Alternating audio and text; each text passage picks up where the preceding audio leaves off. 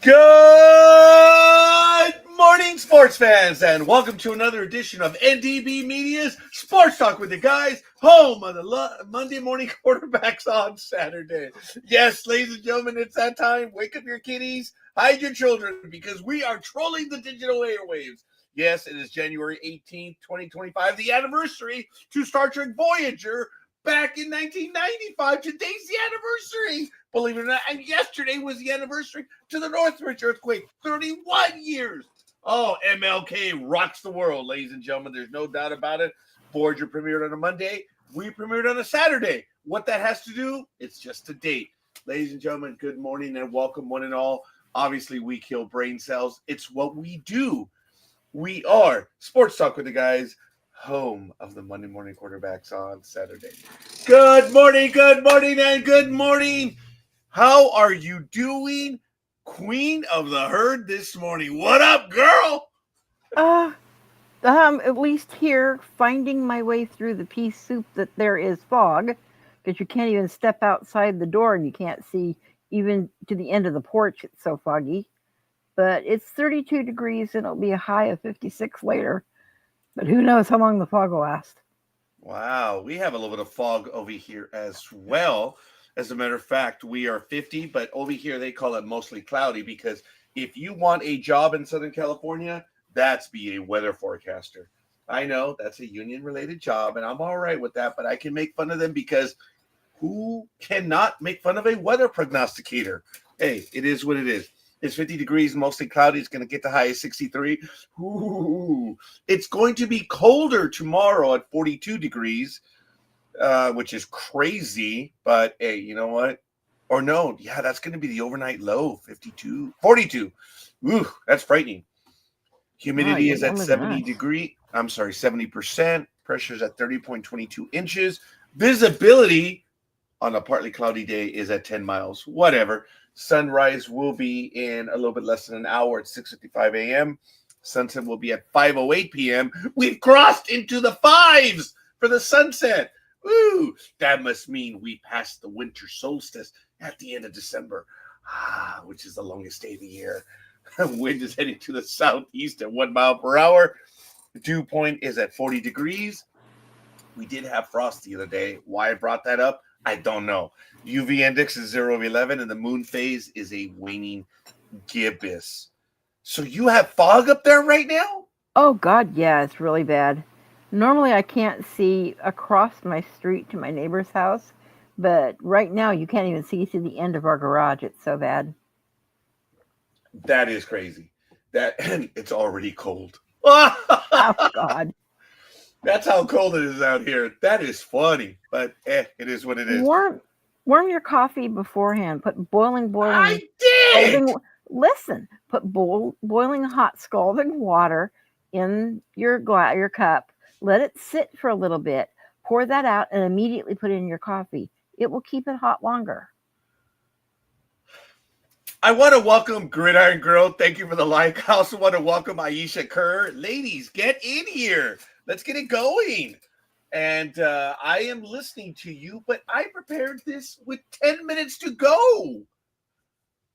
And that is my problem. Why? You're complaining about having cold coffee. I'm trying to give you a solution.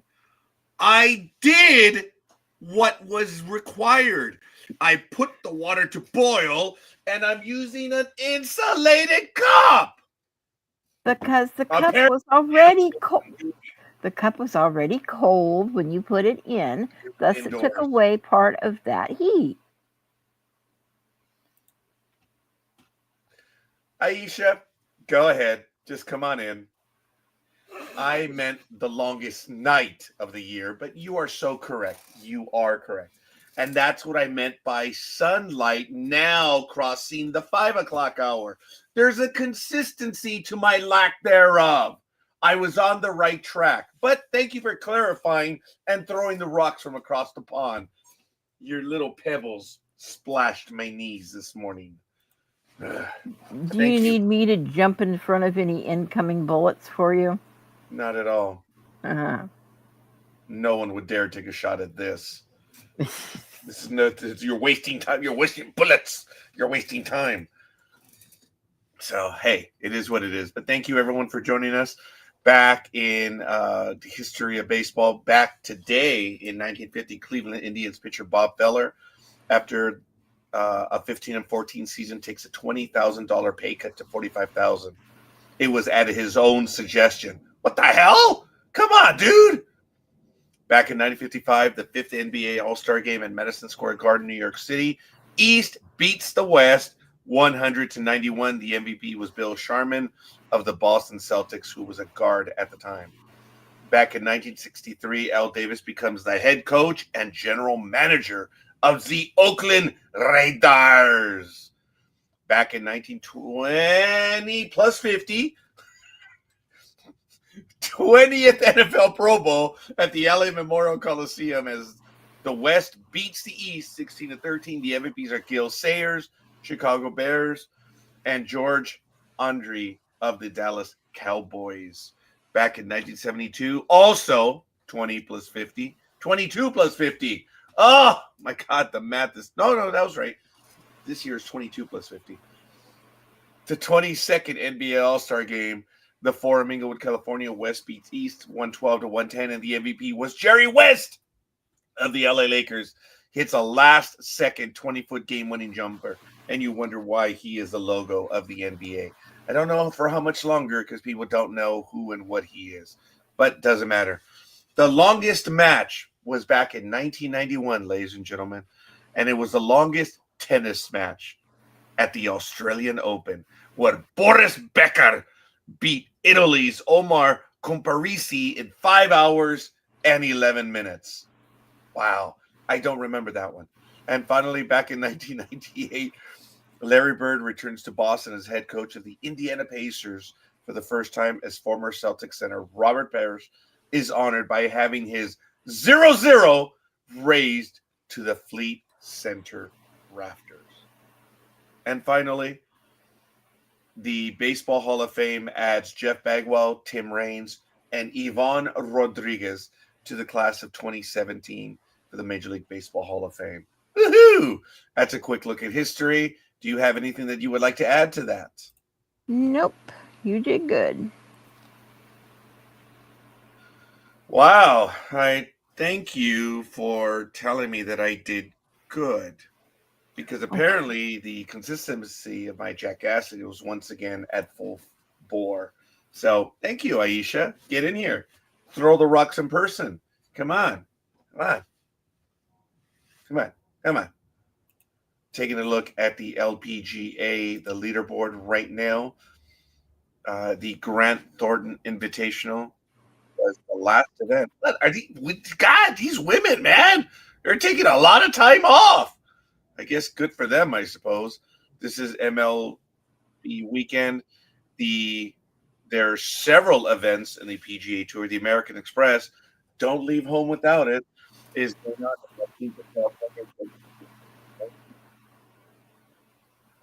Charlie Hoffman is tied with Rico Hoey. They're probably going to say Huey. That's Hoey, baby. Hoey.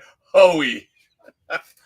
At minus 16 and 128, and tied for third, Justin Flower, Mark Hubbard, and Jeff at minus 15 and 129. And we have another event at the beach. Oh, we have one going on, the Mitsubishi Electric Championship at Ulalalai. It's in Kailua Kona, Hawaii, January 16th to the 19th. And right now, Ernie Els is tied with Alex Sejka at minus 12, 132. All alone in third is Bernard Langer at minus 10 and 134. And tied for fourth is Rod Pampling and Justine Leonard at minus 9 and 135. And we have yet another event that took place. It's done. The Corn Ferry Tour, the Bahamas Golf Classic at the Atlantis Paradise Island. Hank Liboda took it at minus 18. S.H. Kim also minus 18, 262. Oh, there must have been a play. Oh, in the final round, Hank shot a minus 4. and SH Kim a -7. So what do I know? Taking a look at National Rugby League, it looks like they're going to be going in February, folks. So the Harvey Norman Women's All-Stars will pick up on the 14th of February, and the preseason challenge. I apologize. You know, it is the preseason challenge. Round 1 is going to open up February 6th, and the Panthers visit the Raiders for round 1. That is cool. So that's New Zealand starts in taking a look at the NHL. Hey, scorekeeper, what side is your mic on? I don't know why. Because you are fading and blurring completely in and out. All right, how about now? You're crystal clear now. I thought it was because it was detached. Whoa, that thing stood up in a way that I didn't expect. Oh, at least something stands up this I didn't know it had the ability. Everything around me doesn't. Hey, yeah, right. If it works, it works. Yeah, sadly, it does not. Yesterday, there were only 2 games in the NHL, and we're going to see right now. Let me take a look. The Penguins 5-2 over the Sabres, and the Hurricanes 3-2 over the Golden Knights. So, all good in the hood. Thank you. Yes, I appreciate that. I'm having audio problems. Hopefully, it works now. But let me know, please. Sounds good to me. Thank you. My rock throwing in person will have to wait for now. I have something to do. Plus, your sound seems to be muffled, or at least to me. Well, thank you. Thank you, one and all. I appreciate all of you pointing out my inherent lack thereof. So, how is it now, Gridiron Girl? The reality is, this goes back to 2022. I found it last night, or on Thursday. It's $43 on my Costco. I'm like, damn it, I got to go to Costco and spend it. So I found it last night. Found a check. Another $42 check. I was like, man, it's true what they say.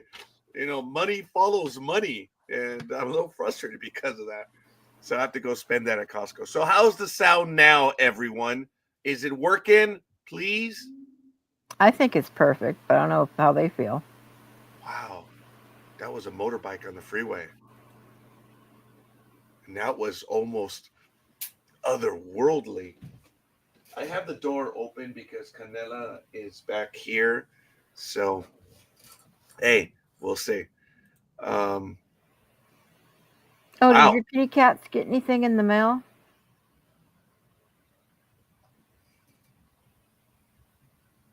No. My cat Flash sent your cat something. Really? Yes, it should have been there Thursday. Oh, hey.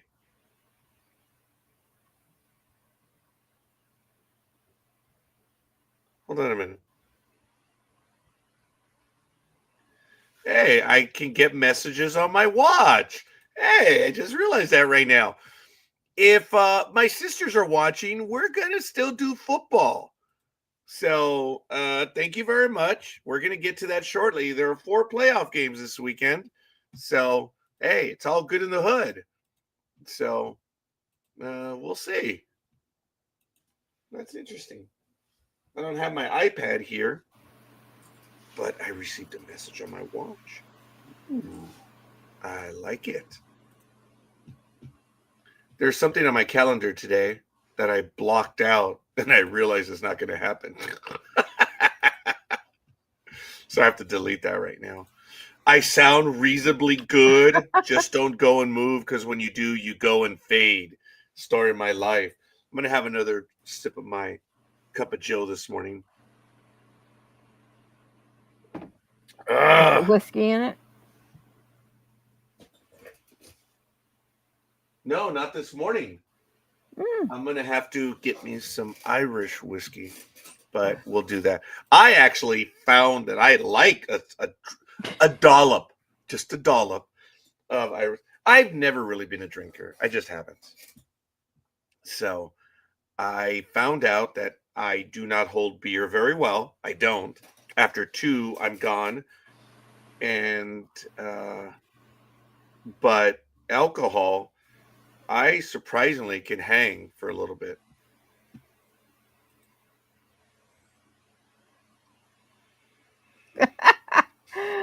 Oh, Tony, please don't say that. We'll have mine barking. The sound now is as smooth as a chihuahua. Back to normal. I think he must have mistaken my Chihuahua for your good quality mic.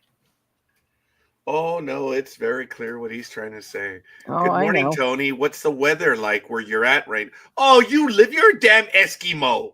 You're a bear, dude. You like that weather. It is 48 degrees right now and cold. Although it's not as cold as I thought.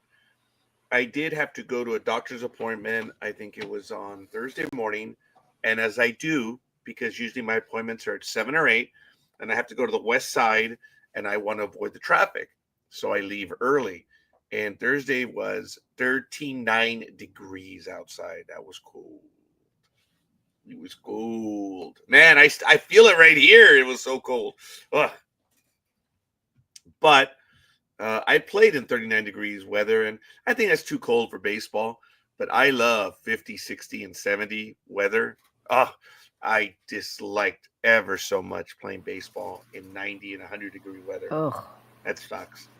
It sucks.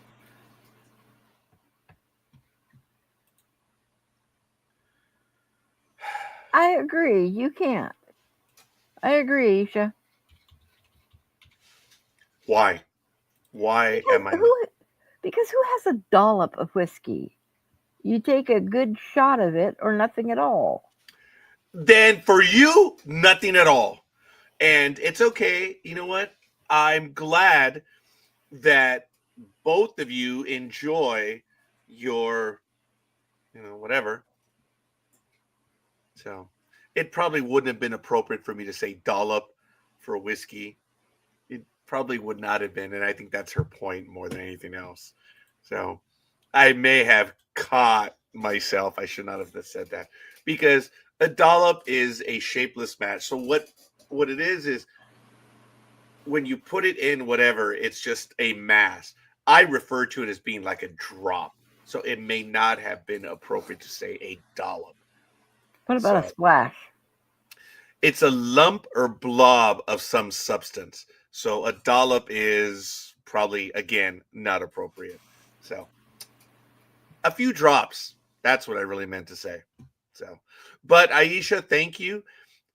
Just a few days ago, you sent me a list of English words, and several of the words that are on that list are words that I wanted to work into the programs that I do. So I took a picture of it, and I have it, and I'm going to be adding them.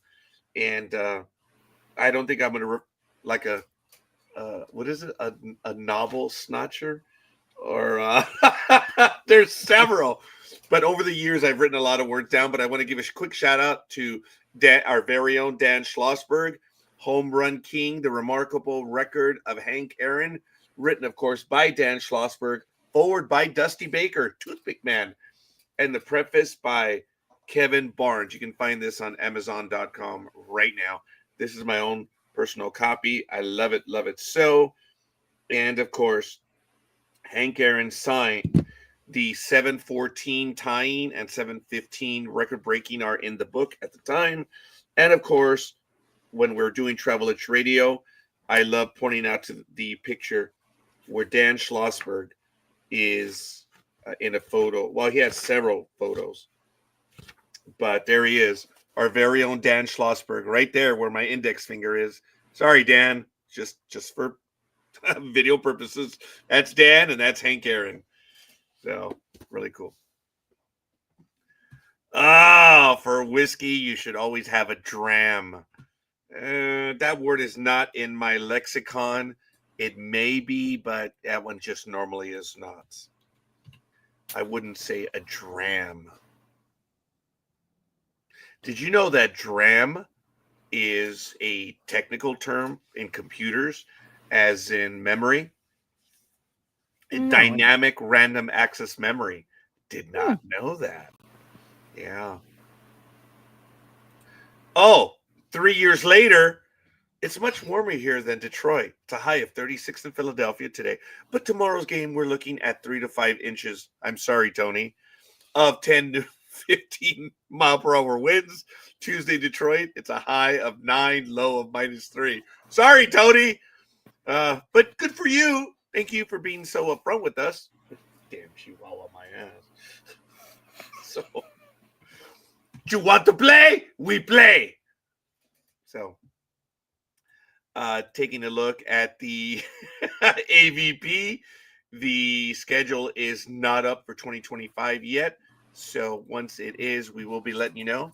We did take a look at some of the scores for the NHL, but that was a while ago now before I got distracted. Squirrel! Possum! That would be more apropos. Hey, so did you see the video where I pointed out to Nick Valente the scrat that was in my backyard? Yes. Is that from a possum? No, it's not from a possum. Okay. Yes, that's what I figured. It was too much. That I was like told the whole you body it's most of it. likely a bobcat. Yes, and I've stuck with that story. Good. Penguins 5-2 over the Sabres. Hurricanes 3-2 over the Golden Knights. Do you have the standings for the NHL? Oh God. Yes, I forgive you. All right, ladies and gentlemen, I have them over here. Go ahead, because I have to pull them up. That's very reassuring. Thank you. That's why I only pull took up other- 18 I could minutes pull in up other between things, segments, you but know. that's okay. I understand it's not your day. So in the NHL standings as of the 17th yesterday, in the Eastern Conference, the Atlantic Division, the Toronto Maple Leafs are up by 50, or they have 58 points.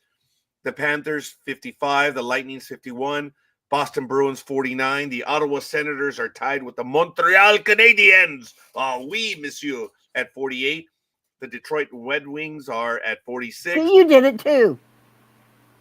You did the exact same thing that I did last week. And that is?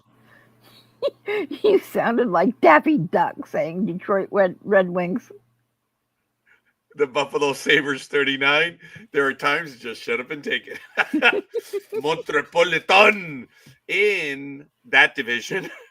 The Washington Capitals are at 65. The New Jersey Devils are at 58. The Carolina Hurricanes are 57. Columbus Blue Jackets are at 50. The Flyers and the Penguins are at 46. The New York Rangers are at 45. Even though they would be state troopers over there if they was Texas Rangers. Oh, yeah, but there is a baseball team. Oh, they got it right. But what do I know about the New York Rangers? Are at 45. The New York Islanders are at 41. How the mighty have fallen. In the Western Conference, in the Central Division, the Winnipeg Jets. Oh, mon ami, 65. Minnesota Wild, 58 points. The Dallas Stars, 57. Colorado Avalanche 55. The St. Louis Blues are 48. The Utah Hockey Club, one day they will have a name. But until then, they are known as the Utah Hockey Club. They are at 43. Surprisingly, no, they're 18, 19, and 7. That's why they have no name. The Nashville Predators are at 37 points. The Chicago Blackhawks 31. And in the Pacific Division, oh, wow. God, I can't believe I did that. The Vegas Golden Knights are tied with the Edmonton Oilers at 61 points. They are all 29 and 13 with 3 overtimes. Wow. The Kings are 6 points behind at 55. They are 25, 12, and 5. Calgary Flames are 49 points. Vancouver Canucks are at 48. The Anaheim Ducks, 42. Sorry, big dog. The Seattle Kraken are 41. And sorry, La Tortuga, they are at 34. So that's a quick look around the league. And thank you, everyone. So, dram, chiefly Scottish, a small drink of spirits. And that's what I mean. I don't think I would go for a small drink. I thought it would be more appropriate, a dollop. It compared to a dram there, lassie, a dollop is more appropriate, but I do appreciate a dram. I told you it's not part of my lexicon, and I don't know why I went and slurred my speech in such a manner. I'm sorry. I've got to go watch me some more Star Trek so I can get my Scottish accent back. So, I would And here I love to thought you were annoy him. watching Outlander. I'm sorry? And here I thought you were watching Outlander. I have seen maybe, no, actually, I don't think I've even seen 47 seconds of Outlander. Folks, 47 is a mythical number in science fiction. It's one exit off from where I live right here, the Claremont Colleges. 47 originated from the Claremont Colleges. The literature and English majors, all of the people that left Claremont, it was an inside joke from everyone who graduated from the Claremont Colleges. As you know, Indian Hill Avenue on the freeway is exit 47. You drive up North Indian Hill, which leads to the colleges. You have Studio 47, Auditorium 47. You have many things at the college that are 47. So it's an in joke amongst themselves. If they're writing something, producing something, it's their calling card, 47. Now, it's gotten way out of hand, but that's what it has come from. And damn, when I really get going, I really lose my train of thought. Yeah. But now you know why 47. So it was a great point behind it too, and now I don't know what it is. It's gone. That guy's gone. I see it running over the hill. Damn it. Ugh. And it just mooned you as it went over. You bastard! Get out of here! Yeah, go that way. Go towards the fires. Go have a good time there, lad. Oh, my gosh, bigoda. But anyway, hey, if you really want to screw around, go over to the Blarney, cross the little strait right there, or the, what do you guys call that? What is that? The Irish Sea between England and the island of Ireland? Oh, the island has a specific name. Oh my God, my geography is going to kill me. What is the name of the island that Ireland is on? And it is the Irish Sea. Aisha, please get in here and help me. I think he's gone around the bend. A little too cuckoo this morning. I guess it is Ireland. The island is Ireland. So, all right, well, whatever. Now, it could be Hibernia, which is what I was thinking of, but that goes way back, and I don't think I was going there. But that's okay. Hey, this is Scorekeeper. He's always off on a tangent. So when Aisha does get in, she'll explain to us what a dram is, the size of a dram, as opposed to a dollop. And folks, all kidding aside, I meant just a few drops when it comes to the drink. That's why I refer to it as a dollop. A dollop is usually on your drink, your soup, whatever. It's the mass that's on top when you put pepper or like mustard or whatever. And shut up about the mustard, okay? I just couldn't think of anything. Who puts mustard in the soup? Oh, for the love of God, don't be an a-hole. Heavy cream. Thank you. There, that's a dollop. Putting in a dollop. Oh, everyone's gonna walk in and say, "Hey, how do you put mustard in the soup?" It could be a lemon drop soup. People put mustard in that. Oh, for the love of all that is holy! I mean, come on, Tony, come on. You want some of this? Come on, Tony. Let's go. You know what, Tony? We are still at war. From hell's heart, I stab at thee. For hate, I spit my last breath at thee. That was a very quick and cheap imitation of Ricardo Montalban as Khan. He has a sexier voice than you. A dollop of Daisy. Thank God I'm an educated man. And I went the proper way. That's funny. I like that one. Very good, Gridiron Girl. And when you look dollop, you look it up on it goes, when you type in of, it immediately goes to Daisy. So everything tastes better with the dollop of Daisy. Very good, Gridiron Girl. I went for the specific name. That's why I smiled. But I know you're a much better person than that.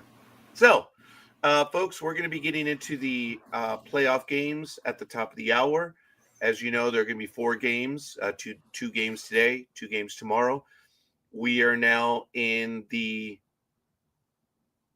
is the division series, right? Because the conference is the one that's coming up. Yeah, there's 4 games.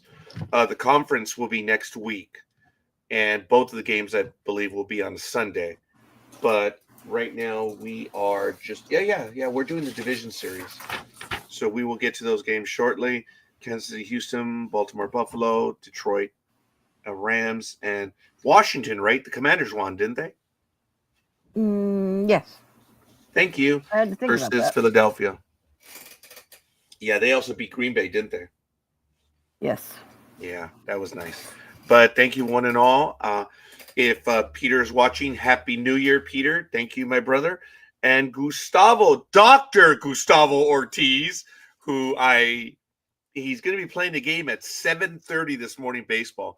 And he invited me to play, and I'm like, dude, I can't play. I can't. I actually got... I could not open a jar this 2 days ago, and it was embarrassing. So we shall see. There is no story, and he is now with us. So, Big Dog, hopefully we don't have audio problems. Good morning. Would you like to... Oh, hold on a minute. We've never heard you intro the guest, NorCal Girl. Would you... Okay. Not the guest. He is a host on this program.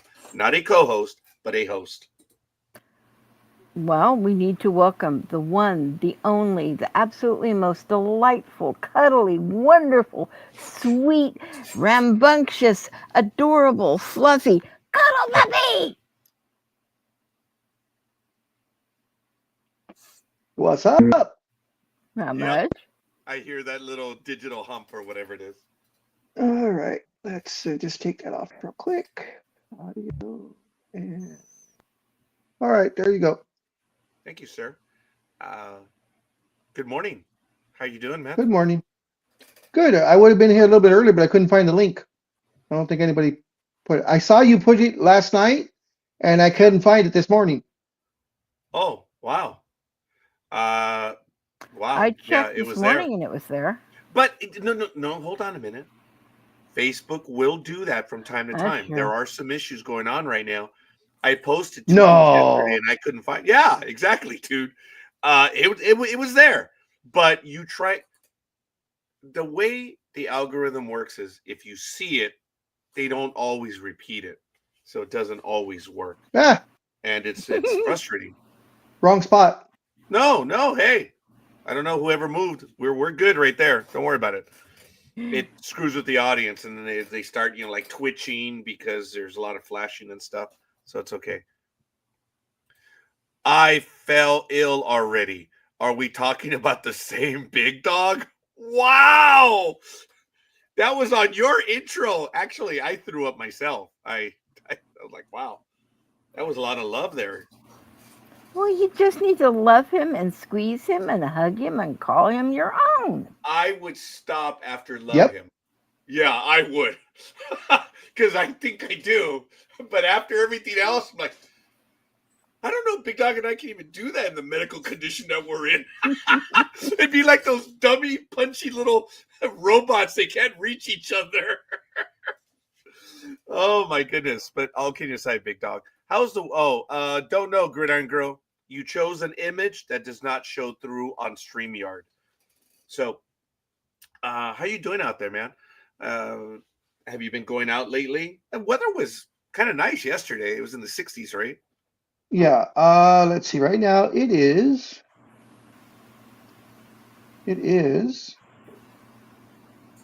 45 degrees.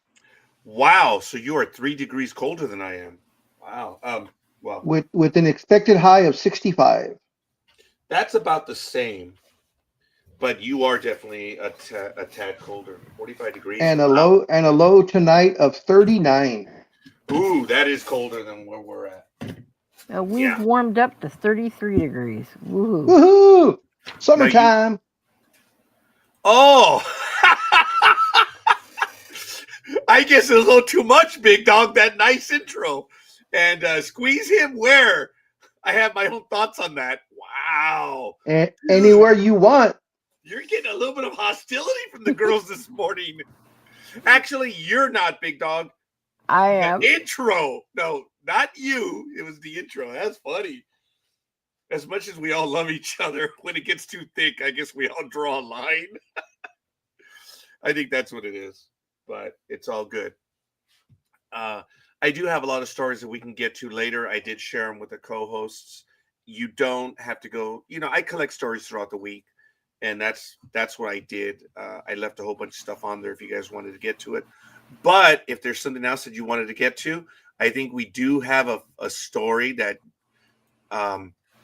that Queen of the Herd had for us, and I'm going to put it back again in the private chat so the big dog can take a look at it. Queen of the Herd, why don't you get us to that story already? And I'll post it in the chat room.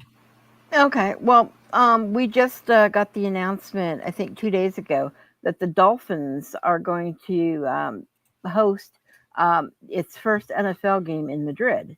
Well, actually, the first NFL game, period, is going to be hosted in Madrid. The article is saying that Miami Dolphins will play the NFL's first ever regular season game in Spain when Madrid hosts a matchup next season at iconic, lovely, try to pronounce this, Bernabeu Stadium. That's actually close. It's Bernabeu. Is it close? Okay. The league announced Friday. The Dolphins will be designated the home team at Real Madrid's venue, which features a soccer pitch that retracts in a way to make it for a field can be used for American football. It has a capacity for over 78,000. And it's quoted as saying, "We are thrilled to play the NFL's inaugural game in Spain, a country of rich history, tradition, and passion, and a home to a vibrant Dolphins fan base," Tony Garfunkel, the Dolphins vice chairman, president, and CEO, stated. The date of the game and, of course, Miami's opponent will be announced later this spring. The Dolphins, I don't know if this really matters, but the Dolphins and Chicago Bears hold marketing rights in Spain as part of the league's global marketing programs. And that, of course, allows the team to hold events and sign commercial deals in these locations. The exciting first ever game in Spain underlines the NFL's continuing commitment for expanding its global footprint and reaching new audiences across the world. Brett Gosper, the league's head of Europe and APAC. And then it goes on to just talk a little bit more about Miami and its games and everything. It's saying it missed the playoffs this season after going 8-9. And the Dolphins right now are 2-5 in games played outside the United States and have lost their past 4 international games. Most recently hosted Frankfurt in 2023 when they lost 21-14 to the Chiefs. Miami has played a total of 5 times in London and once in Toronto. So, as a matter of fact, the image on screen is from the Miami Dolphins Twitter feed. Nos vemos en Madrid. And of course, they will be hosting the NFL's first game in Madrid next season. I think it just needs to be clarified that while it may be the first NFL game, the NFL did have the World Football League, and there was a team based in Madrid. correct. So hopefully, that's reassuring. Thank you. And the NFL will be making its first ever game there, and the imagery is really kind of cool. If you take a look at it again, I know you can't see it very well, but they have the palm trees and some specific buildings unique to Spain. Hopefully the big dog will be returning shortly. I may have kicked him out accidentally, and I do apologize. But while he does return, I do want to remind everyone that down at the bottom at ndbmedia.net, you can see it going across the screen right over there. You'll find everything that is happening on the NDB Media Network, and we ask you to take a look. Yours truly has been adding some games, and I have a game that they're all recorded. Sorry, Gridiron Girl, but thank you. They're all recorded in advance. We're adding additional programming and Roger plays all these different games. It's been going on for 2 weeks. I am gratified at the number of views. It's crazy. Our YouTube views are not that high, but our Facebook views are really out the door on me playing video games, which is kind of interesting. But I am playing some games on the Steam platform, so if you guys want to go on over, I do read the after the fact comments, as Gridiron Girl now knows. And but she made a comment like I was live. I'm like, no, I'm not live. So I didn't want her to get all bent out of shape that I was blowing her off, and I didn't want that to happen. But I had a game. I'm playing the Japanese map of the 4 primary islands and the Ryukyu Islands. And I should have lost that damn game, man. And I'm against live opponents. As you know, this week I went against the simulations. Boy, did I have my hiney handed to me, huh, Liz? Most definitely. I did not like the zombie game. I didn't like the all versus one, and the one versus all. I didn't like those as well. Okay, all kidding aside, can one of you put the PM in? All right, Liz, or I'll do it. okay, sorry about that, big dog. All kidding aside, folks, it does happen where you see the post and you can't find it later. It is really frustrating. I may have kicked out the big dog when I brought in the extra screen, and I'm sorry. I try to have the screen on beforehand, and I've noticed that when I have it on standby, and then the people come in, they don't get kicked out. So this time I did it after the fact, as evidenced by the fact that we lost the big dog. So hopefully he'll be able to come back.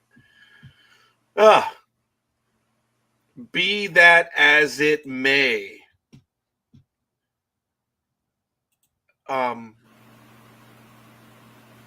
There was quite a bit of loss in Major League Baseball this year, or this week. Major League Baseball pitching coach passed away, who was a former bounty hunter. And I'll get you the link right now. I know it shows a picture of Pete Rose. So Elway 7, please don't get hyper because of it. It is just the image that shows 4th right there.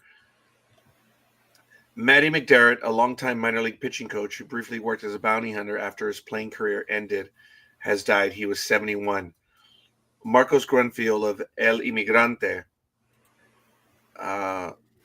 was the first to report the news on Saturday. Mark Tompkin of the Tampa Bay Times, citing an announcement of the Tampa Bay Rays, confirmed the news via Sunday via Twitter. Longtime pitching coach Marty McDermott, who had a brief big league stint with the Giants and Cubs and spent 23 years working with the Rays minor league leaguers before retiring after the 2023 season, passed away at 71. He'd been dealing with a series of health challenges at the time. We will miss you, Marty, and our thoughts are with the family at this time, who it's been basically a week now since the loss. And anyone who has talent in Major League Baseball to bring up all the younglings and help them out in many, many different things. It's just absolutely awesome giving the time. And he was a former bounty hunter, as a matter of fact. Oh, that's interesting. So McDermott had various coaching roles in the Rays player development department since 2001, a tenure which is rare for its longevity. And, of course, as I mentioned, he was a former bounty hunter, which was kind of interesting. So I don't think he was worried about taking the gruff of minor league pitchers or anyone. The guy was a former bounty hunter. I don't think he cared. So, yeah, baseball mourned his passing this past week. So, as you know, we'll bring up additional stories as we move along, and I'm sorry. My screen is getting stupid, filled up with other stuff. And Big Dog, do you have any stories that you would like to get to before we go to the top of the hour football? Did you talk about Bob Uecker? No, not yet, sir. I was about to get to him. I was going by date. Please go ahead. He died. Okay. So also in Major League Baseball. Sorry. He set me up too easy. I know. And I believe he was 90. Mm-hmm. Can't remember if it was 90 or 92. But Euchre was he wasn't the best baseball player around, but he was probably the most charismatic and funny guy out there. And he really became famous after his career was over, of course. And he made his appearance on Johnny Carson, and that's what took off. That's what had him take off. And he turned that into a multi-decade long career, in the booth, in movies, on TV. He was just a great, funny guy. And those stories, I mean, he'd tell the story, and you're trying to figure out what the hell, where is he going with this? And then that curveball comes, and it's funny as hell. As a matter of fact, Bob Uecker, for the older fans, he is known as Mr. Baseball. Yes. He was. As Big Dog ever so effervescently shared with us, he really picked up steam after that appointment when Miller Beer was doing the incredible commercials of the 70s and 80s. Yeah.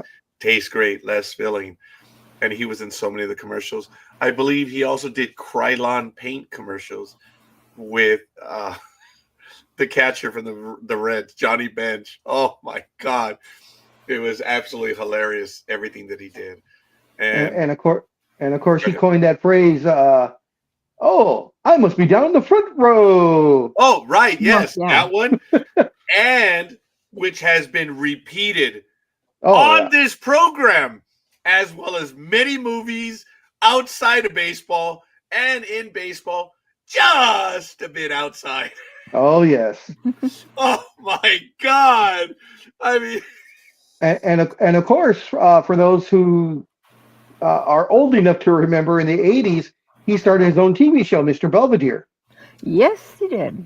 that's right. Remember, he was the dad. Of course, the show was, of course, the main star was Mr. Belvedere himself, but Euchre was there, and I believe the show went like 5 or 6 seasons. So, but his storytelling that was incredible. He is in the Hall of Fame as a contributor, scorekeeper? I mean, I know he didn't go in as a player because he was a career 200. I believe his career was 201 with 14 home runs.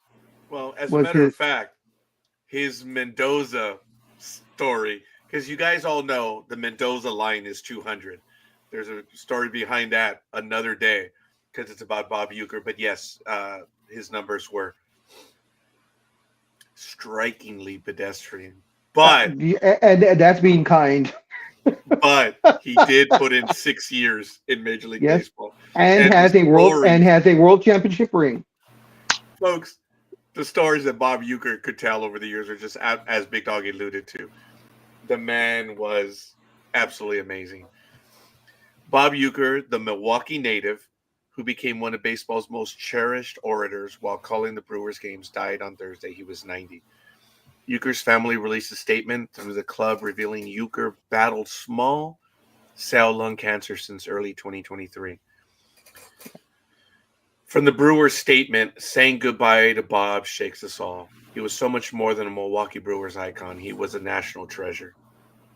And of course, I mentioned earlier, he was known as Mr. Baseball to legions of Major League Baseball enthusiasts, enjoyed a sterling career in the limelight, as Big Dog said.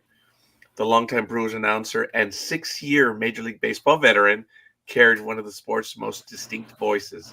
Whether he was spinning a yarn about Robin Yount, Paul Molitor, Ryan Braun, or Rick Wild Thing Vaughn, Uecker had a knack for leaving listeners in a heap with a barrage of metaphors and analogies. And there it is, one of his first lines. And I have to put this one up in the chat room so you yourself can take a look at it and enjoy it and come back to it later. Just a bit outside. And he says, oh, shit. When he can't find the paperwork. That one was funny. And the color guy says, dude, you can't say it on TV. Who cares? No one's listening. The famous takeover Monty. which was there it is when he's drinking in the video. You guys have to watch the videos. We cannot play them over here, but absolutely phenomenal. And in the moment, the Indians win it. The Indians win it. Oh my God, the Indians win it. A lot of people don't remember that because it's caught up in the incredible moment of the game. But it is so wonderful that it felt real, and that's why it gets lost in the background. Of course, there were others. Free admission to anyone who actually was alive the last time the Indians won a pennant. No, that's in the movie delivered. Oh, one goddamn hit. That's it. That's all we got. And the guy says, dude, you can't say that. He says, don't worry. Nobody's listening anyway. That was the one. He had he was self-decapic. He made fun of himself very well. I don't know how to pronounce that word. Self-deprecating. Thank you. I will never get that word. So, his career as a middling catcher in the Braves, Cardinals, and Phillies organization. Euchre had played part of 6 seasons in baseball's top flight, accumulating a paltry, -1 in B WAR while posting a career line. This is the ignorance when they say a slash line. Obviously, they have nothing to say. It's a career batting line of 200, on-base percentage of 293, and his slugging was 287. 6 years. 6 years in the majors, dude. A well below average hitter, Euchre was very aware of his shortcomings as a baseball player. In fact, he made light of them more times than most over the course of his broadcasting career. I knew when my career was over, Euchre said. In 1965, my baseball card came out with no picture. Okay. Oh my God. Have you seen the video? Either have you seen the video that's floating around? That I guess it's a picture of him. It's a team picture, and it got all the way through to almost to the printing press before they realized that him and I can't remember the name of the pitcher. He's sitting next to the pitcher, a black pitcher, and this of course is in the 60s, late 50s, I guess. Yeah. And they're holding hands as a joke. And it's a famous pitcher too. I can't remember his name. Oh God, they were just talking about that yesterday. It was a clip from Johnny Carson, and they did it as a joke, and no one caught it until it almost went to press. And then someone, I guess, took a real close look at it. And we're like, "Hey, wait a minute! We can't do These that." guys are holding hands."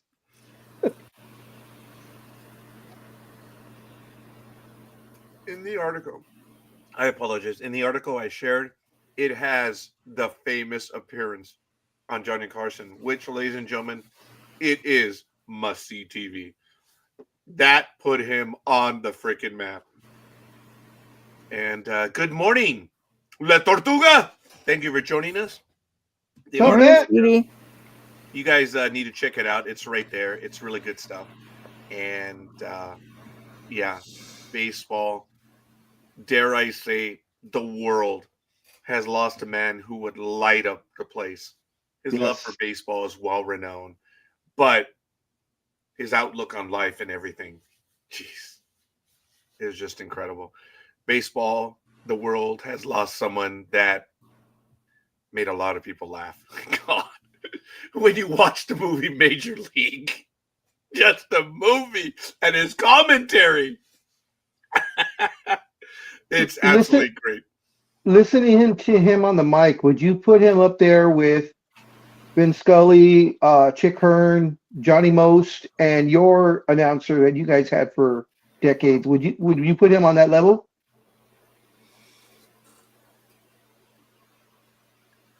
I mean, he was charismatic and a good storyteller and stuff to get the slow games, to get you to it. But would you put him on that level of broadcasting? And the only phrase that keeps in my mind the Vin Scullys of the world right now. And I didn't say that. You're not. You see, everyone else would have said, the Vince Scullys of the world. But you actually named everyone, which was impressive. I would put him on the row of bleachers in the second row. Okay. All right. I can. Good enough for me. There's only so much room on that first row. Yep. And actually, it might not even be the first row. They might be in chairs. Bob Uecker would be appropriately either at the very top of the bench saying, I must be in the front row.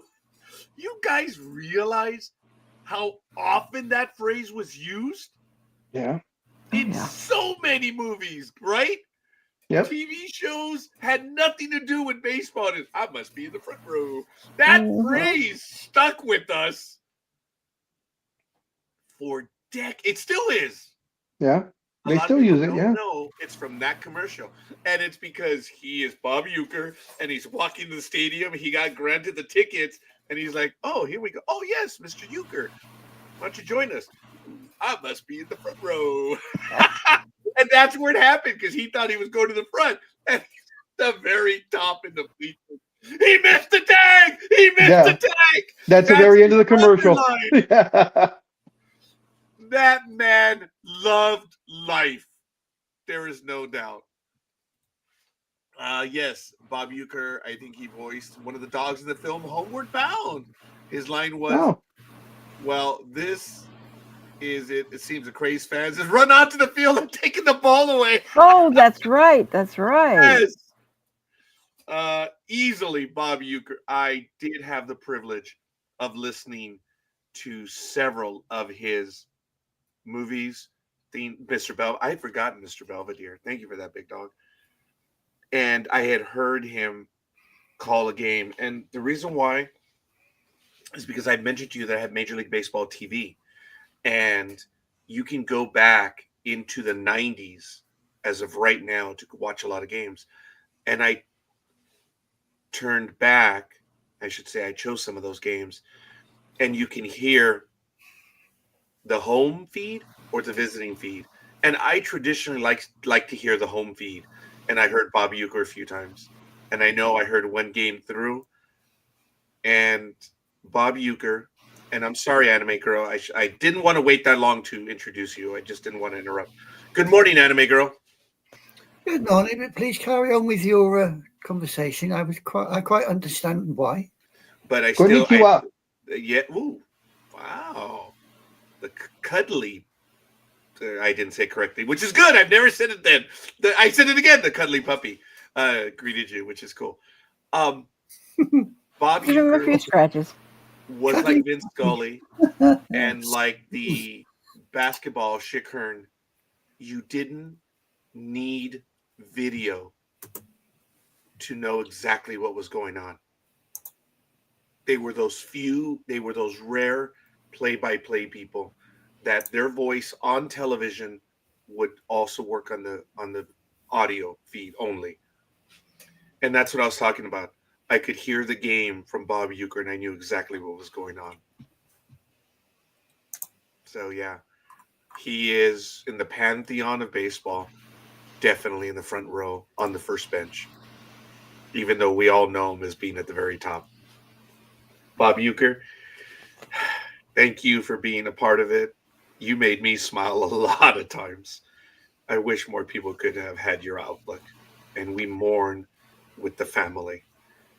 But we cannot help but remember all the times that man made us laugh. Jeez. Yeah.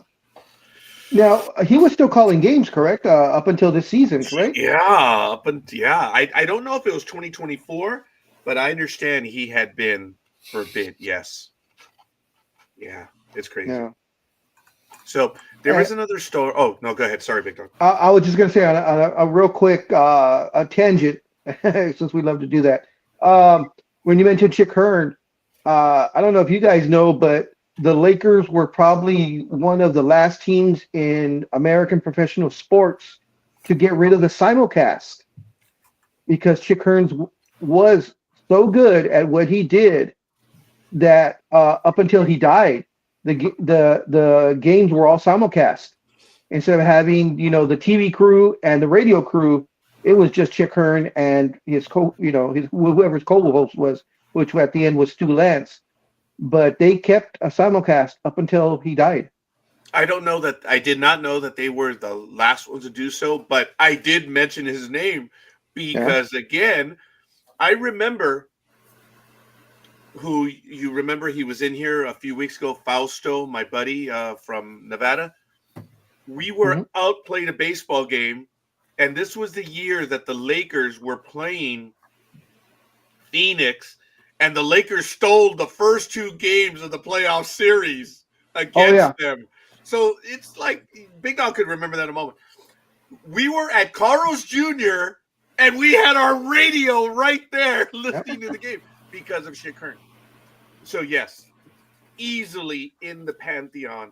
And Big Dog, I would probably argue that maybe he does have the right to have a folding chair right next to them as opposed to being on the bench.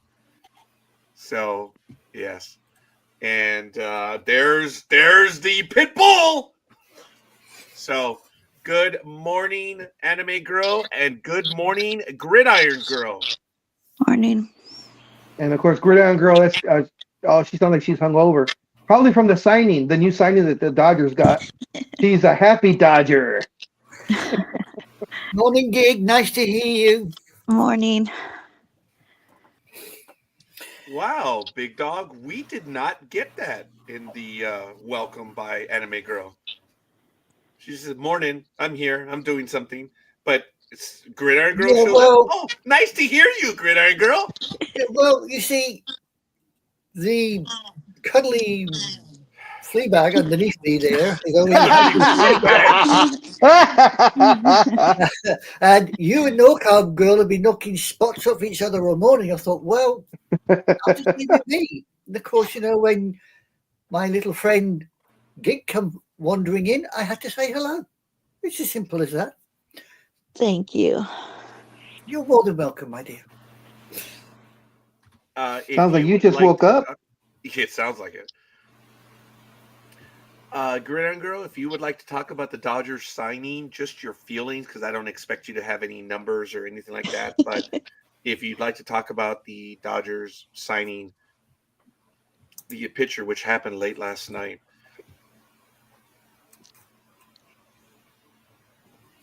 No, you don't want to talk about it? Guess not. Yay.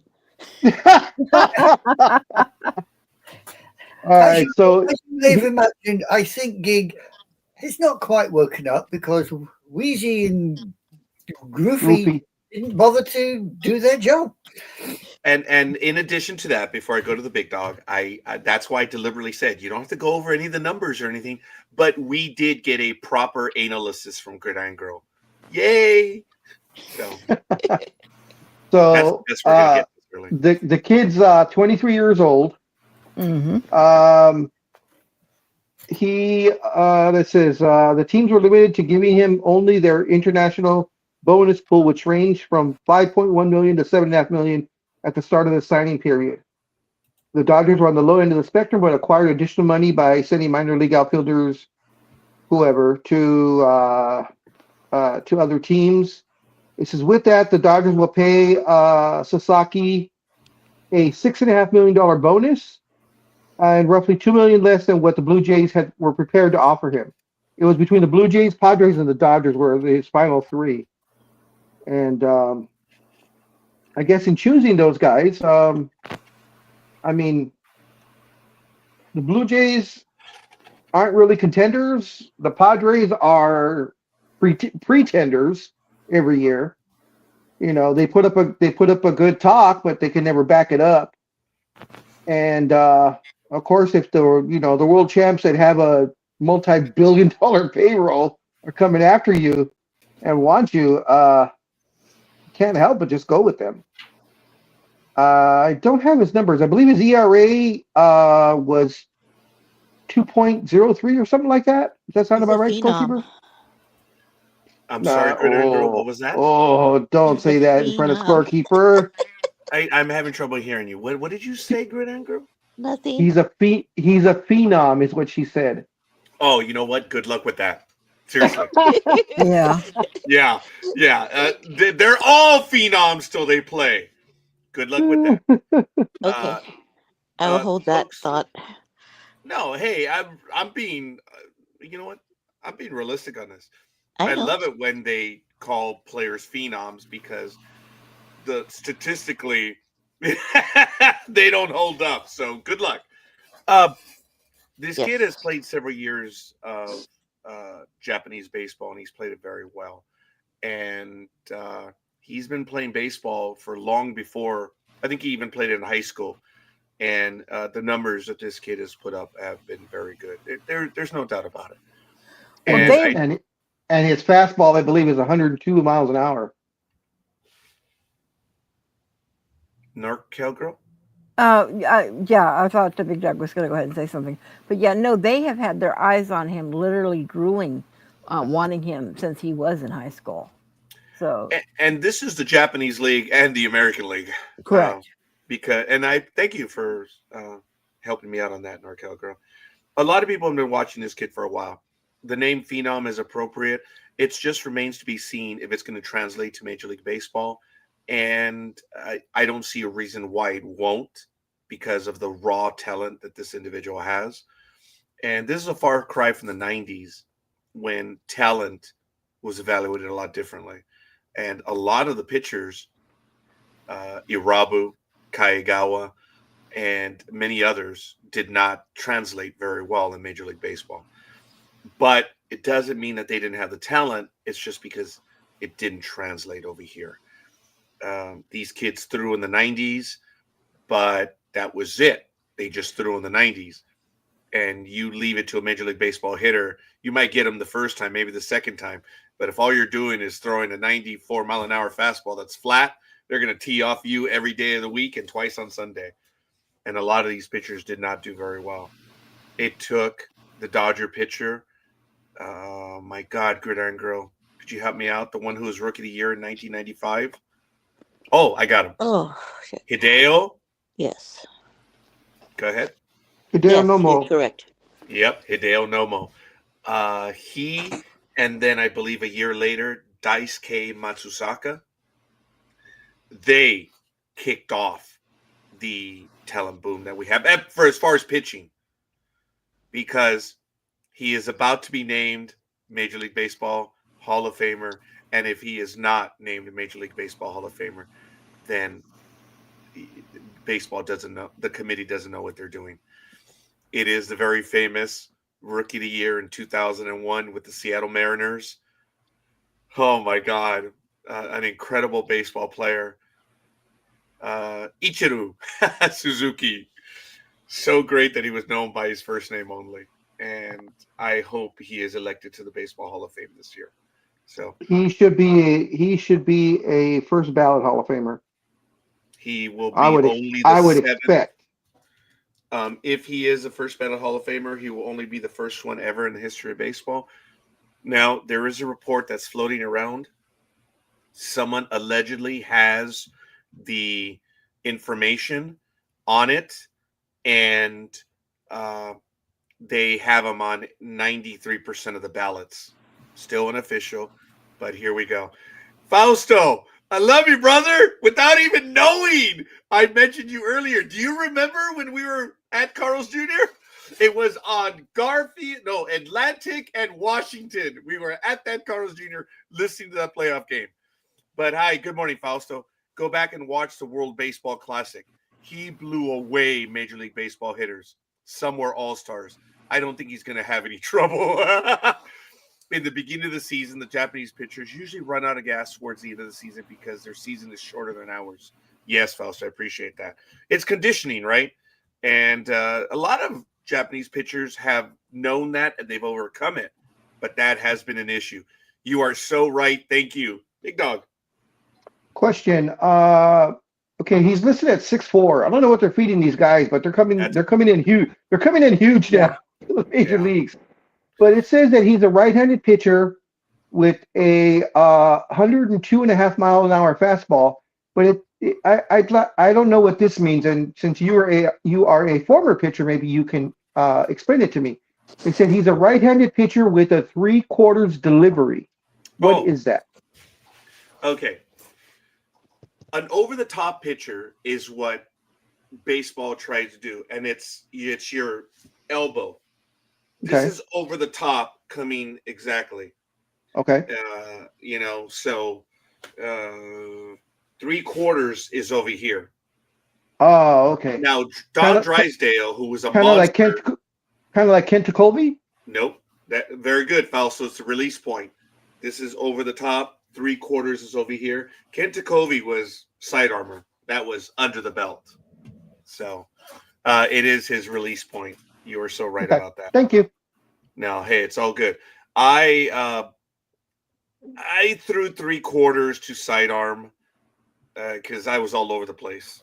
But when Now, your baseball coach says you have a rubber arm, go take it for whatever it is. Are 3/4 pitchers harder to gauge as a hitter since they're coming from a different angle? No, because almost all look, if they throw over the top and 3/4, that's very easy to gauge. You know it's coming.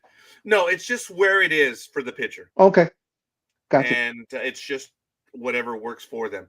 Right now, Major League Baseball is going with over the top, and I appreciate that, Fausto. He did see me play in high school, which was kind of cool. So yeah, I did throw a little bit of the underhand. So yeah, there was a picture of me on the mound, and someone did a side by side of Kent Jacoby with the glasses. Dude, I was like, wow, and I was tall and stringy too. So it's funny. Yeah, look at this guy's stats. With a total of 394 and a third innings, this guy's ERA is 2.1, and his strikeouts are 505 against 88 walks. That's pretty damn good. Holy shit! Yeah. That's 5-1. That's wow. Let's see what he can do in America in the American baseball. But damn, that's good. Again, he has the pedigree. He has it, and as Fausto said a little while ago, go watch him in the Baseball Classic. And you're right, Fausto. He was in the last one, and I vaguely remember that one. But you're right. Yeah. From your knowledge of Japanese baseball, scorekeeper, are players over there or pitchers in this case, are they coddled like the way they are here in America, where if you're not pitching, you're resting your arm? In other words, is it more like the Nolan Ryan style? Where you use that arm every single day to keep it good. Traditionally, other than having now a full week between starts here in Major League Baseball, it used to be a 4-day rest, a 5-person rotation. In Japan, just because of the way the game is played, it's 5 days rest in between starts. So that's just the thing. It's just fewer, but it is a shorter season. It's a lot different, as Fausto said a little bit earlier. It's because it's shorter than hours, and it's just they don't have the gas of a 162 game season. They're going to get conditioned for it. The good morning, Brian. The pacification of baseball. It is very difficult to argue that. As a matter of fact, one of the gentlemen that coined that, actually the one that coined that phrase, the pacification of America, when Brian was a regular guest on with us. Yes, it's very difficult to argue. That's why I said they're pitching on a week's rest now, but that's neither here nor there. It's just an issue of conditioning. That's it. They have to be a bit stronger. And that's why I say it. Look, there are guys have been, we'll see. He's a phenom. He has the talent. There's a pedigree. Will it translate? So when they call him a phenom, I'm like, good luck with that. We know what phenom means for those of us that have been watching. It's here, isn't it? I'm not sure. You mean the Pacification of America? Oh God, it's been here for a while. You called that 15 years ago. Yeah. Yeah, when we're talking about the medals and the awards for showing up. Oh my God, I think Brian, you and I were on the same page for that one. If our kids ever came home with the participation trophy. As a matter of fact, my daughter knew that, and she never came home with a participation trophy. So, Yeah, if you got one, you use it as a doorstop. yes. The Dodger pitching staff is so deep, I think they could go with the 6-man rotation. I believe the Dodgers have learned a valuable lesson last year. The regular season doesn't matter. Hey, in the playoffs and dominate. Look, every week you hear me saying it is a great time to be a Dodger fan. There's no doubt. Dodger management is spending the money to keep the best talent. The signing of Rory Sasaki is just absolutely ridiculous. It's just beyond the pale. And they got him on the cheap, too. Yeah, but you're going to join a...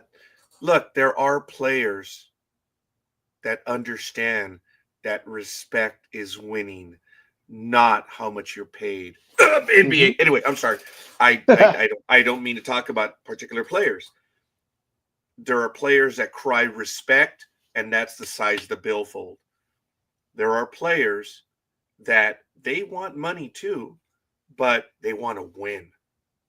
Because if you've won in any level, you want to feel that again. Let's not forget, they also signed Kike Hernandez. So they did sign him. I saw a post. It was a meme a few days ago. It was like, where is Kike? So did they sign him? Wow. Okay. Good for them. Good for them. He is an incredible part of that Dodger team. Gridiron Girl, any comments about that? About Kiki? Yeah, and your Dodger team. Of course. Of course. Totally excited. Love him. And yeah, I think they're planning to do the 6-man rotation. Oh, are they really? Yeah. Yeah. Well, Hopefully. they have to have six. So- They have to have 6 healthy pitchers first. Well, yeah. So cross your fingers, right? That's why I was sarcastic when I said, but he's a phenom. I'm like, all right, good luck with that. And They got rid of Gavin Lux. Was not a fan. I kind of was, but I defer to you, Fausto. We have two in my universe. I have two of the hardest hardcore Dodger fans in my life. That's Gridiron Girl here and Fausto in the chat room. Yeah, everyone is forgetting about Schnell. Schnell! McDonough! Oh, sorry. Oops, sorry. Ew. I got lost there for a moment. Schnell! Kike Hernandez is great that they kept him. You know, you kind of felt it when he left. I believe it was it for the Cubs or was it the Red Sox? That 1 or 2 years that he was gone. Yeah, the Red Sox. And he came back. No, free agent. Oh, it was okay. Right. Yeah, I think he left for 1 year or 2 years and then came back. But the only thing I didn't like about Kike was, of course, his invention of instead of the chest bump, it's the pelvic pump. I like it. I'm sure you like that. Gig likes it. Oh, I love it. No. But okay, whatever. You know, I when I saw that the first time, I was like, oh yeah. Yeah. That's not going to go over. The whole dancing thing, you know, that's okay, you know. But the pelvic pump, I don't know. Look, the Dodgers are the inventors of the high five. They're inventors of the low five. The Dodgers have invented a lot of stuff that a lot of baseball has done. Whatever, you know. They're winning. It's a good time. I've gone to many baseball games. I've gone with Big Dog. I've gone with Fausto. I go to Dodger games. I just haven't gone in the last 2-3 years, and I've told you why. I liked the sunflower seeds. It's gotten out of control. It just has. Good morning, Lethal Migraine. Yes, we're going to get to football shortly, but thank you. Chiefs, Lions, Rams, and Ravens. Thank you. We are going to get to our picks because we are running behind. But, guys, every week you hear me say it's a good time to be a Dodger fan. And I get it because secretly, yeah, you know, I'm obviously going to cheer for the team that I'm wearing. This is from Yankee Stadium. My daughter purchased this jacket at Yankee Stadium. But you grew up a Dodger fan. Yeah, I grew up a Dodger You fan. know, so did I. But I was you know. confused. I grew up an Angel fan too. And now Fausto's like, next time you come visit me, you little bastard, I'm going to kick you. See, Yeah, kick him. Kick him, Fausto. See, now you can go visit Fausto in like 4 years and go catch a A's game. Or whatever they're going to be called. Doesn't he live in Vegas? Oh, yeah, he lives in Vegas, yes. Yeah, actually, my first Raider game was with Fausto in 2022. Oh, that's right. When he had the presidential suite. That's right. Oh my God. Fausto and I, we were like, when we return, we'll be up there. And we were actually on TV for that game. It was fun. Oh, yeah. Well, the sooner they can play in Vegas, the sooner I can get rid of them. He's been upfront about this every year, though. The Sacramento River Rats. Yep. On that, I'll say yes, they are River Rats because they're definitely taking over our River Cat Stadium. Matt, I'm going to ask the host to please check and see if the Giants Fan Fest is free. There's a rumor online saying fans would have to start paying. That kind of sucks if you have to pay. Actually, Matt, no, you read it wrong. What it is the Giants don't have enough fans, so they're actually going to pay people to come and see them. Oh, okay, very good. All right, to the Big fan Dog, I want to interrupt everyone because there's a tectonic shift. Something happened on the East Coast, and we want to bring him on right now. Big Dog, whatever. Just blow him on air. Go ahead. Oh, he is here. Oh, the man, the myth, the Eagles super fan. We have him in the house, the former champion, the 2023 champion, but champion nonetheless. We have the Philly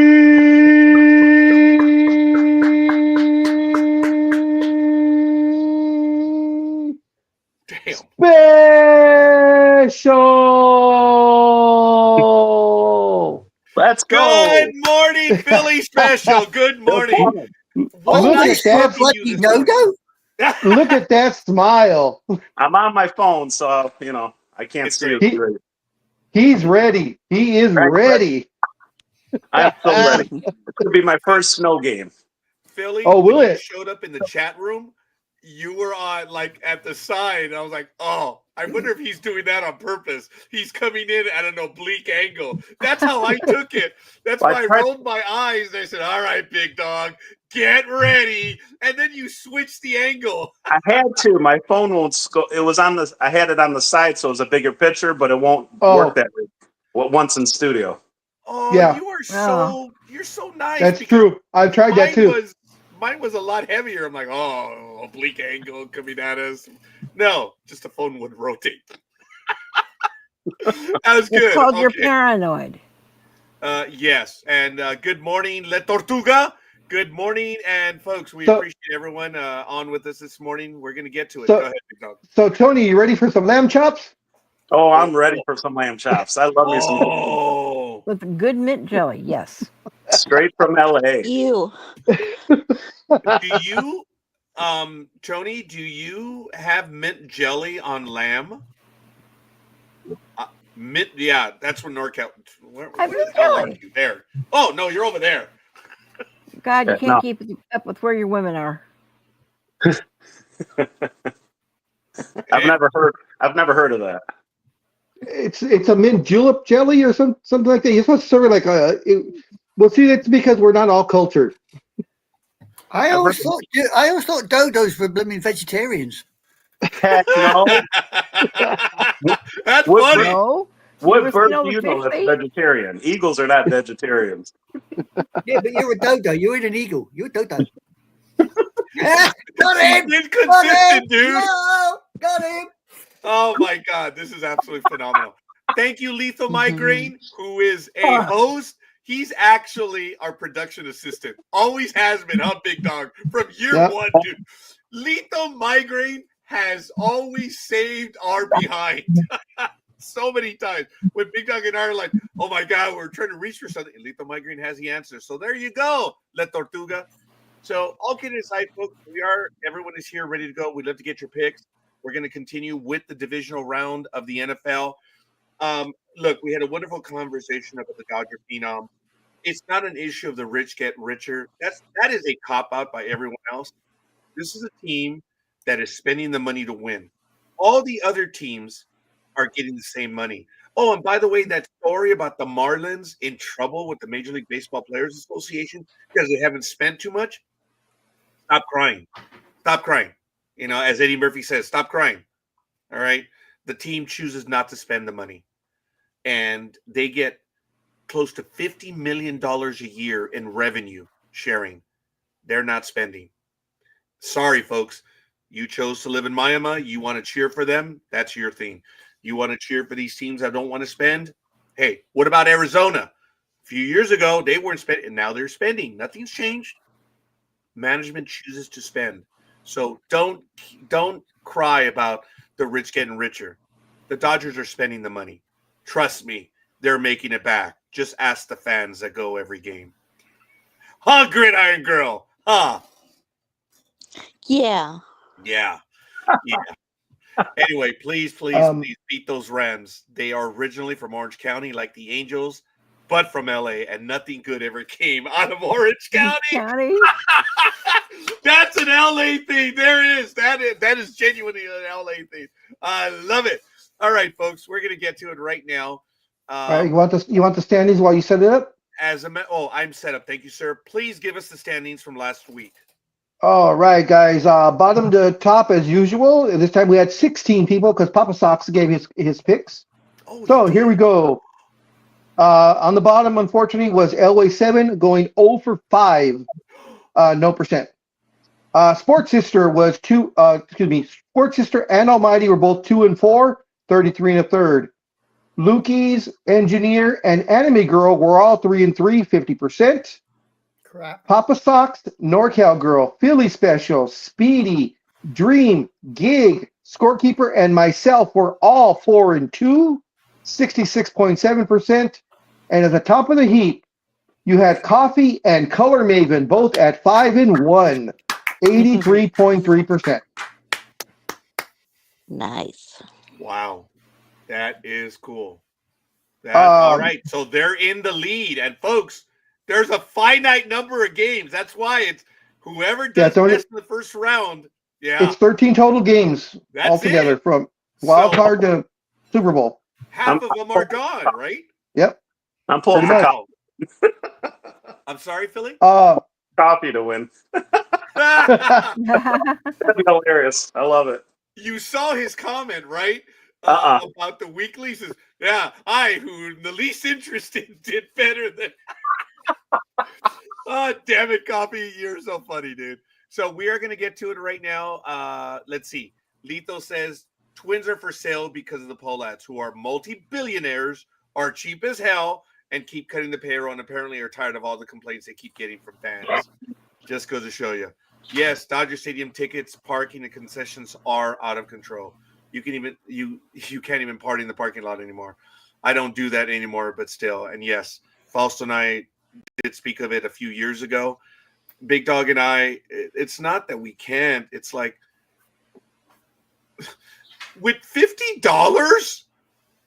No. With $50, you could do it in the 90s and 2000s. Big Dog, I told you how we did it. That was great those 2 years, right, Big Dog? Yep. That we would argue. It's like, I got the tickets. Okay, fine. I'll get the food. The tickets were $24. And our likes, 2 sodas, 4 hot dogs, total for both of them. 2 sodas, 4 hot dogs, order of nachos and peanuts was $23.75. Remember that, Big Dog? Yep. And then whoever drove, the other person paid for the parking. That's how we did it. So it was cool, man. And that went on for 2 years. And we got good seats. And we got field level seats. And we were on top of that. Yeah. Yeah. Color pavilions. Yes. I don't think those exist anywhere. I mean, those aren't. Dude, you can find another site like Gobekli Tepe before you can find a $6 seat at Dodger. There might be $6 seats, but if they get the very last row in the very, very top. Yeah. Big Dog and I went up until I think it was before COVID. Yeah. And then, obviously things happen. And the Dodgers have been spending. Guys, again, it's a good time to be a Dodger fan. It's just that they're getting their money back from the fans at every game. And you know what? I've talked about this. They can command that price, and the fan base is paying it. Hey. Yeah, the only thing that really disappointed me with the Dodgers as a whole was the fact that they stopped using the Farmer John hot dogs. Yeah. That is the crime against humanity. Go, Gridiron Yes. Girl. They're bad. I don't.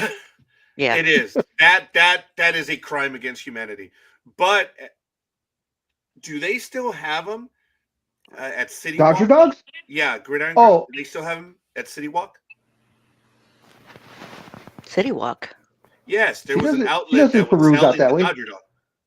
Okay, I'm sorry. I thought you might go to City Walk. You are a worldly woman, so I apologize. I You probably wonder go if to they still downtown have Disney. them. It's closer. Yeah, you're right. She probably would.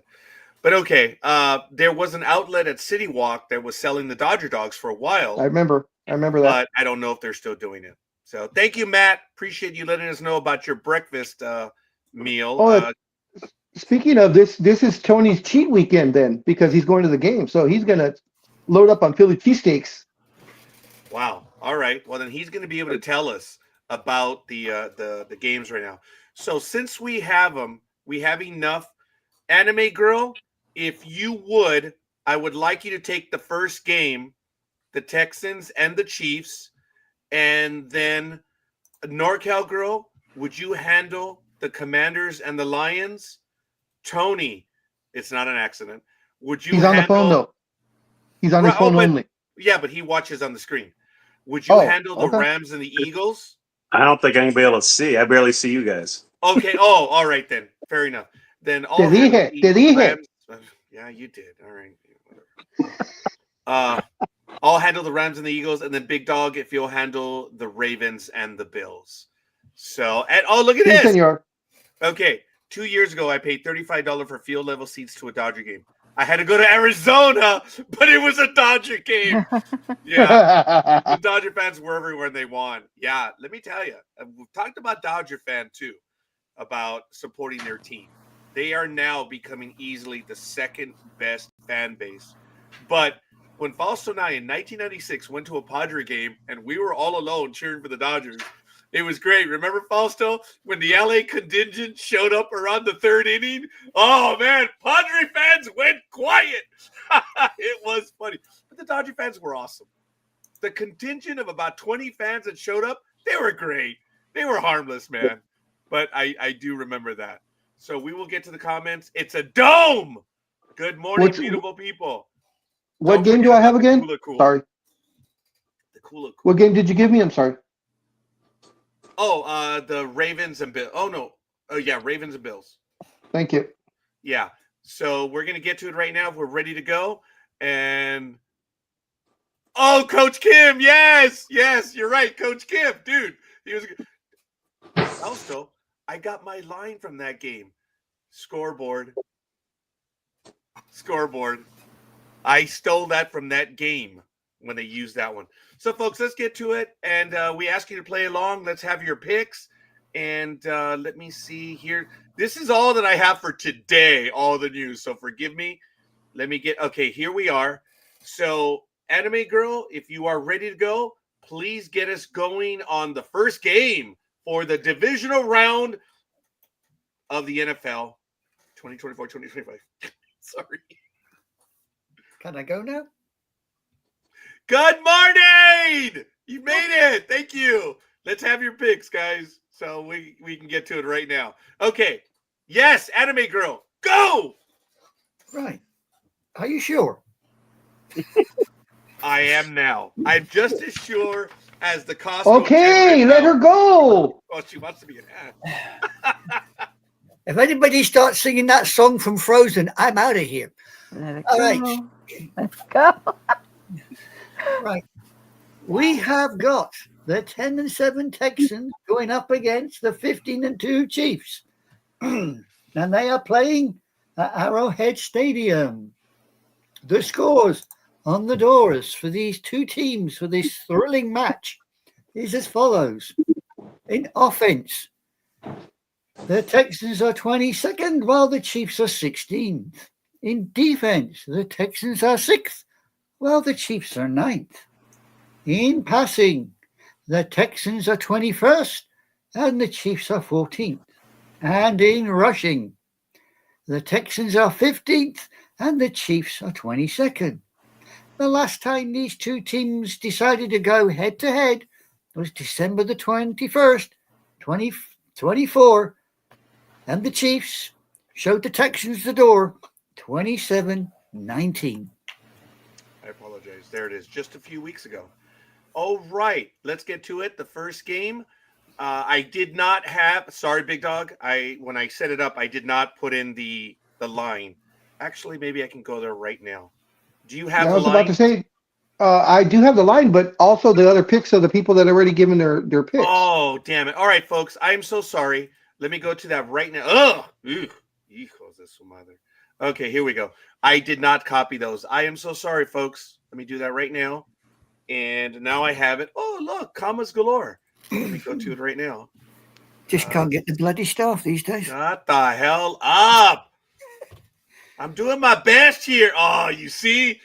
That's why I hate it when it does. Then I got to clean all that up. That's killing my ADHD right now. Ah! It It is killing me right now. Oh, my God. Can all of us picture Scorekeeper as a Muppet on Sesame Street going goofy? He kind of reminds me of Elmo. Elmo? Is there No, a not points Elmo, list? Animal. Oh, Animal. Yes. No, I Okay. quite like Animal. All right. Well, I appreciate that, everyone. We have the 8-5 for the Chiefs for the betting folk. All right. It's actually, it actually went up overnight. What is it? Because I checked it at midnight, and it went up to 9.5 overnight. Wow. Shit, someone's dropping a Okay. lot of money on the Chiefs. Do we have then a The refs. win probability? We do. 80.2% For the Chiefs? for the Chiefs. Okay. Do we have a weather report, please? 24 degrees and crystal clear. I have 25 degrees and cloudy, and no dome. There's no dome. I am doing my best to get it together. Yes, Animal. Thank you. All right. Okay. We have the injury report, please. Right. For the Texans, I have nobody out. I have a lot on injured reserve, but nobody out.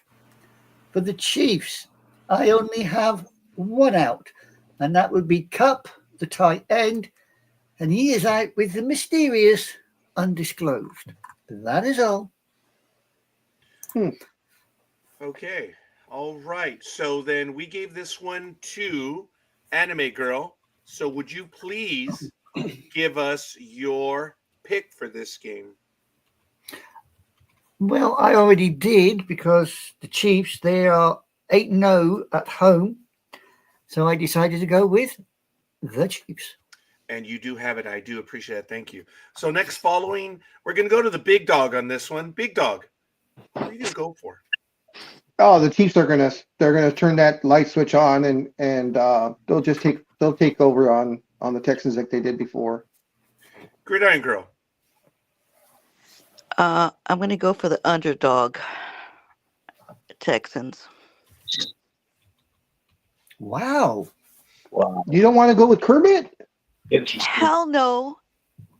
I'm going with my heart this time. These games, I'm not going to go with anything else because. Yeah, it's hard to play. Boo, boo. He's done it twice. Okay, Elway 7 is going for the Texans, and Lukey's is going for the Chiefs. So it genuinely is split sister right here, right now.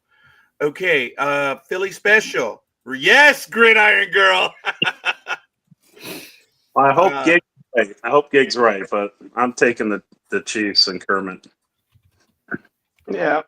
He's there. He's there already. Okay, I don't have to type it, but Gridiron Girl will say it later. Okay. He's there already. You've got him in twice. Thank you for that. I appreciate You're that. welcome. NorCal Girl, are you going to stick with the Chiefs? Oh yeah. Okay. I'm going to take the Chiefs. I am calling them to win 31-24. And Jason says Chiefs win for the second time. Did Speedy, I believe he did. Speedy, what was your pick? Dude, was that, how long ago was that? 3 years ago? Speedy, come on, dude. It was You about may have 7 given your o'clock. pick already. Yeah, he did. It was about 7 o'clock. Oh, for the love of all that is holy. I'll see if I can find it. Hold on. Okay, now I know that Lito Migraine gave his picks as well. Lito, I'm sorry. I did not tag the post, and I apologize for that. I don't have it because I had to switch platforms, so I only have it up until I came in on this platform. I'm sorry. Lethal Migraine, if you could get him back to me again. Thank you. Speedy's going to take the Chiefs. I was going to write Chiefs. So, Lethal Migraine, I'm Speedy's already on there. Okay, awesome. In fact, he's on all the picks already. Yeah, I got Lethal Migraine down for Wow. Chiefs, Lions, Rams, and Ravens. Thank you. Hold that for me, would you please? Roger D. Okay, so for who? He has the Chiefs, Lions, Rams, and Ravens. The Rams. The Rams. We don't really Rams. He's going for the Rams? There's a loss. That, Oh, wow. see, Okay. there's that then- carnivorous dodo again. And who else is he going for? The Ravens. Oh, wow. It's very specific. I am impressive. Okay. All right. I don't know how. I guess, did I go for the Rams on that one? Wow. Also, on the very top, on the Chiefs Ravens, you put Chiefs. Is that supposed to be Lethal Migraine? Yeah, it should be Lethal Migraine. Yes. Yeah, I caught that one. Thank you. I was going to write it in. I just hadn't gotten to it yet. Sorry, folks. Which is I'm actually getting coffee, a lot of but posts okay. right now. Oh, coffee. Yes. All right. It doesn't matter. I know. I already know. You can just leave it that way. I'm old. Stop it. I knew I was. Okay, well, thank you, Speedy. Just remember, if you get lost, go ahead and fast forward the live image. That way you can catch up with us. Okay. I knew. What did he say? I knew I was? Was he watching Star Wars? He's watching Yoda or something or what? Yoda. Be kind. Rewind. Oh my God, that was a dick move. Sorry. Very good, Raj. I like that. That was good. Yeah, I'm so good. sorry. PJ King, you are. Oh Cuddly my flea God. bag. What did I say? Don't go after the host. And what did I just do? Oh my God. No. See, you were having blockbuster flashbacks because that was her motto. Oh, Be yeah, kind, yeah. rewind. Yeah. Oh yeah. I So- can't wait to hear so, from you your know. host. Trying to All be right, just. that's a damn good recovery. I'm not taking it back. I'm not. Oh my God, the Lambs are going down. Oh no, the Rams are going down. Okay, we'll get to it. So I believe, do we have everyone now, folks? I'm sorry. There's just a lot of comments in the chat room, guys, and I thank you. This is great. Mahomes had 3 weeks rest. Kansas City wins 31-13. Okay, Wow. sounds good. I'm calling it 31-24. So yeah. It's still a question on their defense. Gridiron Girl, would you please regale us? Alrighty. So for the Texans, we have Color Maven, Fausto, Gig, and LA7. And for the Chiefs, we have Speedy. Don't choke there, Gridiron Girl. Yeah. Okay. So we have Speedy, the Philly Special, I knew it. Anime Girl, a NorCal Girl, Engineer, scorekeeper 31-24, Big Dog, Lukey's, Or and Coffee 31-13. I don't know, Tony, if you caught it. When I started to write your pick, I wrote the, and then I erased it. But I don't know if you caught because the chatter was real good. I said the. I'm like, oh, F that. I'm not writing it because she'll say it later. And sure enough, she did. That was awesome. But so, thank God no one caught that. scorekeeper. So, scrolling back down a little bit so I can see again. So it looks like we're missing Almighty, Dream, and Color Marsha. Maven? Oh yeah, Marsha, I think. No, Color Sports Maven. Sister. Marsha. I was just Sports thinking. Sister. So Sports Sister, Almighty, and Dream, I think, are the three we're missing because I see there's 13 there, but Fausto's there, and Fausto's new, so it's actually 12 of the regulars. So yeah, okay, so those are three. All right. Fausto says they're overlooking the Texans. They come in soft and arrogant. If the refs stay out of it, the Texans will pull it off. Nah. Fingers for I'm that not one. Yoda. Go get Star Wars shirts at Kohl's. I need my Stone Cold Rumble shirt from there, I think, the 98 Rumble. Sorry, we must. All right. Yeah, I said it correctly. Anyway, we're good. Folks, having a blast. Let's get to the second and last Saturday game. NorCal Girl, you're up. Boom! All righty, we've got the Washington Commanders at 12-5 versus the Detroit Lions at 15-2. In offense, the Lions are second, Commanders are seventh. In defense, the Commanders are 13th, the Lions are 20th. In passing, the Lions are second, the Commanders are 17th. And in rushing, the Commanders are third, while the Lions are sixth. Last time these guys played was September 18th of 2022, and the Lions took it 36-27. Had a lot of points in that game. All right, the line as of the other day was 8.5. Still 8.5. Do we have a win probability, please? Yeah, it looks like the Lions are going to take it 78.9%. Wow. Do we have a weather report, please? Yep, it'll be 24 degrees and mostly cloudy when you walk from your car to the dome. I have 26 degrees and partially cloudy. Same thing because, when you walk to the dome, because it's a dome. It's a dome. One day these two are going to agree on something. I don't know what, but they'll agree on something. We have agreed. I'm cuddly. Yes, and we both agreed that it will be nipply chilly, so you must. Wow! It will be nipply chilly? Yes. Yeah, that's when you walk in and you go like this when you check. Oh, to see how cold it is. That's what Tony does. He just doesn't show nothing us. is calling Tokyo. Look, dodos don't have nipples. I won't ask how you know that, but okay. Okay, this is also from Who Does It. Bet the over, folks. A shootout in a dome. Okay, that's what he's predicting for the Commanders-Lions game. So, Big Dog, when he says bet the over, what does he mean? That means that the Lions are going to win by more than 8.5, or you could say that the Commanders are going to lose by more than 9, is what he's saying. Okay. Because of course you can't the half.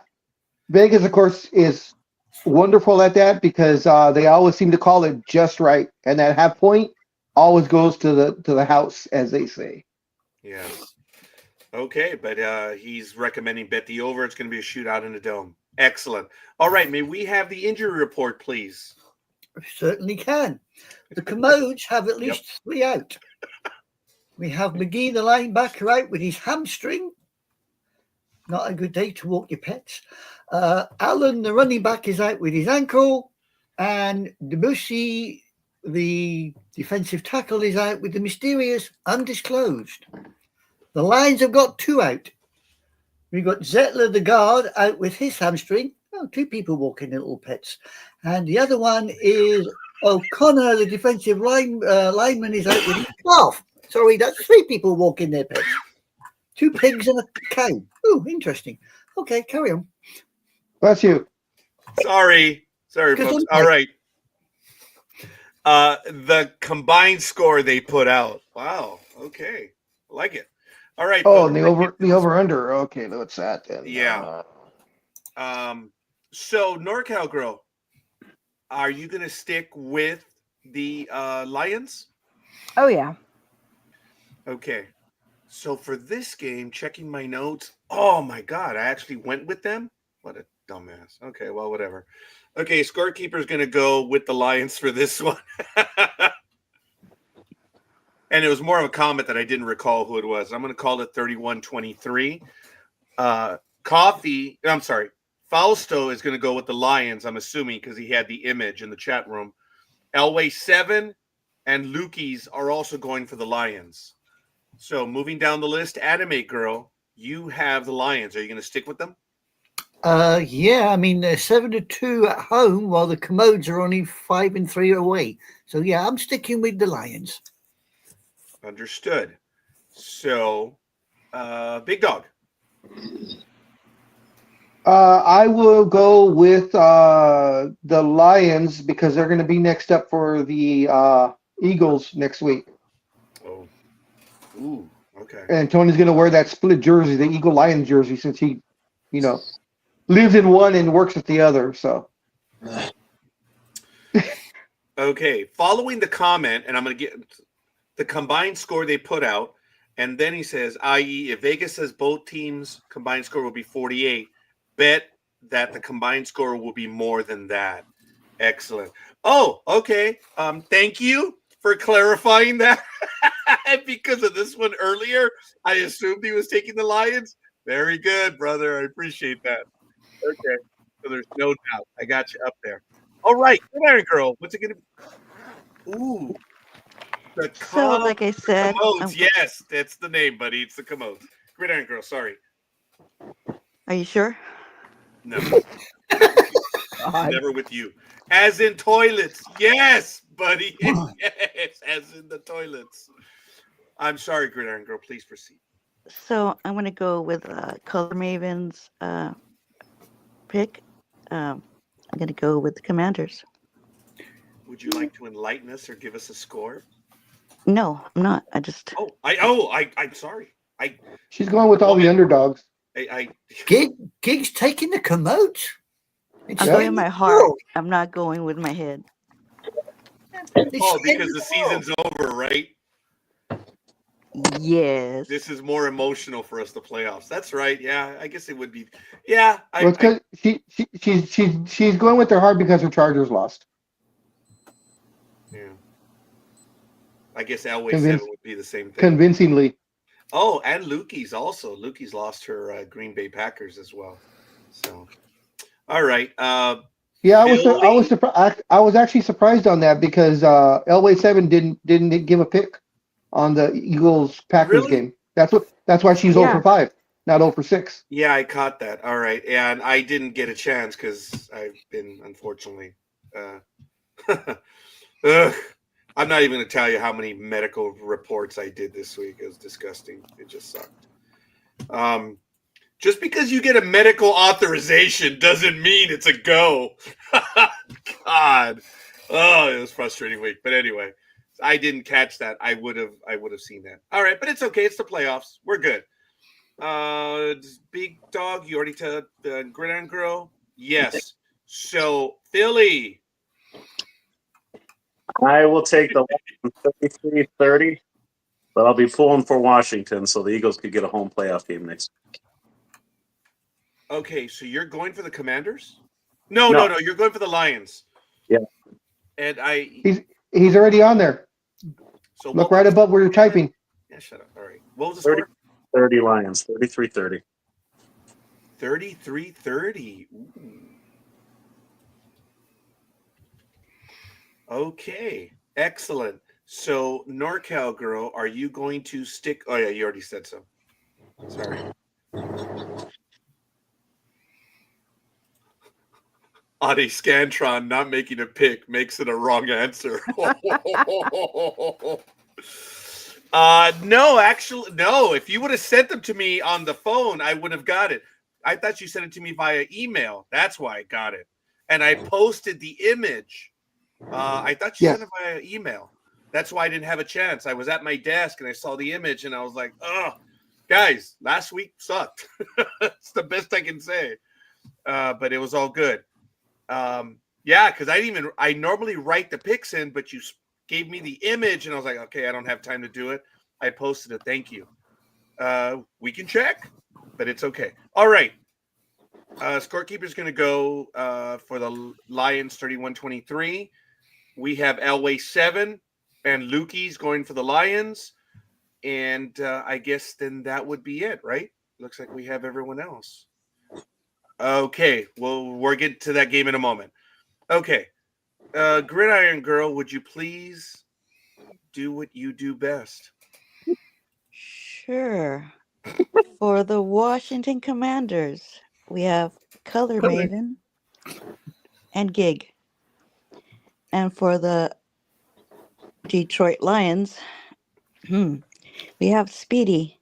We have the Philly Special, 3330, Anime Girl, NorCal Girl, Cafe, 3417, Fausto, Elway 7, Lukey's Scorekeeper, 3123,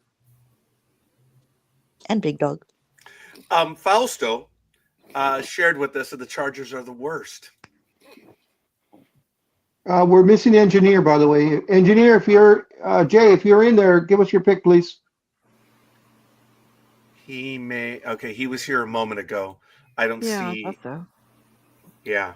Okay. You're right. I did not see the other picks. And folks, thanks for helping me out to keep track of everything, because all kidding aside, I know a lot of people don't know this, but I get a feed from Twitch. I get a feed from Facebook and from all the different Facebook pages and YouTube. And we're on YouTube, several pages. So the comments, yeah, and I'm sorry, I did not highlight them. That was my fault. But I'm sorry, folks. I'm just saying that I got a lot of comments, so I apologize. I think we got everyone in then. Just real quick, Roger, I got to get going to get Kathy. Put me down for the Eagles and for the Ravens. Okay, Please. Eagles and Ravens. Okay, Yeah, and I'll be back. Okay. All right. Geez, I really screwed this one up, didn't I? Yeah.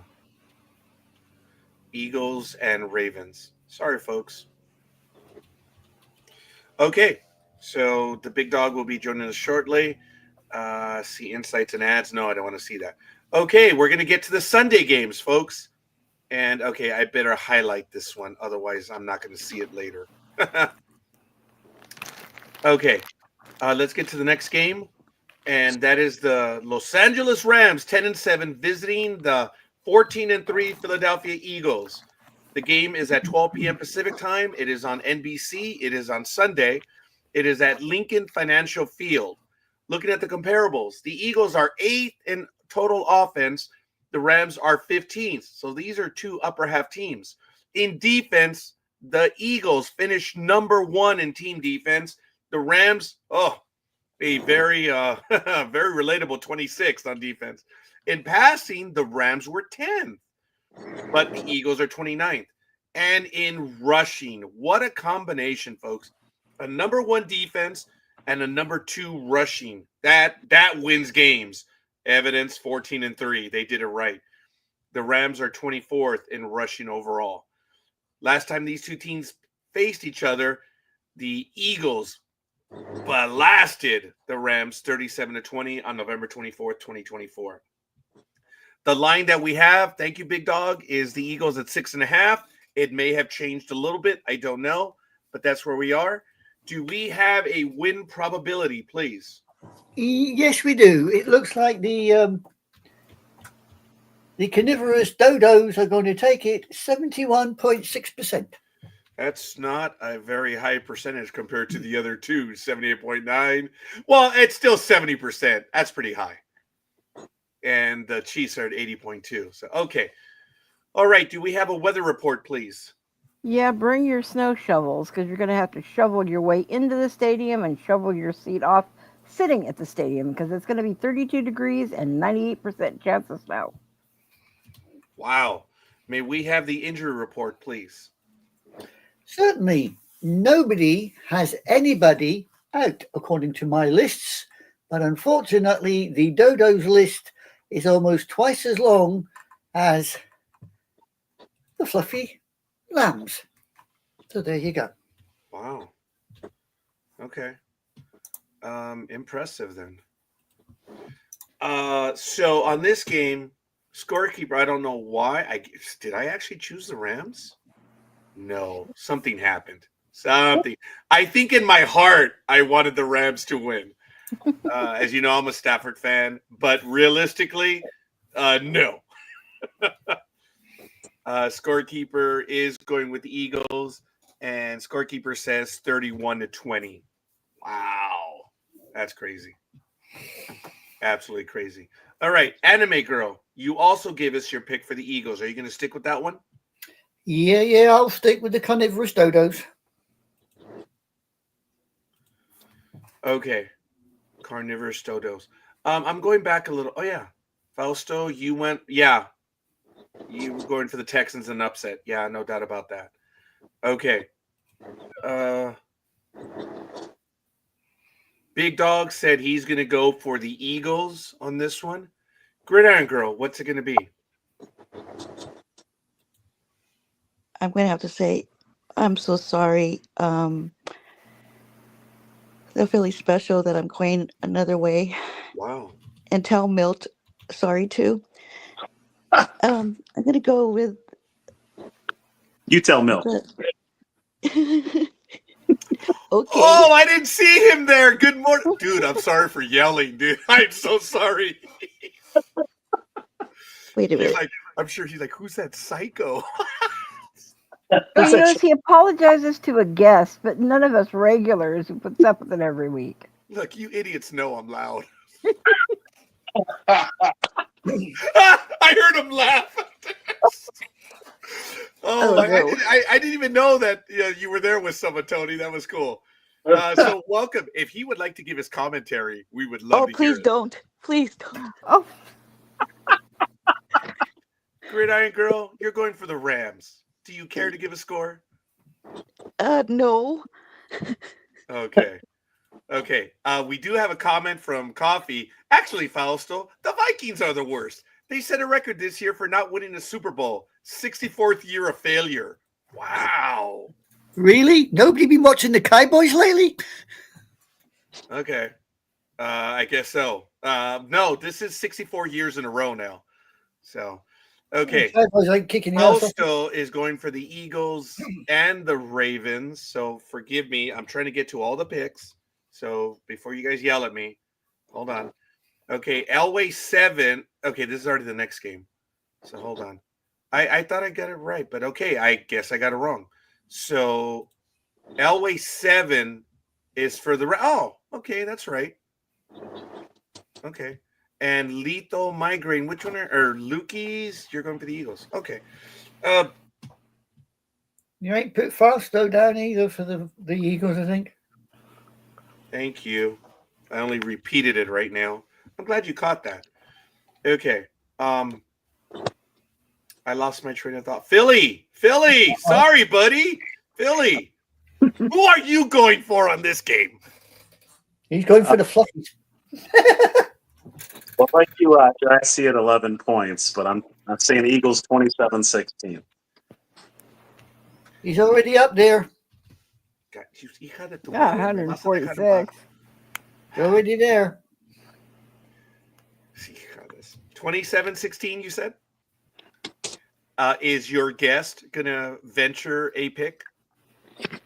Nope. You want to make a pick of this Rams game? Eagles 30, Rams 21. And how shall we list them? Milt, M-I-L-T. Or Philly Milt. Philly Milt. Ooh, Philly Milt.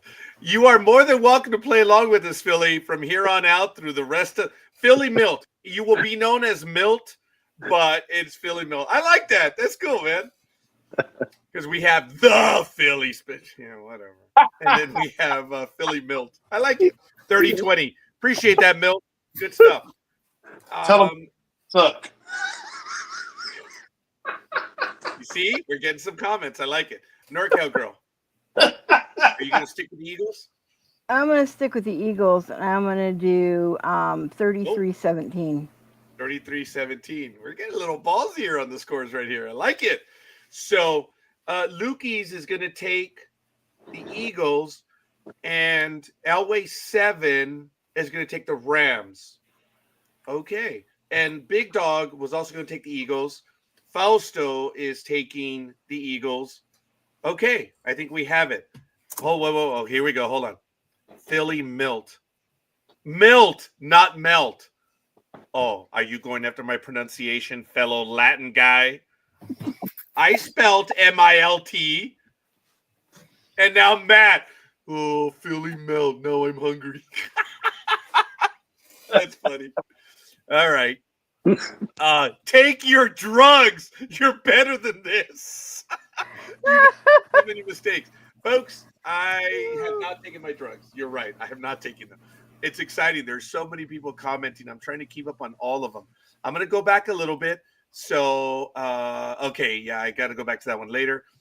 Lethal Migraine says the Rams are going to win 24-20. Wow. Okay. And then Fausto said a moment ago, because I'm highlighting the comments now, I will say the Rams got healthy towards the end of the season. The game will be closer, but the Eagles will be victorious. The soft Rams are not used to the cold. Okay. I like it. Okay. Yeah, Fausto's hungry too. Appreciate that. All right. Gridiron Girl. You're up. I'm sorry, folks. I'm having a good time with all of you, though. I'm sorry. Getting emotional. It's first. I'm not. Okay. Gridiron Girl? So, Sorry.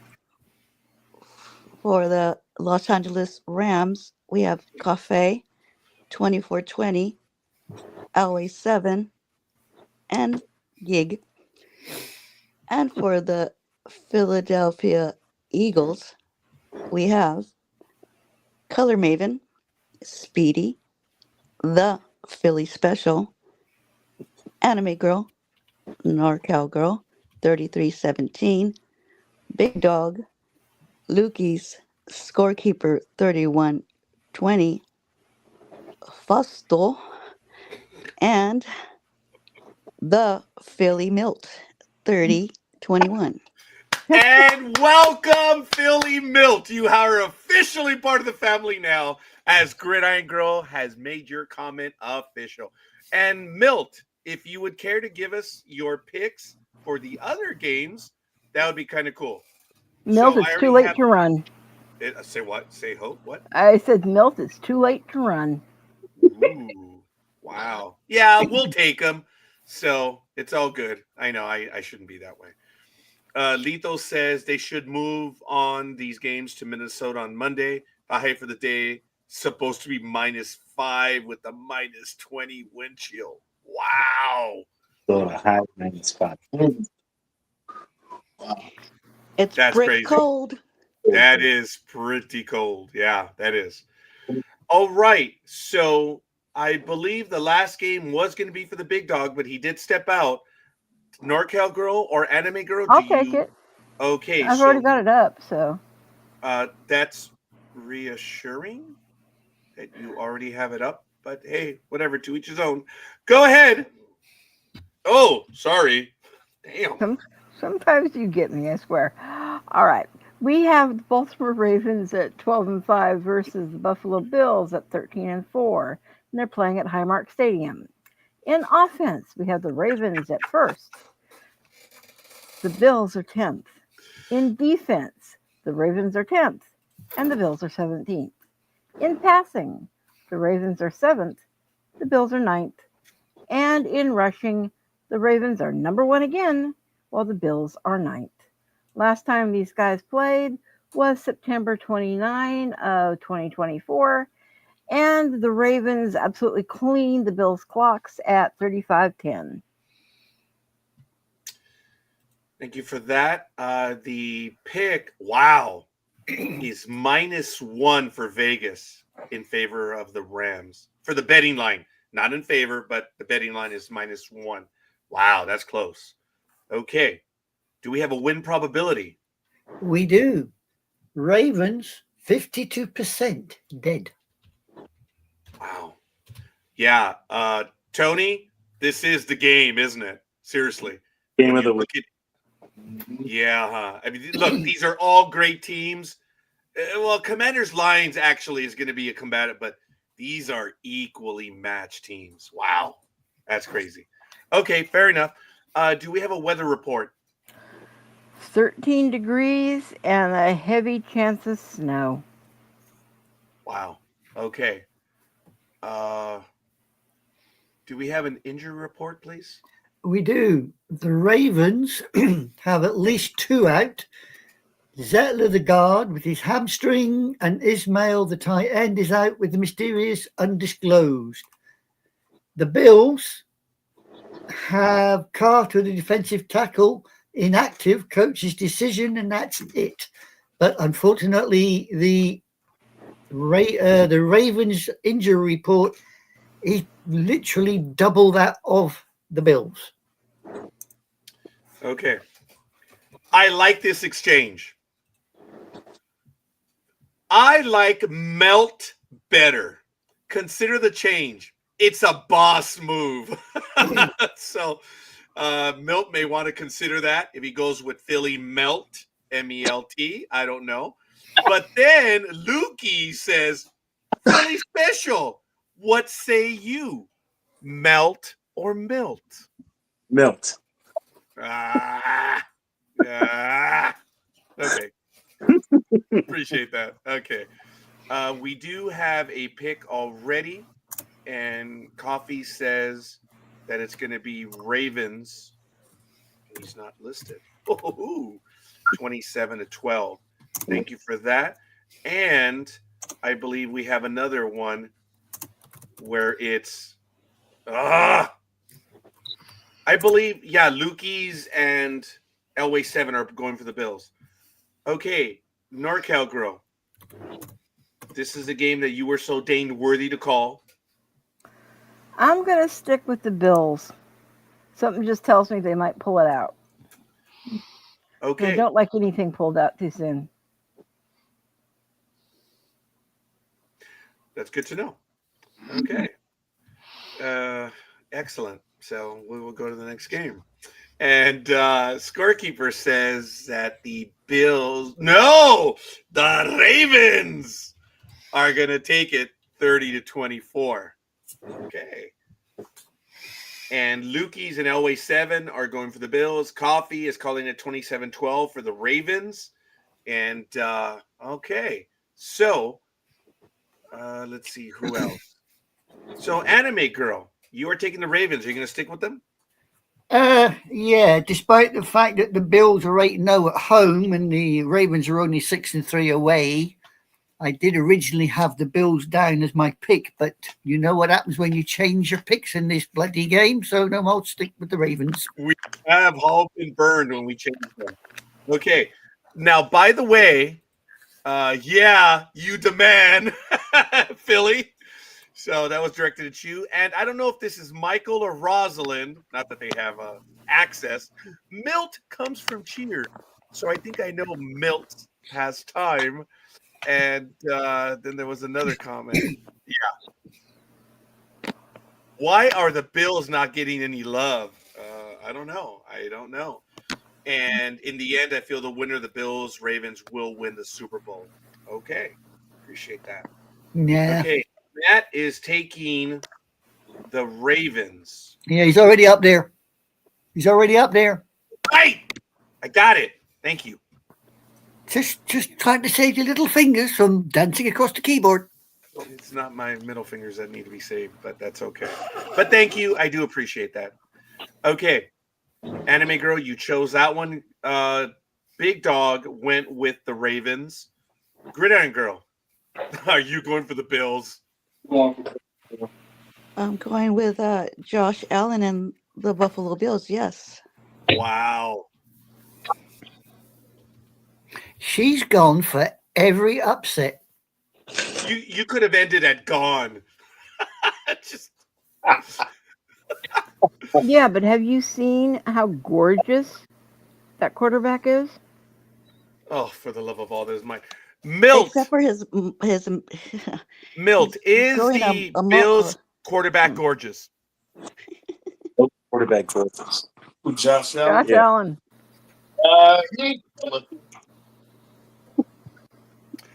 We will let that comment remain on its own. So, play nice. Damn it. Stop it, dude. You're younger than I am. Let it go. Middle fingers need saving. Okay. Hey, they are a translatable instrument. Okay, Philly special. What is it going to be? 26-24 Ravens. Okay. He's in there already. Just put the score up. Te vas a calmar. What is it, Philly special? 26-24. Okay, thank you. Philly melt. What's it going to be? I know I'm pronouncing it melt.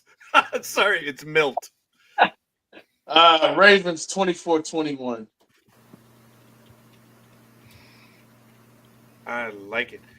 Did he want to give us the previous games? Yeah, go ahead. Washington 21, Detroit 20. So, okay, you're going for Washington, right? Yeah, 20 what? 21-20? 21-20. 1 point. Yep. Ooh, I like it. Okay. Kansas City 31, Houston 10. Okay, appreciate that, Milt. That is funny. All right, get rid of lethal. Okay, I'm sorry. Damn. I'm sorry, folks. I'm discombobulated right now. So thank you for catching that. Okay, Philly special. You gave us the score. Yeah, you did. Did you? Yeah. Oh, damn it. Yeah, 26-24. Okay, NorCal girl. You started off then. You're staying with them. Okay, Lukey's is taking the Bills. Elway 7's taking the Bills. Coffee is 27-12 in favor of the Ravens. And Speedy is taking the Ravens. Okay, folks, I think I got everyone in there for now. Now, Garofalo is cuter. Okay. All right. Yes, take my drugs, dude. Yes, I'm going to. And discombobulated, that is a bid word. Yes, we do use bid words from time to time. Gridiron Girl, you are up.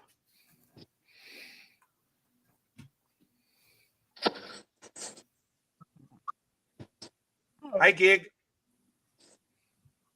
Hello. Hello. Alrighty. So for the Ravens, we have Color Maven. We have the Philly Special 26-24. Anime Girl, Speedy, Big Dog, Fausto, Coffee 27-12. Scorekeeper 30-24. Billy Milt 24-21. And for Josh Allen and the Buffalo Bills, we have NorCal Girl, Always 7, Lukey's, and Gig. The end. And that's going to be it right there. And hello, it's me you're looking for, says Fausto. Okay, also known as discombobulated, sound like Roger today. Yes, and yes, and yes. It's all good, folks. Okay, we have all 4 games in, and we're excited about the playoffs game coming up, folks. It's really, really cool. And all kidding aside, Philly, invite Milt to join us for the other games moving forward, and if he would like to join us next season. So it's really good. Which is the stupid question for Milt? Which team does he go for? For what? He said for what's for. Oh, I like it. Me and all. Let's do it. We're not going to do them all. I would like to know which sport teams he likes. 4 for 4. Phillies, Eagles, Sixers, Flyers. Okay, Eagles, Flyers, Phillies, and Sixers. Oh, awesome. That's good to know, man. Okay. Hey, Tony. And he's from your neck of the woods. The hell does that mean? Where's he from? I grew up in SoCal. Okay. I feel sorry for you. Oh, shut up. Shut up. Because California is so big, Milt. When you say our neck of the woods, I'm like, California is huge. Oh, really? SoCal, where at, buddy? Covina, over by you. Covina? West Covina. West Covina? Oh, my God. Wow, that's crazy. Yeah, I'm out of here in hell. I mean, Pomona. So, yeah, you know. Because Phil, as you know, Milt, it gets warm out in Pomona in the Inland Empire. Oh yeah, absolutely. Yeah, that's why I call it that. That's cool, man. Well, look, hey, Tony, you guys could do a Philadelphia broadcast program. That's cool. Yeah, you guys can do a Phillies, an Eagles, a Flyers. You never know. And Fausto is giving us his loves. Dodgers, the Knights, the Raiders, and when the Lakers get rid of LeBron. I like it. And UCLA. I didn't want to say anything, Lukies. But yes, you're also in West Covina. Yeah, which is really cool. That is cool. Milt, I appreciate your commentary. I appreciate you playing along with us. Dude, anytime you want to go ahead and comment, go ahead and jump in. It's much appreciated. The NDB Media Sports Talk with the Guys family is getting much bigger, so it's really cool. Lito says, appreciate that, Milt. Sorry. That is cool, man. NHL and Gig's voice.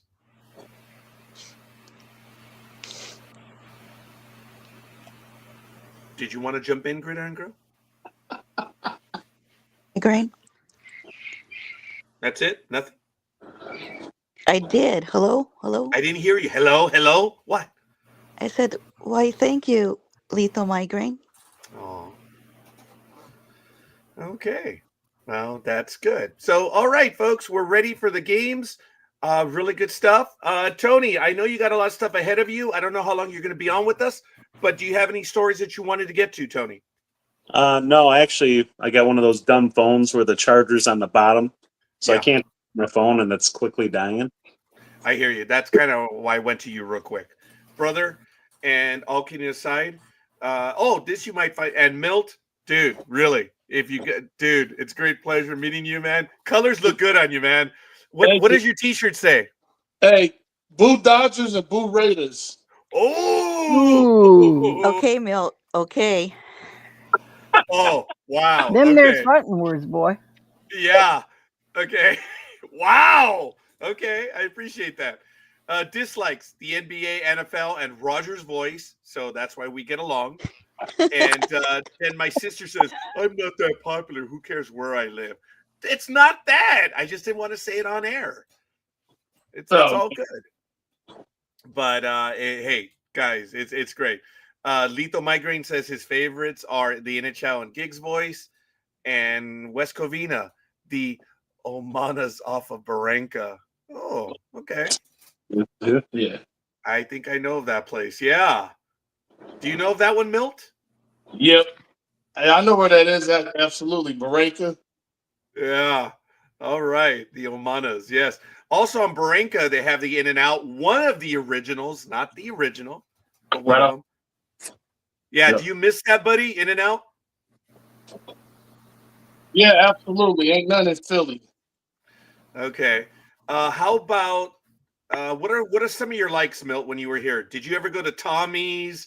Maybe the pastrami place? Oh my God, what is it? The Hat. The Hat. Thank you. Yeah. Okay, but I understand that there's this great place about 60 miles from you called Permante's. Have you ever been there? Yeah, Pittsburgh. I've been there. It's nice. It is, isn't it? Yeah. Could you turn to your right and slap Philly Special upside the head? Because he's never been to Permante's. It's all good, man. When he go to Pittsburgh, he's got to go. Is that's the place where they have that one sandwich, right? That has everything on it. The fries, the slaw. Yes. Yeah. I've been telling them about that. Guys, this place goes back to the 30s and it was Mhm. for truckers. Yeah. And since they didn't have time, they prepared the entire meal in one sandwich. Dude, Mhm. you haven't lived till you had that sandwich, and apparently I have not lived yet. So that's cool, man. I appreciate it. So you see, Tony. I could live without that sandwich. Sorry to say, that sounds disgusting. Just give me a cheesesteak with provolone and maybe hot peppers. That's it. Yeah, You're a purist. I like it. yeah, What? whatever. And what a coincidence. Roger was born in the 30s. Whatever. Actually, everyone laughed on that one. That was cool. Appreciate that. And Fausto said, just for that, the Eagles are going to lose. Because you're not a Raider fan. That's funny. Okay. I like it, folks. This is really cool. All right. It's 8:26 a.m. Pacific time. Tony, thank you for joining us. Milt, please come on back, buddy. We're begging you. We really are. All right, man. Appreciate it. Guys, have a great time at the game tomorrow. And Tony, post some pictures. We'd love to see the snow game. Sure. You said did you call it a snow game or a snowball? Snow game.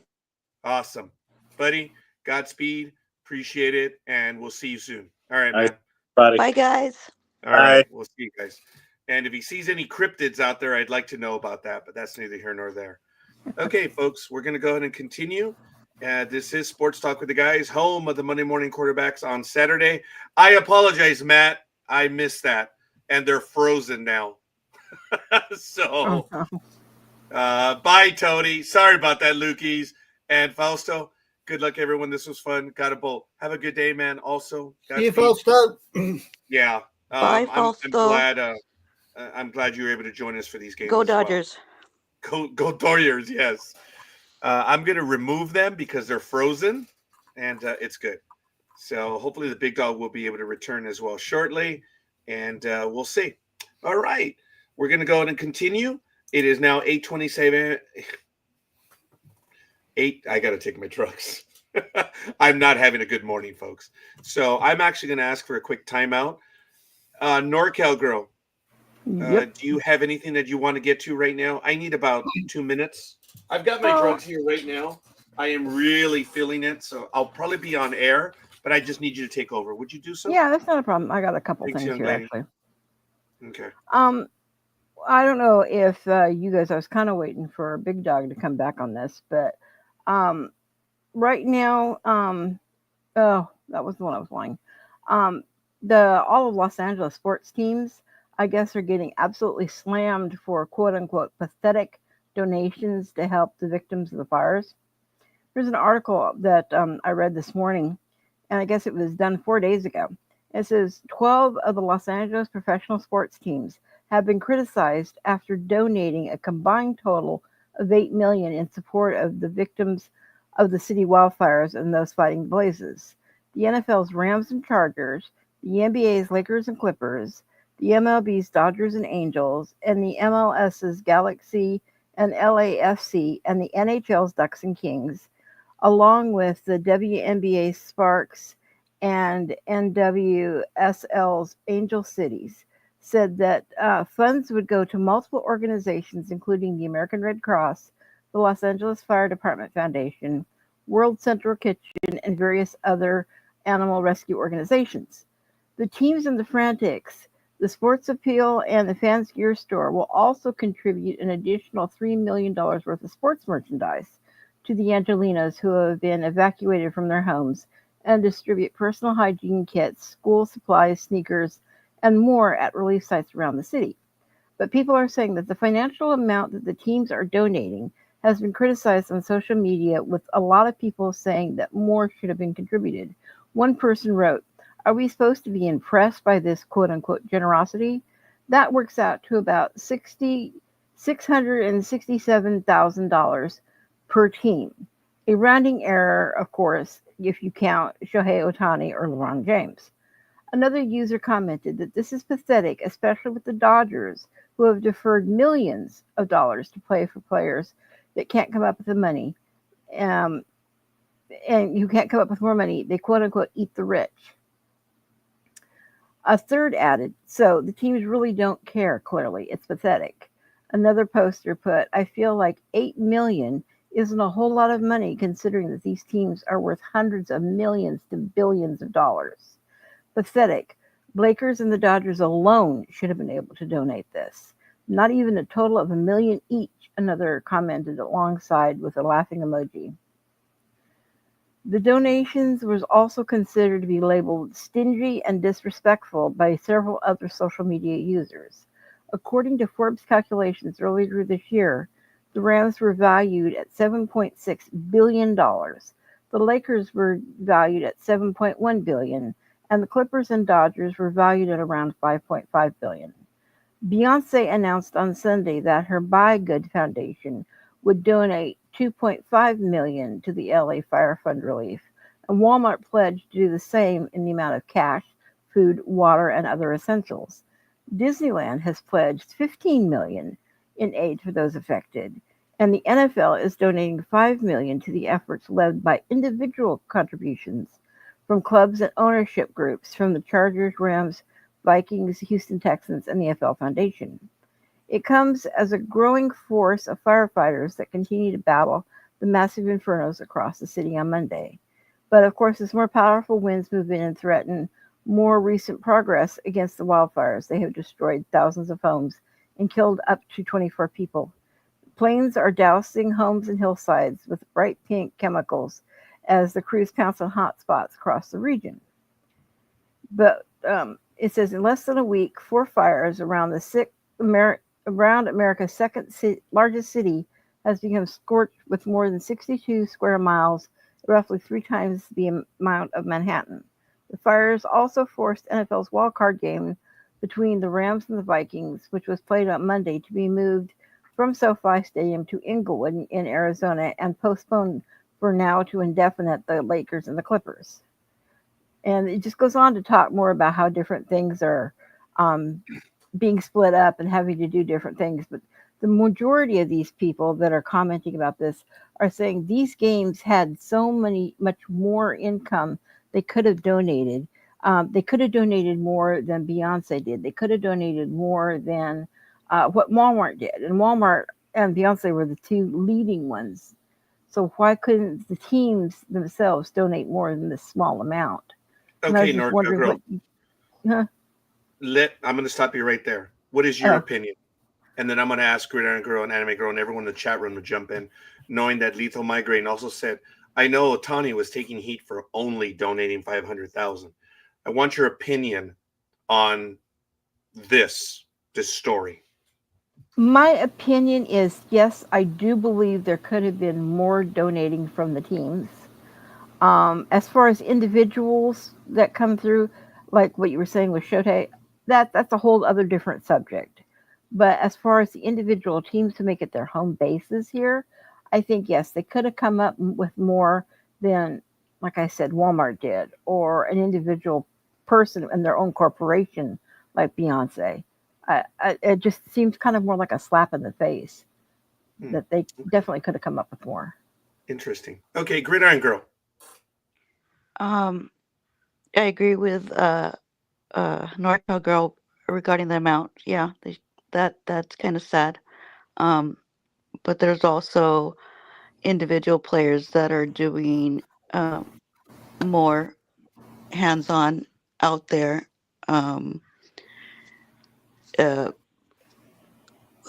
What's his name? The redhead used to be with the Dodgers, Turner. Oh yeah. He has a foundation, and he was out there, and a lot of the players are out there. Vanessa Bryant was out there.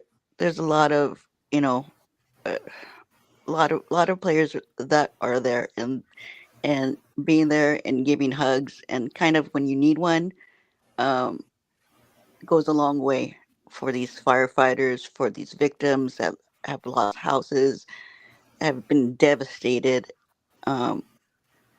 A good solid hug goes a long ass way. And they're gonna get money. I mean, Los Angeles, the whole country has been donating, and it's very heartwarming. And so, as far as these people that are talking about our teams not donating enough, they're doing a lot more than just giving money. And yeah, that's all I got to say about that. Thank you, Gridiron Girl. Anime Girl. Well, being an outsider looking in on this,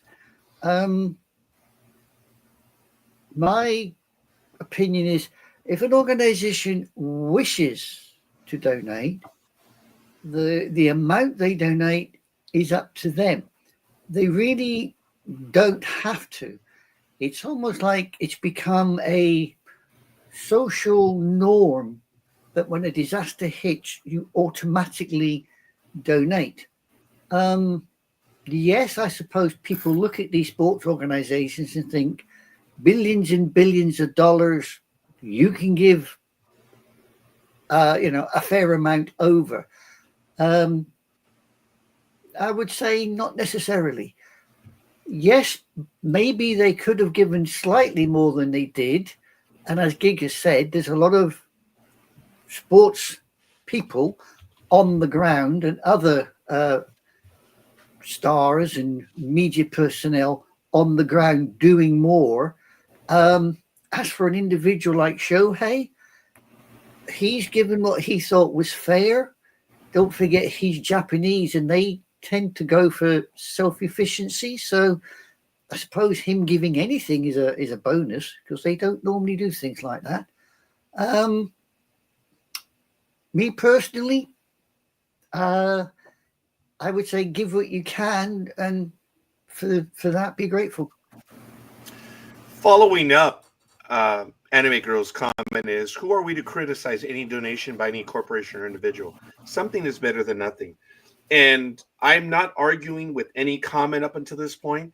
But folks, I don't know if anyone remembers, but we live in the United States of America. And the United States of America is a capitalist society that at its heart is I bring myself up by my bootstraps. The United States of America is a country that you bring yourself up. We are famous for supporting ourselves and succeeding on our own. I find it kind of amusing that the people that are throwing shade about not giving enough, how much did you give? I'm just curious. And I'm not talking about anyone here. I'm talking about the people that said they should have given more. Within days, they got together and it gave $8 million. Okay, these are corporations. They don't give money away. And they instantly got together and got that money. So are we in a socialist society, a communist society, a religious society where donations are required? And there is one religion, one of the 5 pillars is a requirement to give. Are we a religious society or are we a free society? Well, America is classified as a overtly Christian religious society. Okay. I will have a conversation with you on another program on that because I feel it's something that we need to have a discussion on that. My take is very simply, it is so easy to throw rocks at other people for what they give. Mm-hmm. They gave. And whether you want to be embarrassed by the NFL and other teams giving more than the LA teams, okay. Whatever. They're also giving their time. I'm sorry? They're also giving their time. Yeah. You know? Yeah. And I'm not going to defend the LA teams. I'm not. I'm not going to defend anyone else because they gave more or gave less or time or stuff. Folks, when it comes to donations, the only time I ever asked for something, and I asked the United States. There's one day, it's the second day in May. What do I ask? For you guys to give 1 can. because 1 can is a meal for Stamp Out Hunger. It is something that I've been a part of. I've asked always for 1 can because, 1 can is a meal. I've never asked NorCal Girl, being the baller, queen of the herd owner that she is. She has 50 million cattle. I've never asked her to give more. I've always said give 1 can. Gridiron Girl, who lives in a posh part of the San Gabriel Valley, I've asked 1 can. Poor scorekeeper over here gives 2 cans minimum. I've always given 2 cans. I ask for the actual act. That's the only time. To imply that there is a disaster, that you have to give something, and then when you give, it's not enough. Wow. Is that the kind of shitty world that we live in now? That if you the Republicans. Okay. There's another conversation that we could have. Is that the shitty world that we live in now? That you give something and you're shamed for the amount that you gave? The LA teams did it within days. And it's gonna be held against them forever. Yeah, but you said, is this a religious society? Even I think in some of these religious societies, the idea is you give voluntarily. There is not a minimum or maximum amount that you are allowed to give. You are just expected to give. Normally, I think, what was it? It used to be a tithe, 1/10 of your income or something, but they took that away. They made it voluntary. You gave what you could afford. So even the religious part of it doesn't really count, does it? Yeah. You see, it's people are throwing shade at the LA teams because they gave $8 million. Yeah, they gave. Good for them. They gave. Yeah. And you can't argue with that. Quick. It was, guys, you have to understand that these are corporations, these are boards. You can't give money just to give money. And they immediately got together. And Gridiron Girl commented that not only are these sports teams giving money, but and you know what? And I'm going to be laughed at for my stance. Good morning, Big Dog. I'm glad you're back. And the LA teams are going to be laughed at for the amount of money that they gave, the $8 million. But they gave.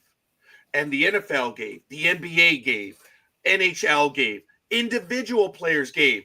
And like Lethal Migraine said, Shohei Ohtani gave $500,000 and he's taking crap because of it. And Anime Girl put it bluntly. In the Japanese culture, they're even more so than the American culture of relying on oneself. We won't even talk about the Korean culture on it's you bring yourself up. This is America, folks. If we really are Americans, we bring ourselves up. So for these people to be throwing shade because they didn't give enough, what is enough? You could be sarcastic and say the average value of a house in the Pacific Palisades is $1.4 million and you give $8 million. Folks, the aid is for food, for toiletries, for clothes, things that you lost. But be that as it may, Big Dog, we went through a litany of people and entities donating money. And whether you know or not, the LA teams got together within a week and donated $8 million. The perception is, being that they're billionaires, they should have donated more. I'm trying to encapsulate that. Your opinion, Big Dog. I think the people that are complaining are pieces of shit. And my answer or question to them would be, okay, you feel the Dodgers, Lakers, Rams, all the LA teams didn't give enough. My question to you, sir or miss, would be, well, how much did you give? You're complaining. How much did you give?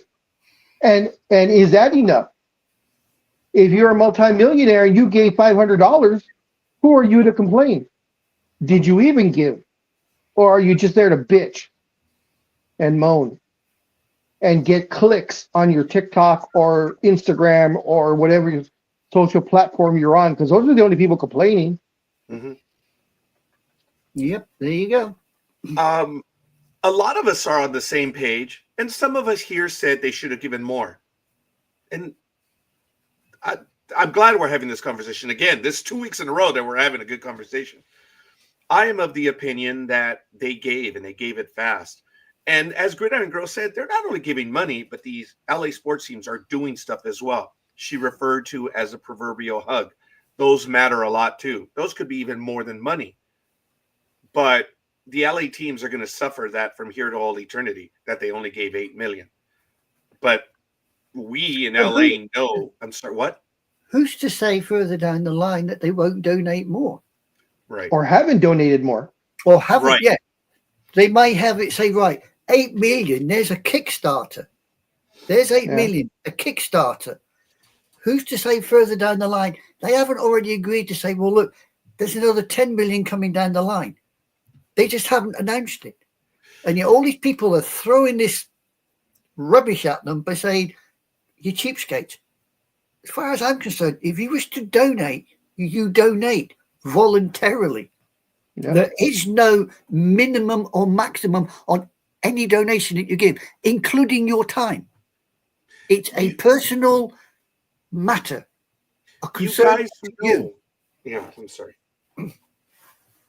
I'm sorry, Anime Girl. No, you carry on, scorekeeper. I understand. You guys know that the donation that blew me away was in 1989, the San Francisco earthquake. This was probably about 5 or 6 weeks after the earthquake.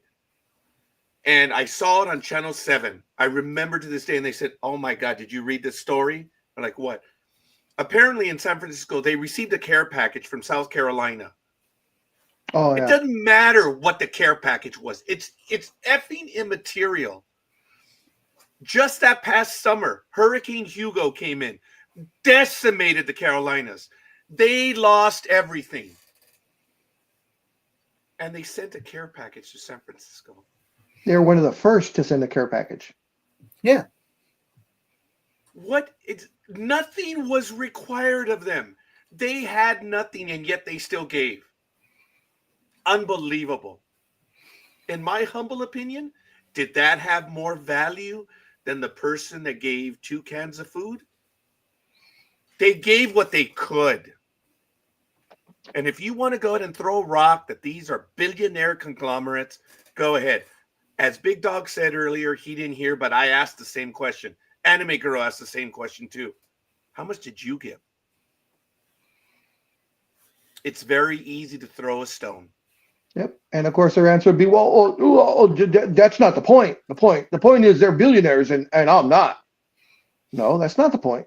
No. The point is, does your conscience require you to give or not give? If your conscience says give, you give what you can. As I keep emphasizing, there is no limit on the minimum or maximum that you wish to give. That is entirely a personal affair. I told you guys the story of my father. Every month I saw the donation letters that came asking for money. And I would see the amount of money that my father would write every month to give to the Indian school in South Dakota, to Boys Town, they were from around the world. And yet when we were out in the street, someone would ask him for a quarter and he would pass them by. You guys all know the story. But he did it in private. He didn't tell anyone. I knew because we did it together. I will never be able to equal the amount of charity that man gave every month. He didn't tell anyone. No one knew. And as I told you, I asked my mom, why is it that he won't give, a quarter to someone in the street? And you all know the story. He had the silver dollar thrown back at him publicly. I get it. And I used to be like, oh, no, until it happened to me. I had my dollar bill 30 years later thrown back at me. Again, 30 years later, measure the inflation. But you give what you can. And as Lukey said, we are a society becoming of what have you done for me lately, which is not cool. Stop counting. It's what's in your heart. Now, I did find this one terribly amusing, and I did like it. To be fair, the Lakers donated $5 million to Bronny James, so they should have donated at least double that to people who are actually in need. I like that one. That's derisive, but I like that one. It's actually incorrect. They donated $8 million. Oh, Whoa! And actually, we did more precise at $8.2 million. Whoa! Cuddly flea bags reading the figures. And Speedy says, I give 2 cans, sometimes in 3, and a few toys when Christmas time comes. Yeah. And you know what? Yeah, that's right. You don't brag. You don't get brownie points in heaven when you brag. Yes. Remember, and if we are a Christian nation, as many have alleged, and not Anime Girl, but as many have alleged, the right hand is not supposed to know what the left hand is doing, you bunch of hypocrites. So if they gave, they gave. So good on them. And we'll have this conversation a little bit further. Could they have given more? We don't know how much more. And that's often the case. The only reason that I know of what South Carolina State gave is because it made the news. They didn't do it to make the news. They lost everything, and they knew people in San Francisco had lost everything, and they sent help. Roger, question. In the States, is there a set amount that you can give, a donation, before the IRS taxes said donation?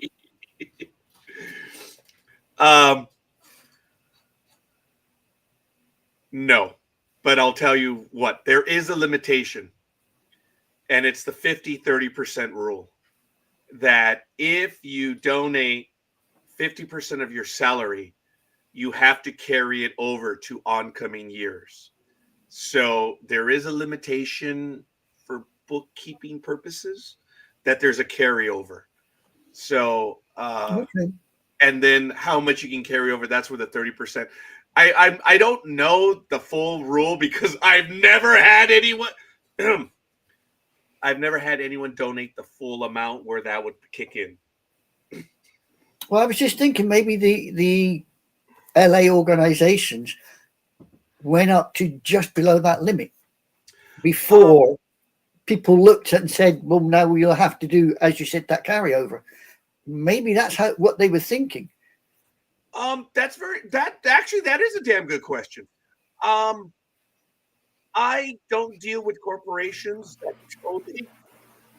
I haven't had to look it up, so I wouldn't be able to tell you right off. That actually, there's even more to it, and that's really cool. I will look that up, and just for curiosity.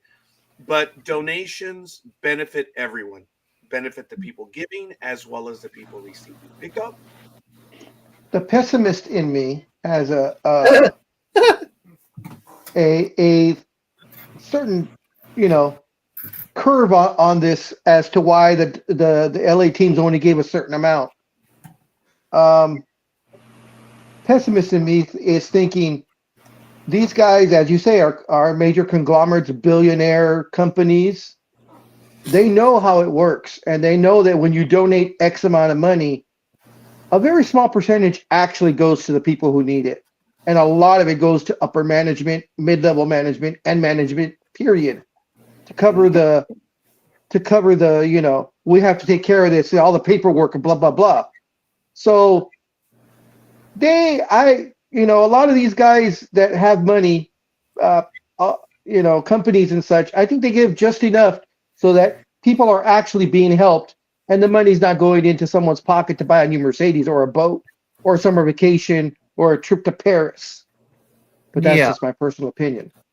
Yeah, I see where you're coming from. Because we've had 1 or 2 over here that have been, how we say, profiting from misery. Oh, yeah. I mean, I don't know how many times the Red Cross has been audited over the years. I don't know how many times UNICEF gets put on the news for... Yep. Oh, okay. All right. Well, let's not mention... ladies and gentlemen, hold on. I know one for sure. I know one for absolute sure. I would prefer we don't at this point. Okay. Really. I don't want to mention any of the names. These are personal opinions. And if we're going to give a personal opinion, we're going to have to be precise, but I don't want to do that at this moment. I will, as scorekeeper, say this. There have been instances where the money doesn't go to those that need it. We know that. But I don't want to make it that kind of a conversation right now. I get Fair it. enough. Sorry. Fair enough. No. Might need to apologize also. No apology required. I'm saying that at this point, we're going to have this conversation another day where we can be 100% accurate, because I with all the stuff that's going on right now, Mr. Heffelnickel will be a real person in the future. And I don't want to go down that road. That's what I'm saying. There is legitimacy to these opinions that are being given, but I would just prefer to be precise in another forum. The conversation today is that people are ragging on the LA teams for only giving $8 million. And I appreciate the comments that we have. And we're on all sides of the spectrum here. Oh, it's a very good example. But again, let's be cool about naming particular organizations. The $8 million that was done, right when it happened. I don't know if you saw it in the news, scorekeeper, or not, but the Dodger Stadium was a hub yesterday for 5,000 or 6,000 people that got necessities. Now, was that factored into the idiots that were complaining that it was only $8 million? Because a lot of that stuff was donated by the Dodgers. Yes, yesterday's care packages that they gave to everybody.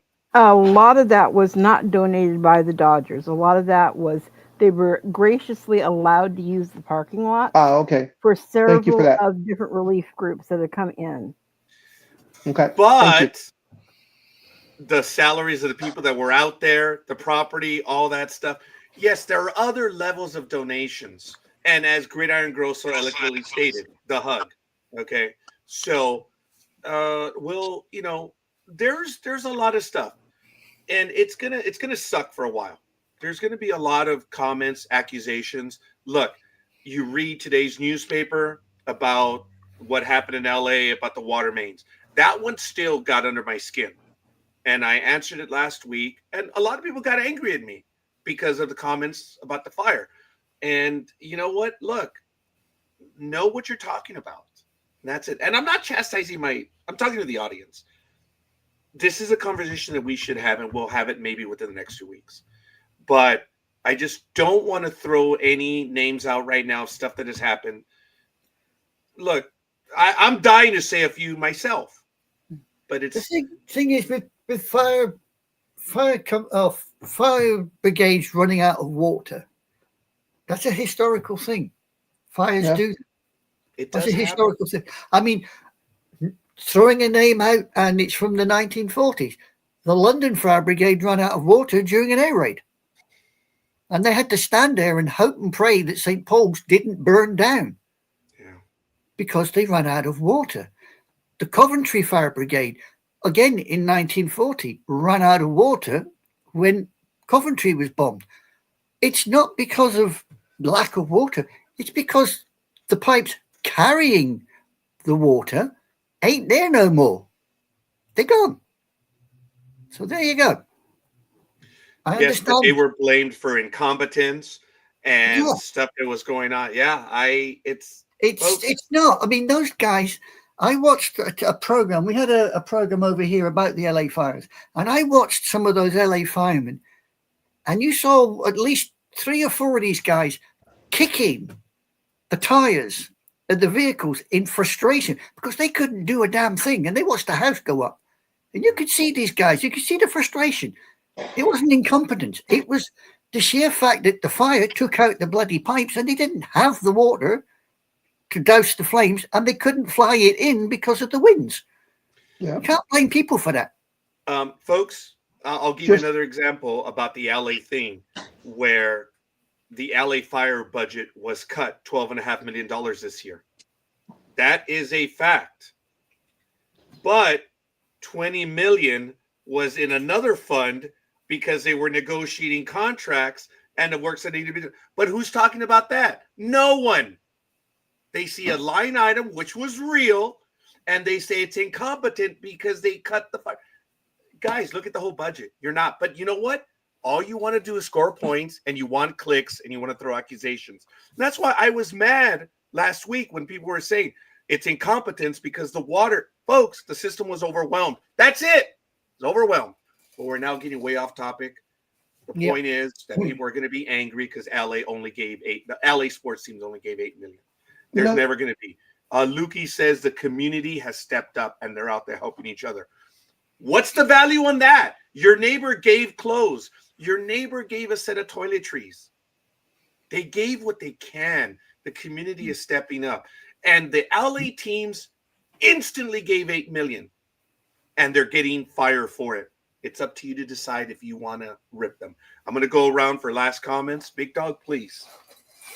Just the one comment I wanted to add. Also, and I don't know what these people's agenda is other than to get clicks. When they started spreading the false rumor that the fire trucks from Oregon and Washington and stuff were being stopped for emissions. Oh, don't that they weren't allowed into California, and that was an absolute lie. They were checked for maintenance, and the reason why is because these trucks aren't meant to drive thousands of miles and then go up the side of a mountain. So they had to make sure these trucks were able to go up that side of the mountain after driving 2,000-3,000 miles to get here to help us out. Exactly. And these idiots online are saying, "Oh, California's checking for emissions control," and they were stopped. It's already been the fire chief from Oregon already made a statement saying we weren't paused or delayed not even 1 minute by what had to be checked. It was on schedule and we made it there on time, which this was on like a Wednesday and they were scheduled to be here by Thursday. And of course they made it on time. But the idiotic internet people, are saying, "Oh, California's checking for emissions, making sure they pass emissions first." That was an absolute lie. Only to get clicks. Yeah. Yeah. You guys saw the other comment and stop calling people idiots for the lack of knowledge. Well, if they're gonna morons? make the accusations, Morons. hey, Sports Talk with the Guys has done this forever. I have always looked. If you're going to yell out something and you don't know the answer, well, hey, I use the big words and I'm accused of using the big words. The illiterati of the world. I could call them Richard Craniums if that's better. Yeah. Look, it's one thing to have lack of knowledge, and another thing is make an accusation. Folks, I've told you the story that I was in on so many things in the 2000s. I knew all the cases that happened throughout the county. Because I was shop steward, I was a business agent, and then I would hear the stories come back. I'm like, oh my God, I know that story. And they were never anywhere close. And I would just laugh. I'm like, damn, this is a game of telephone on steroids.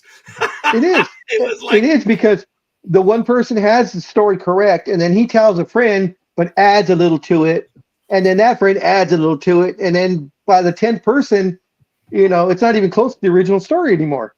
That's why it's called Chinese whispers. Oh, that's right. I hadn't heard of that in a long time.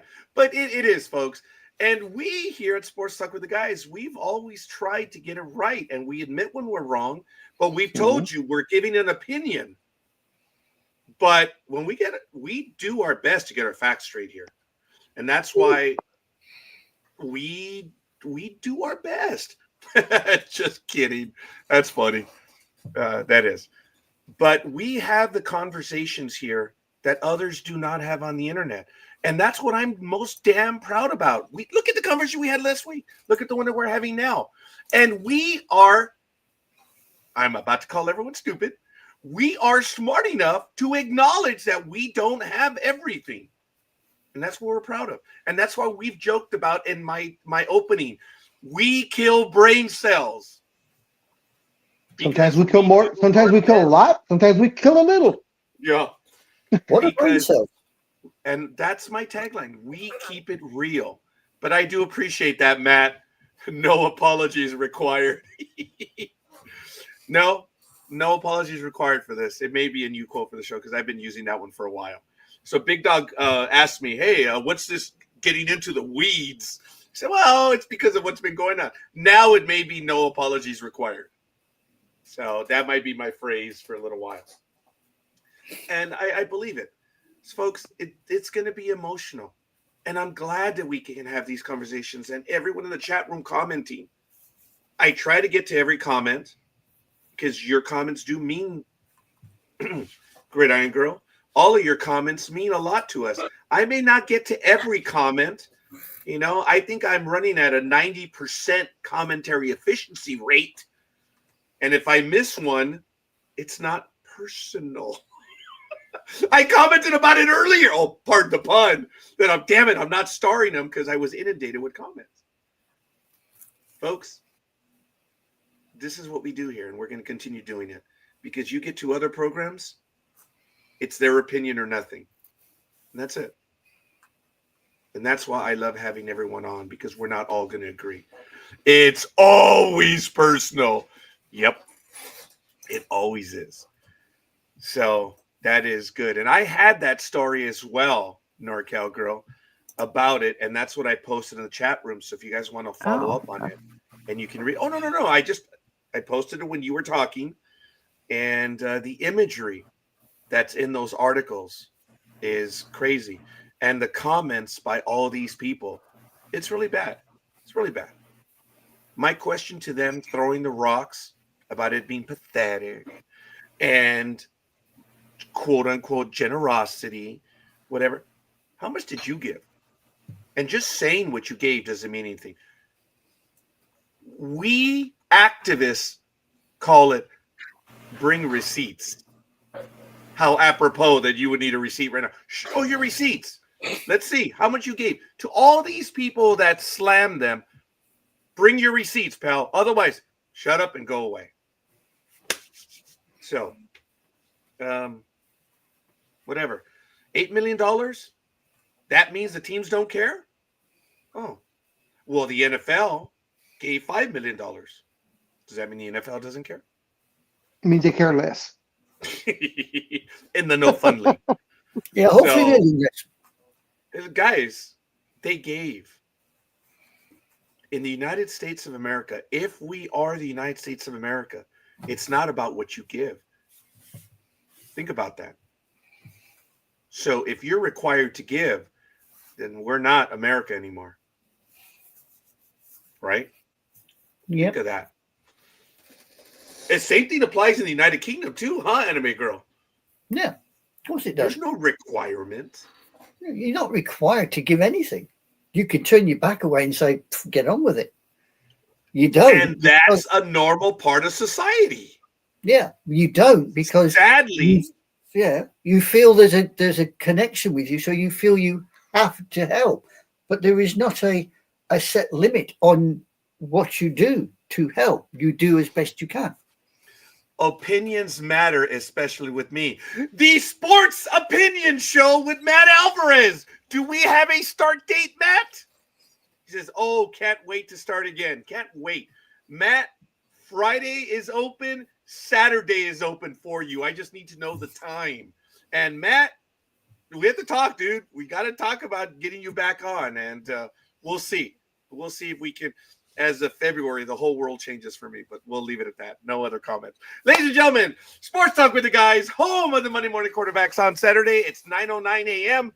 It is January 18, 2025. It is MLK weekend in the United States of America. As you know, Martin Luther King's birthday is celebrated on Monday. It'll be a holiday for many people, not for everyone. I'm sorry, Claudia. You got to go to work. I was talking to her yesterday, and she says, huh? It's a holiday on Monday? She says, yeah, sorry. But she's going to have to go to work, so I apologize.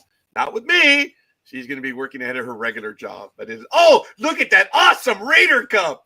Look at that, man. Looks good. And, of course, on Monday I wonder what that is. Monday. All I could see was his hand going backwards and forwards to the screen. I thought, is he eating peanuts or something? No, I was taking my pills. Yeah, I worked that one out when the cup came up, and I thought, nope, it's pills. But this is a big pharmaceutical place. Also, don't forget Monday is also a day of mourning. other than MLK Day. You care to enlighten me? Oh, I got it. For some people, it will be a day of A mourning. certain orange orangutan will Oh, be prominent that day.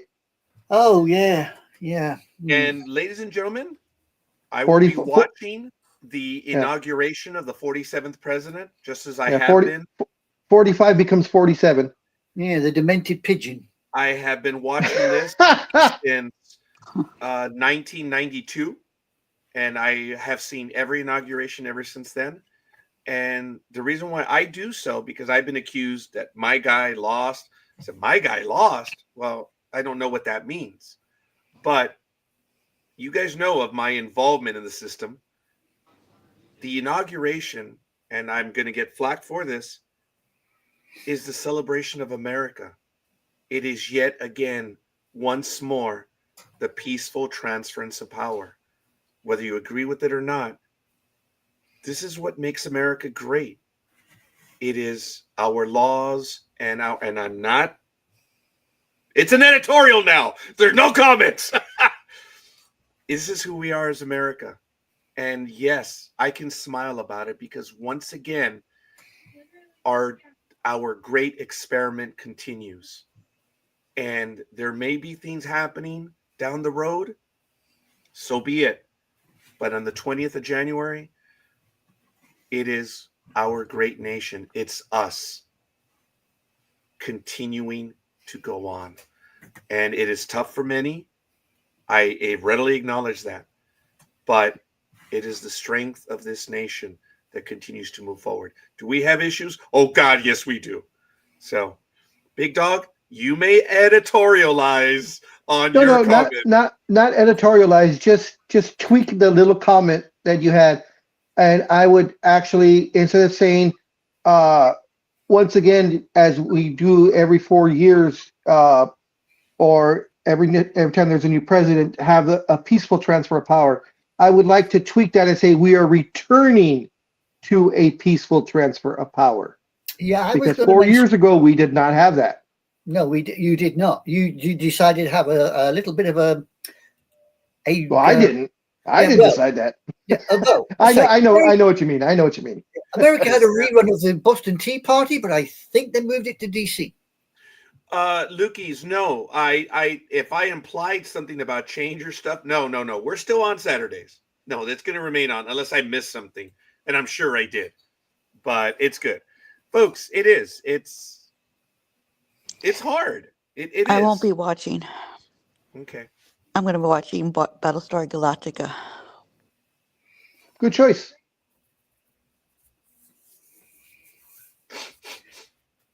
I Battlestar Galactica? Are you just pulling my chain, woman? So just to be facetious, on Tuesday the 24th, the 21st, gas will be $1.50 and eggs will be 99 cents, right? Oh, according to what all the others are saying. Yeah, that's right. Yeah. Facetious? Never. Yeah, everything changes on the day after. You're right. That is funny. You're so right. Are we saying that Monday is a rerun of the Millennium Bug Day? well, what I find ironic, because of the unfortunate passing, of course, of President Jimmy Carter, he will be sworn in. 47 will be sworn in with the flag flying at half mast, which I thought is ironic. Oh, you didn't see that it falls to the Speaker of the House in the Capitol that on that day they will be at full. Oh, will they? Oh, damn it. No, I didn't see that, damn it. Yeah, I was figuring. I'm like, oh. Damn it. Actually, that was a big blow up earlier in the week about that. So, folks, it's regular that on the passing of the president for 30 days, there's a 30 days mourning. Well, it will be suspended because of the passing of so the demented pigeon of the inauguration. So the demented pigeon gets a full staff flag over the peanut farmer that blows the guy out of the water. Yeah, okay. I'd take the peanut farmer over the demented pigeon any day. But that's just me. Yep. The pigeon. That's the first time I've ever heard him referred to. I like that. I like that. That is funny. I did not know that one. And it's so funny because I could actually see it in a cartoon, a pigeon with his face on it, kind of just like waddling around. Have you ever seen the animated film Storks? You will see the pigeon that looks just like him in that film. That was him. They deny it, but that was. Yeah, That that really was funny. him. I don't care Yeah, what it anybody says. Yeah, it was. That's too much to miss. I actually know what you're talking about. You guys know Doonesbury? They had a character that was a little feather or a leaf. And I don't know if it was Dan Quayle as the vice president. I thought it was so funny. I think it was a feather because Quayle, and that drove him insane. I don't know what was going on, Lukey's, at 6 a.m. in the morning. So we were on at 6. It's the only thing I can comment on that I've been able to continue. Maybe there were just some issues on the internet. There actually have been quite a few. And we had an error message. What platform is she on? What platform was she watching you on? Oh, YouTube. Maybe YouTube started late. It's possible. We have detected some issues, but usually we're on shortly thereafter. But all right. Ladies and gentlemen, we'll get to another story. So we as a county are baffled. I want to close my eyes and hope these 4 years go by fast. Country, not county. Yeah, we as a country. Yeah. Hey guys. Yep. All I can tell you is it's funny that the accusations, this is a personal thing to me, all the accusations of voting fraud disappeared. Of course. Just remember that. Just remember that. Yeah. Strange how a certain... How we have the best system in the world now. In 4 years it changed, just like that. Just remember that. Yeah. What also surprises me is that a certain nameless multi-billionaire was going around paying people to vote in a certain fashion. Yeah. Does that not count as a kind of fraud? Actually, I can tell you from what I do have contacts, that issue is not over. That's all I'm going to say. Yeah, you guys know, every time I posted on Facebook of the investigations that were going to happen, how I got them all right. I told you about Arizona 3 months in advance. I told you about Georgia. There was the other state, Colorado. And go back to my Facebook page, my public Facebook page. When I told you there was going to be an investigation opened up, that's the best I can tell you. And the one about the billionaire paying the money, I don't have a date yet, but that one will be happening. And all I can tell you is the investigation is so easy when you do it digitally. I mean, the spoiled little brat that got an emerald mine from his father has never done a day's work in his life and thinks he knows the common man. Yuck. Oh, yeah. Guy makes me okay. It does. I want to give a shout out to Tony Konopka, Peter Gama, Sonia Robles, Aisha Kerr, and Elizabeth Olivia Cooper. We appreciate the likes, and it's really good. So, Anime Girl, do you have any stories that you would like to get to this morning? I had one little news thing, which I appear to have lost. Oh, yeah, here we go. Please. The Steelers have done with Russell Wilson. It's done. They made the decision? Russell Wilson served as the starting quarterback for the Steelers this season. But after the way he played down the stretch, it's pretty clear the Steelers are done with him. Although Russell Watson delivered a strong performance in the early part of the season, his play declined significantly late in the season. He frequently turned the ball over, struggled to lead on the offense to points, resulting in a 5-game losing streak that included a playoff loss to the Ravens. After a brutal end to the season, it sounds like the Steelers were not happy with Wilson. I wonder why. An NFL insider, Albert Beer, of Sports Illustrated reported this week that the Steelers were frustrated with Wilson's performance towards the season's end, raising doubts about his future in Pittsburgh. So there you go. Okay, well, wait a minute. Is he gone or not then? The way they're talking, he hasn't gone as yet, but these people have got him. This Sports Illustrated, this Mr. Beer from Sports Illustrated has got him out the door. Okay, and that's fair. Okay, Sports Illustrated, yes, and it was repeated by. I put the article up so you guys can take a look at it for yourselves. It was repeated by a certain Russell Wilson with Next Impulse Sports. Yeah, and okay, I'm not familiar with Next Impulse Sports, but I didn't know they'd made the decision yet. That's why it sounded like in the article that they said, "Oh, he's out," and then at the very end it says, "Well, he looks like he's out." So, well, wait a minute, come on, make up your mind, dude. Is he or is he not?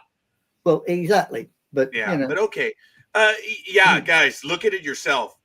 I forgot it was a 5-game losing streak at the end of the year, but I did not know that it was really that bad. I thought the games that he lost, they were close. So if you're going by the 5-game losing streak, that in and of itself, yes. But I didn't think he played that badly. But again, that's just my perception.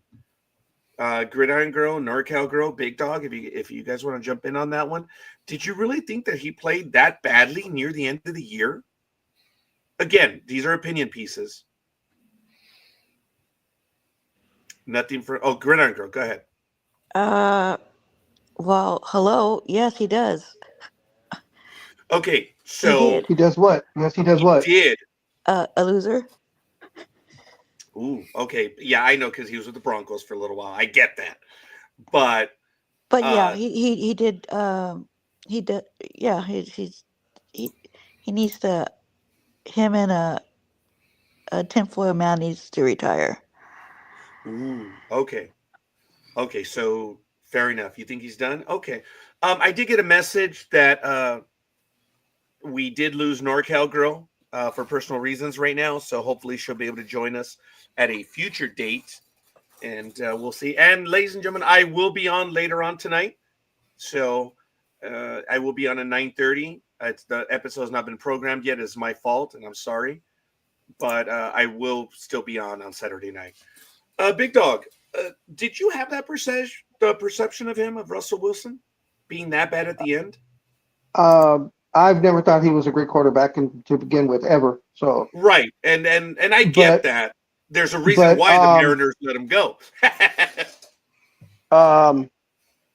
So, and in case anybody forgot about it, he was signed on I believe it was a 1-year deal by the Broncos for the minimum $1.21 million.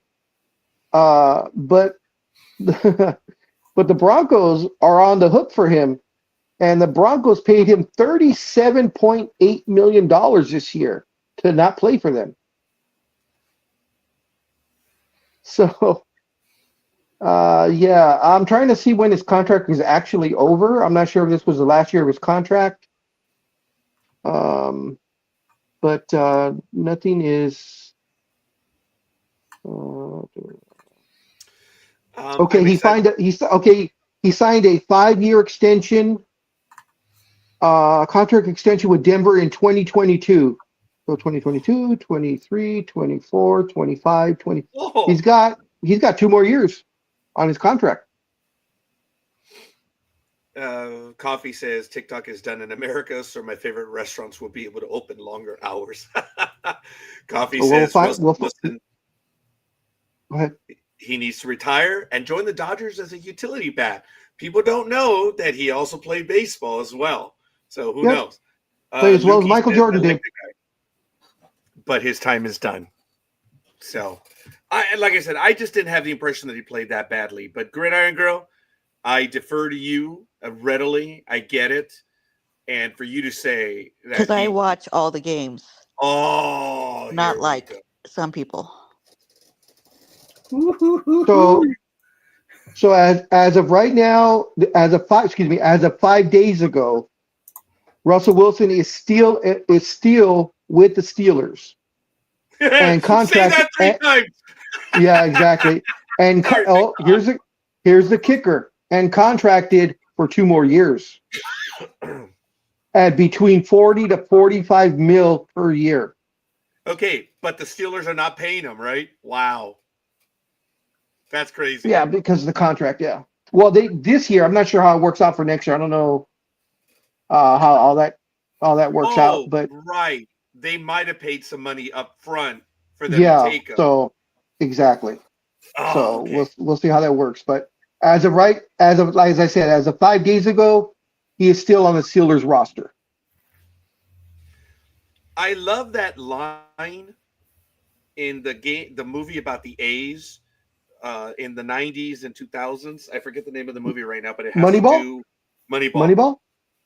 Yeah, I love it where Bean is talking to the ex-player from the Yankees. I forget his name. Dave Justice. David Justice, thank you. The implication is, dude, I'm the veteran. That's why you pay me $7 million a year. So, oh, no. Yankees are paying half of that to play against you. And he's like, hey, I'm only paying you 3.5 because he says, well, there's a reason why you're paying me $7 million. Oh, no, I'm only paying you 3.5. The Yankees are paying you 3.5 to play against them. And he says, what's your point? And he says, I want the David Justice that I have today. Do what you can do. That's the guy that I want. And if you look at the numbers that David dude, he delivered. He wasn't the David Justice of the Braves or even that year with the Yankees when he hit 20 home runs and then they traded him the next year. It is David Justice. I'm not saying that you could see it in the numbers. Like there was, you can point to the conversation. He might.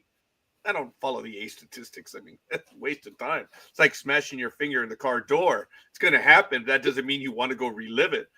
David Justice is he still with the team, Billy Bean? Yeah. When you're a part owner. Remember, we talked about this several years ago. Whenever was talking about him going to, he's not leaving. He's a part owner. The owner of the A's at the time genuinely did not have that much money. Yes, he was a multimillionaire, but he didn't have the billionaire money like most owners. And in gratitude for what Billy had done, they either granted him or he bought in at a reduced price, 5% ownership. And when everyone, the idiots on the internet were saying, oh, well, he's going to go here. He ain't going anywhere. He's an owner. So, yes, the illiterati of the world. And I stick by that when I call people the illiterati because they obviously are not reading. They don't know. And we at Sports Talk with the Guys were the only ones screaming out loud saying, he's not going anywhere. He was an owner. Said, you're going to divest in the ownership percent? Dude, he can pay for his daughter's tuition at college now. And I think I said back then when we talked about saying he's not going anywhere. As the number one A's fan, you're right. Coffee, you're right. Matt, you need to tell us. Go ahead. Just for a little bit of information, we don't done our picks, but just over an hour ago, the Texans have downgraded a potential offensive weapon before the Chiefs game. The Houston Texans will be down a weapon on Saturday afternoon. Tight end Tegan Coronado, who returned from the injured reserve this week with a calf injury, has been downgraded to out for the AFC divisional round game against the Chiefs. He wasn't expected to have a major role, but his impact could elevate Houston's passing game in the red zone. The Texans are expected to have tight end Cade Stover and wide receiver Don Mitchell III play after dealing with various ailments. So there you go. It looks like the Texans have lost one of their influential players. Just thought I'd throw that in there. If That's anybody important. suddenly wants to swap things around. So Color Maven, Fausto, Gig, and Elway 7. Do thou still? I'm still with the Chiefs. The Chiefies. I love what Gridiron Girl calls them, Kermit. I find it. I'm sorry, Gridiron Girl. You hope you're not taking the mickey out of the Scissor Sisters.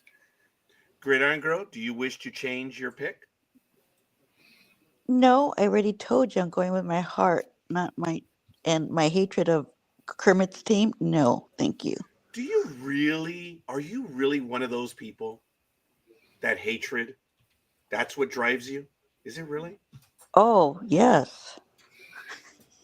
I never thought you that kind of a girl. Well, for Kermit, yes.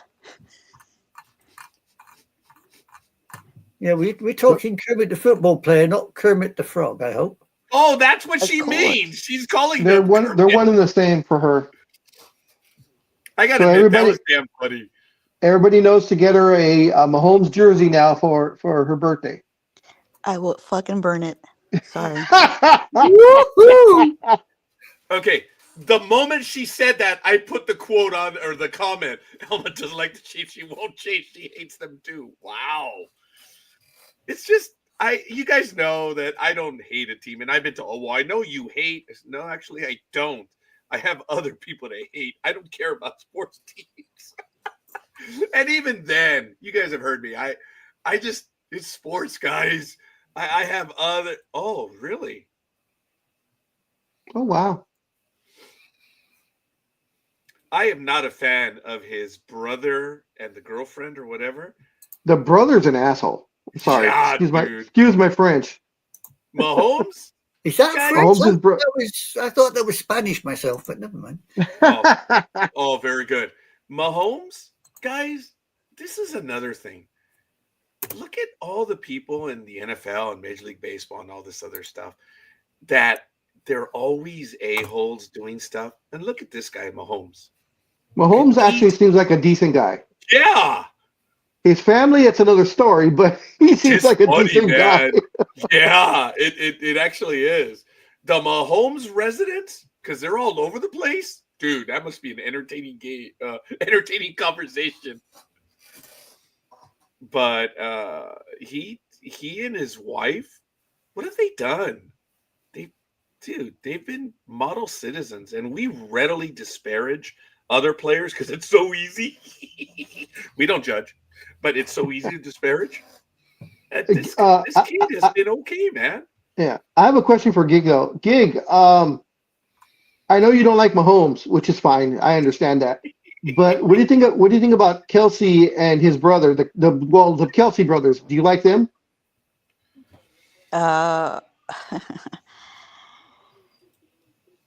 of. I mean, yeah, they seem like likable guys, especially his brother that used to play for the Eagles. Yes, I like him better than. Yeah, he Travis. seems like he'd be real fun at a party. Oh hell yeah! Okay, Lukey's. No, they don't. But the reason why we say what we do is you probably weren't here on the program like last year. I do. Not that you're asking me. Hello, my friend or family did not play football. Stop hating. That was good. Look, the reason why is because the brother. Yes. Weren't they kicked out of the game? The brother has caused many problems at games and also at nightclubs, trying to use his clout as Mahomes' brother to get in and has caused many problems and has been kicked out because of being drunk and just and being an ass. And his whole excuse is always I'm Mahomes' brother. You got to treat me a certain way. And everybody finally got tired of it, including Mahomes. The stuff of what he does on the side obviously attracts them to Mr. Mahomes. But I was referencing what he does in the stadium. if I'm not mistaken, he got kicked out of a Yes. game. Yes, And he it did. wasn't once. It's because they got tired of him there. Yep. They did what I dislike the most. They throw food. They're stupid, and they just, I believe they destroyed a suite or they did damage and stuff. They It's like, damaged the come suite. on, They damaged the dude. suite. Come on, man. Come on, And- man. And his whole attitude was, it's okay, my brother will take care of it. Or the Chiefs will take care of it.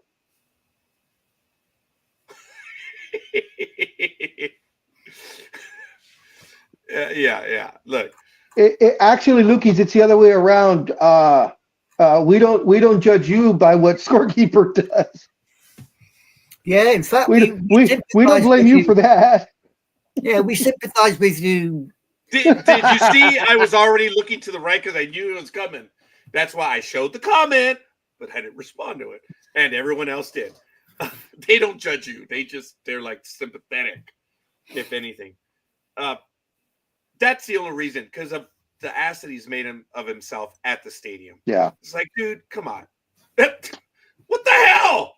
That was a quick comment. Thank you, guys. I mean, that was takes you a while to write, but you wrote that one fast.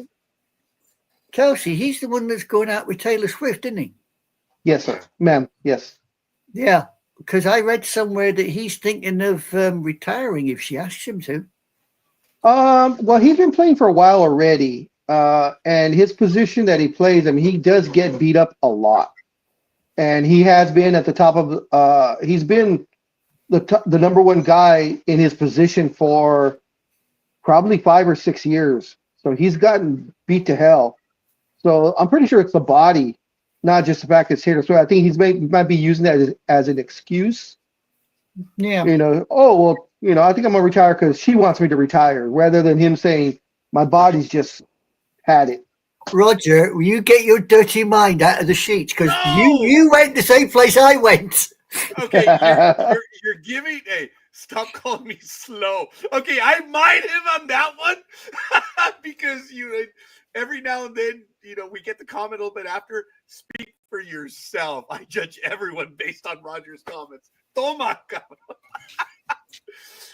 Get ready for drunk baseball fans to get involved again this season. I hope not. No, I would. Anime girl, you give me way too much credit. This is why I was laughing. Look at this. There's no sound. Dream sent it, I believe, in the Sports Talk with the Guys chat. There it is. The Commanders, after winning their first playoff game in 19 years. They're like, wow, look at that. Uh-oh, the Lions. I like that. See, like the Commanders are so happy, and then the alligator shows up as the Lions. That was cool. I appreciate that, Dream. That was funny.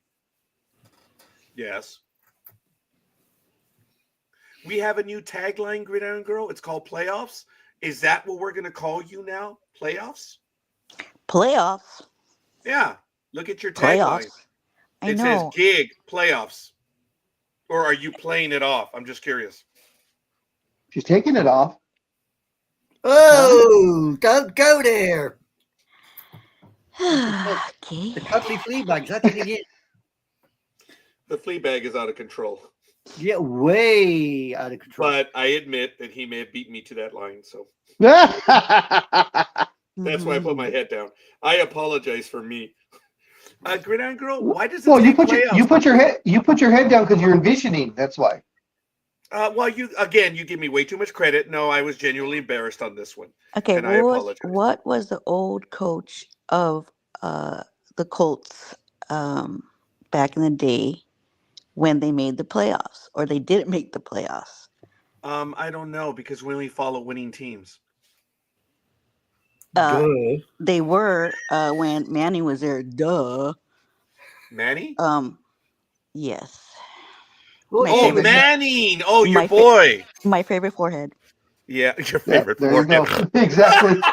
Your favorite forehead. I was just gonna say something about his forehead. Yeah, I saw that. Get in here, Dream. Actually, which part? Do you see? That's what I mean. Which part? That's not nice. You talking about the forehead or what? It's the stupidity of what I was envisioning.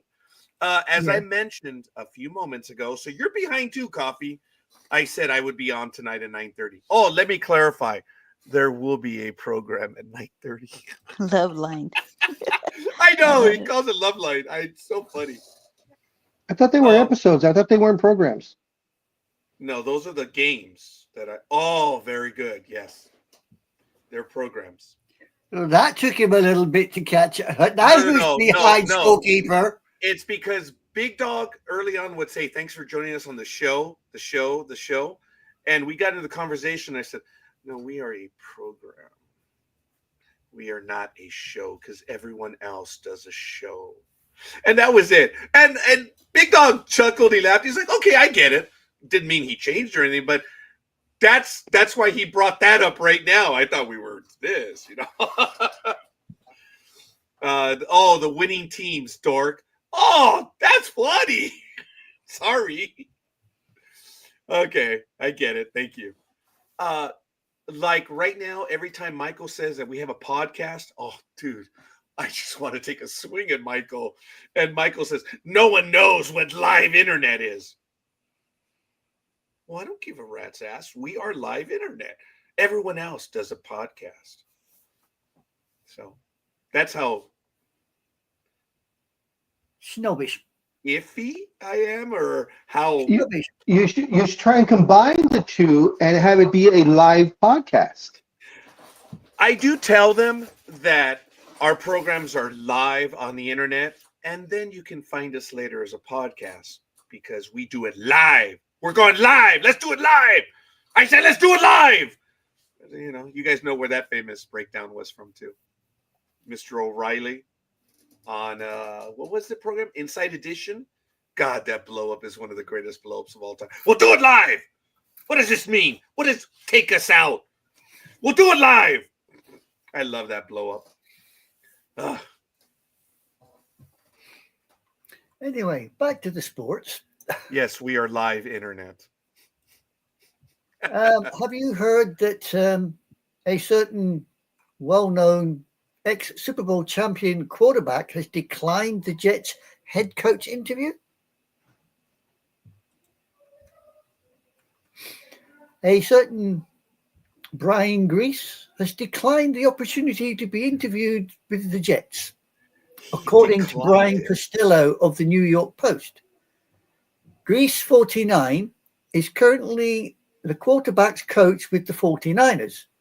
He was an NFL quarterback for 11 seasons from 98 to 2008 and was drafted in the third round by the Denver Broncos in 1998 and won a Super Bowl as backup to John Elway.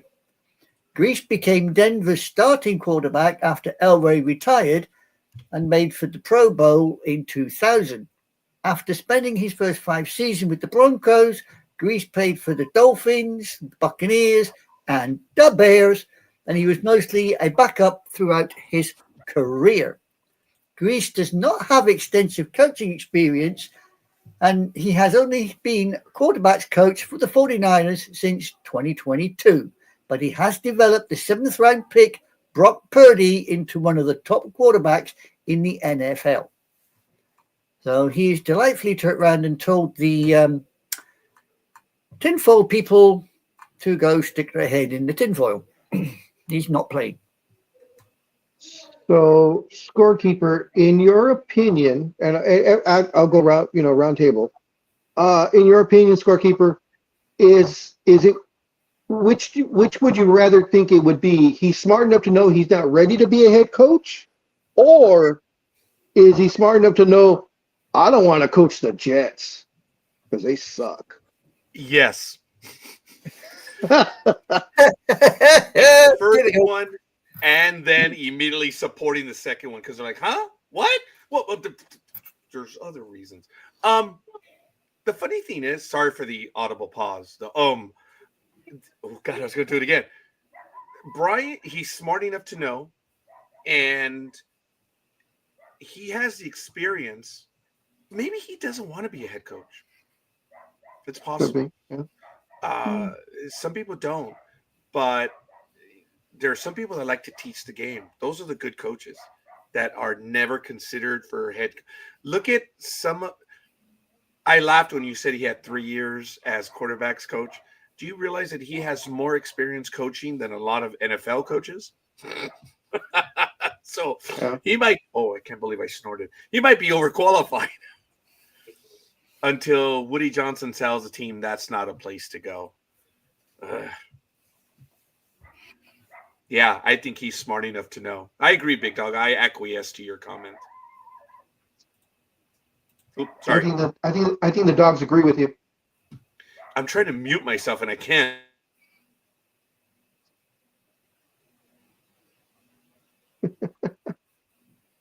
Oh, I see. He's having fun again.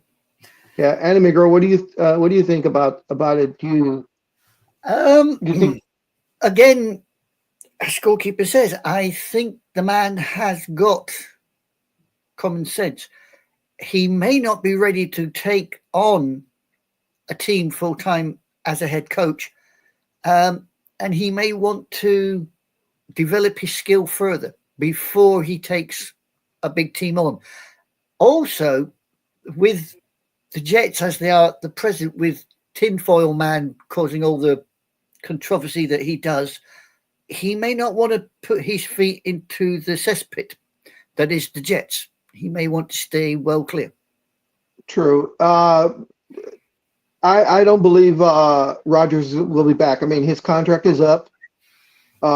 We talked about his numbers. I mean, the numbers are there, but just his toxic attitude and the way he does, the way he acts, he doesn't help his teammates out. He gets people fired or traded or whatever. So just so they can be on his good side.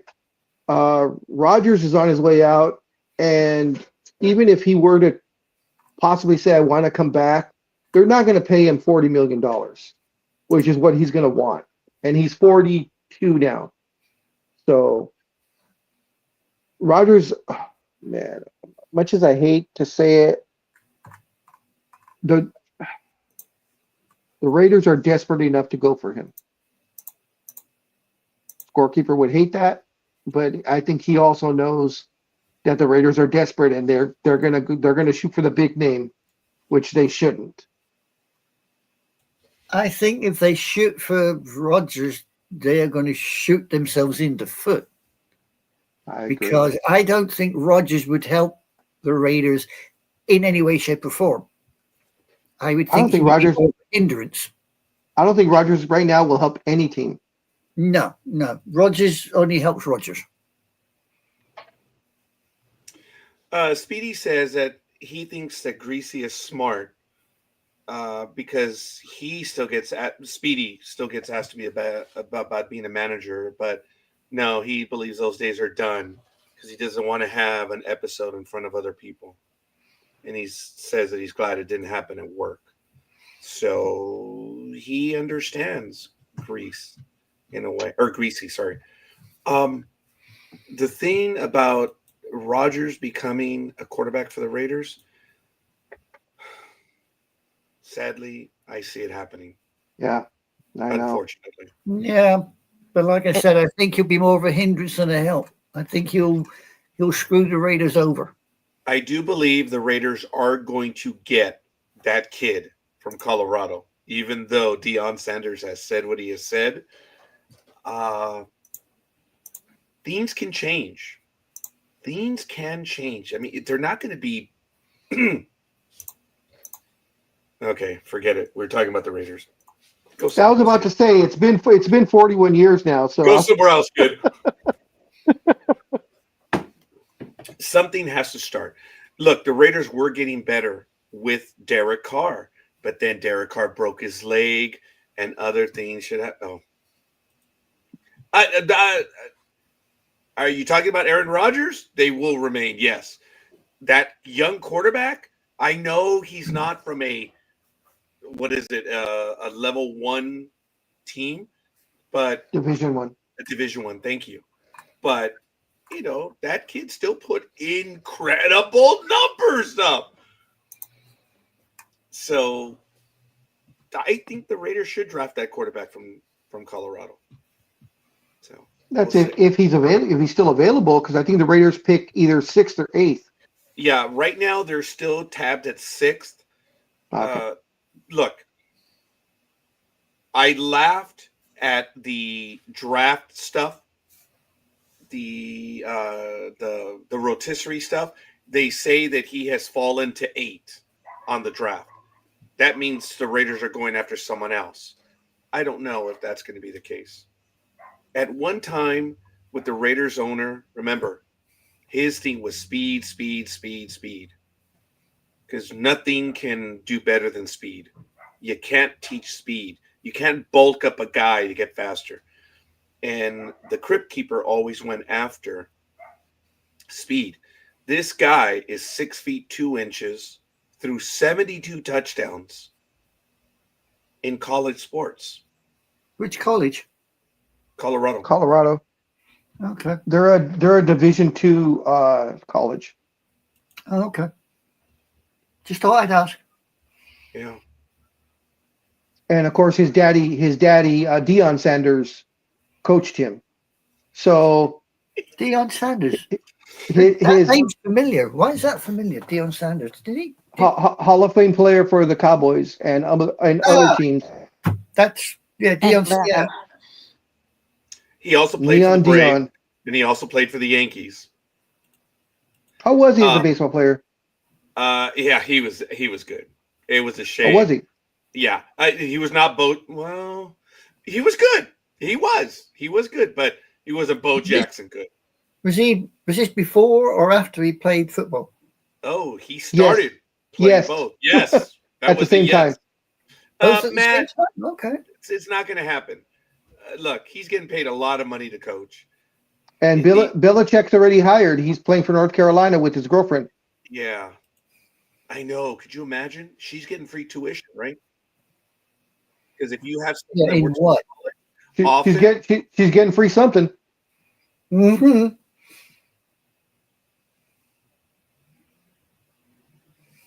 You. Gig got a ooh from Gig, and we get a complete. I agree with her. I agree with her because I'm gonna. I unfortunately thought about it, so now I'm gonna have to tell you guys. So she's standing there, getting ready to get it on with him, and he's gonna walk in butt naked at 72 years old and overweight and flabby and everything else. So just picture that, guys. I didn't. What I was picturing, kidding around, acting it out, was some colleges have that. As a matter of fact, there was a conversation this past summer that if you wanted to get your kids into college, like Harvard, there's several people that are gardeners, for lack of a better word, and because they work there, their kids go free to Harvard. They get to go because they're an employee of the college. That's actually kind of common. So that's why I was being sarcastic by saying, well, he's the coach. Her college is free. So, hey, dude, she gets free protein dust. That's right. He's with his girlfriend now. You know what you said about together for a while. Go ahead, anime girl. Sorry. You know what you said about Belichick running around naked? No, he did. Yeah, that's what I said. Right? I just instantly when you started describing it, the first thing that came into my mind was a prune. Yep. You think of a prune, that's what the guy's going to be looking like coming through the door in his birthday suit. I wonder if he got massages with Kraft since they were both Patriots. Oh God! Where's my Enterprise? Oh damn it! I saw it. Oh boy! You saw Wee Willie Winkle? Yeah. Let it go.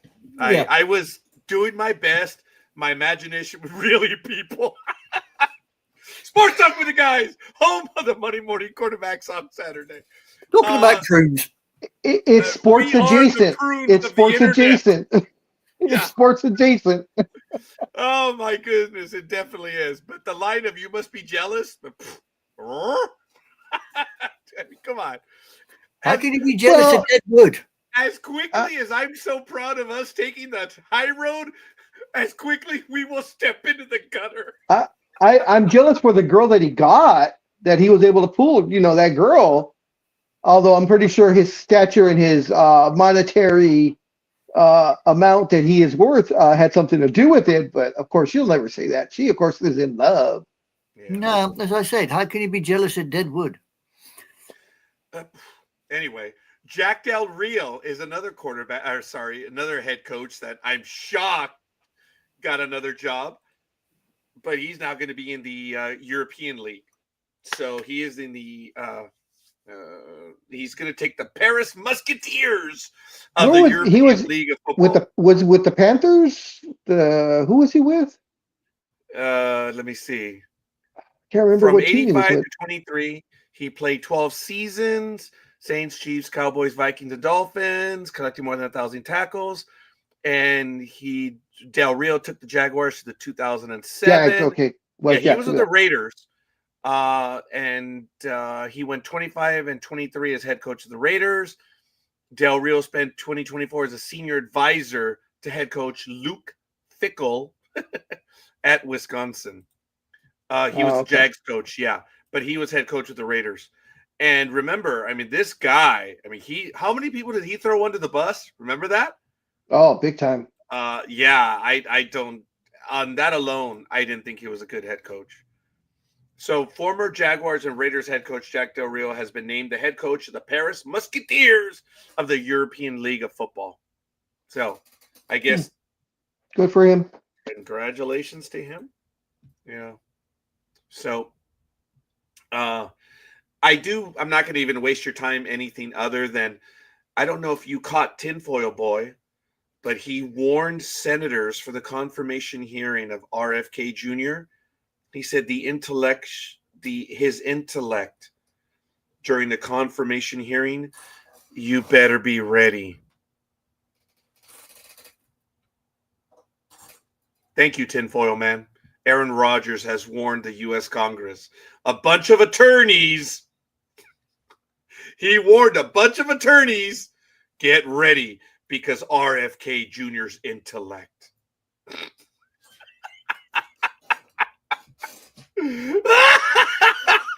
Well, see, what he actually was doing was he was warning them that Kennedy is so stupid that they're going to have to dumb down all the talks in Congress and stuff. So he's warning them, saying, "Hey guys, his intellect."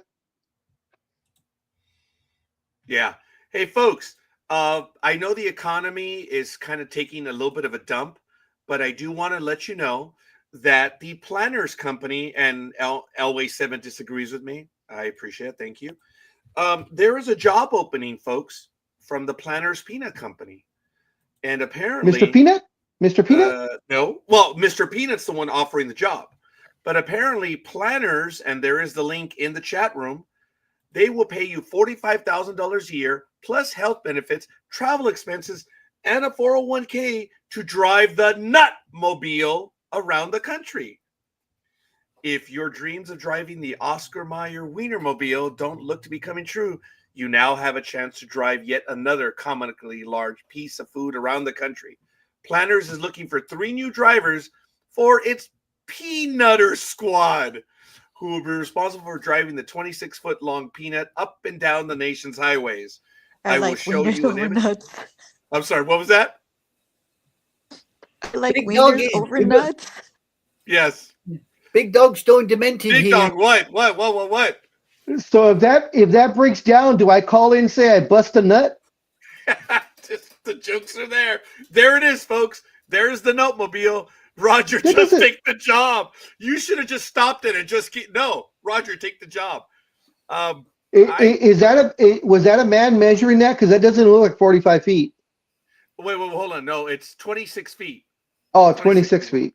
Okay. Oh, wow. Yeah, that was a good one. Both of your comments were funny.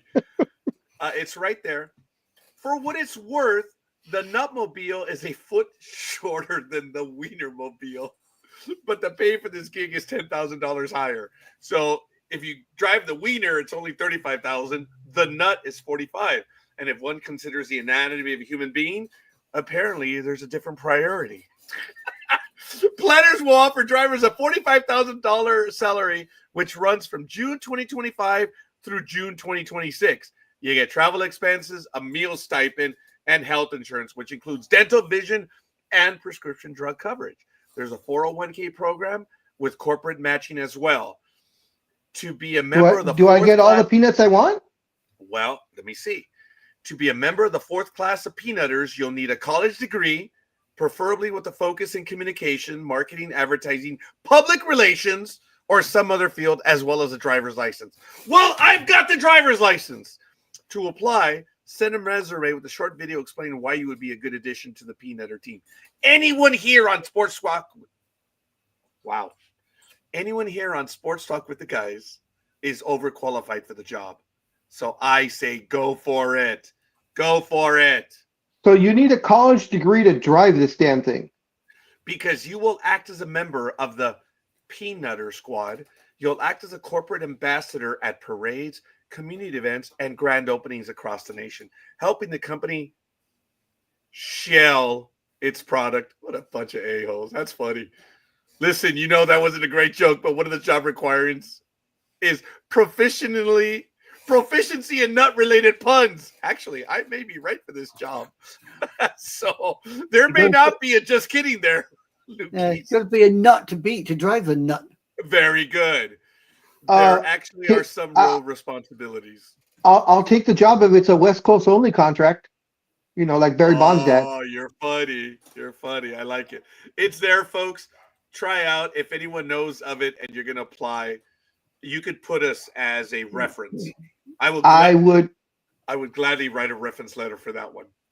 I would get fired in the first week because I'd get on the mic going, "Anybody want my nuts? Anybody want these nuts?" Dude, if you clear with them and they're okay with it, because you need to be proficient in nut-related puns. And you just drive up and say, "Hey, I have nuts. I have lots of nuts." There's a lot of things you can get away with. But it is real. They're asking for 3. So I bought some peanuts last night. Grocery outlet them had 2 for $1. 2 peanuts? Or 2 nuts for $1? Or what, 2 bags? 2 boxes? I don't know, Speedy. I'm not in the mood for rewinding the program because we're live. Someone's being pedantic or nitpicky. Oh, for the love of God. This is nice her one. line. This is her favorite line. Back. That's the only thing that gets under my skin when she says numb nuts. That one has always gotten under my skin. Yeah. But that is her line. That is her line, but it just Next time she tells you that, Roger, you have an immediate comeback saying, "No, they're not numb because I have 2 kids." Ew. One of the best one-liners I ever heard. One of the best one-liners that I ever heard was when I was at work, and God rest his soul. I do miss you, Jose. He passed away. Gridiron Girl knows of the Jose that I'm talking about. The young man that passed away in 1996. The electrical accident. I won't go any further into it. But when I announced that we were expecting, you know who, Jose. Yeah. When I announced that we were expecting Ariel, the kid comes over, beautiful soul. He comes up, shakes my head. "Way to go, Raj! Isn't it great knowing you ain't shooting blanks?" Beautiful line, man. I was like, yeah, it's good to know. It was great. And he was absolutely awesome. The toughest thing I ever had to do in my life was when we dedicated the flagpole. And they asked me to speak on it. And you can see the flagpole on Google Maps. I was the speaker that day, and it was named in his honor. And the flag is still there. It was dedicated. And the engineers couldn't build a base. They spent 6 months because they couldn't design a base on a 2-degree slant. What? It was embarrassing. And that's why I make fun of people such as that. It is beyond embarrassing. I mean, they themselves, upper management engineers, were so mad because that was like, what the? This is grade school. I remember when I happened to be sitting there when the upper level engineers were railing on the younger ones. They were so mad because all of a sudden someone said, dude, we're having the dedication in 3 months. You've been on this for 6 months. What the hell's going on? And I was gleeful and I was also angry. I'm like, well, what do you Proposition A. Proposition A in LA County, folks. Did you know this? Proposition A says all new work has to be contracted out. Duh! Duh! Now we know why. Yeah. Yeah. Proposition A passed. And so that's why I tell them, what do you guys do here? You guys don't do any new work. It's illegal. We have to contract all that stuff out. Mm-hmm. Why do we have an engineer? But anyway, there's a lot of upkeep and maintenance. I'm going to go to that facility because you can see it clearly from Google Maps. It's right here. This is LA Medical Center. This is the new building. This is the one that you see from the novella. You can see it right there, the big building. I worked here, not juvenile hall, didn't work there, but this General is Hospital. Yeah, General Hospital. There it is. Okay, look. And this is my parking stall. One of the, let's see, where's the, no, not that one. It's probably that one because it has an old oil stain there.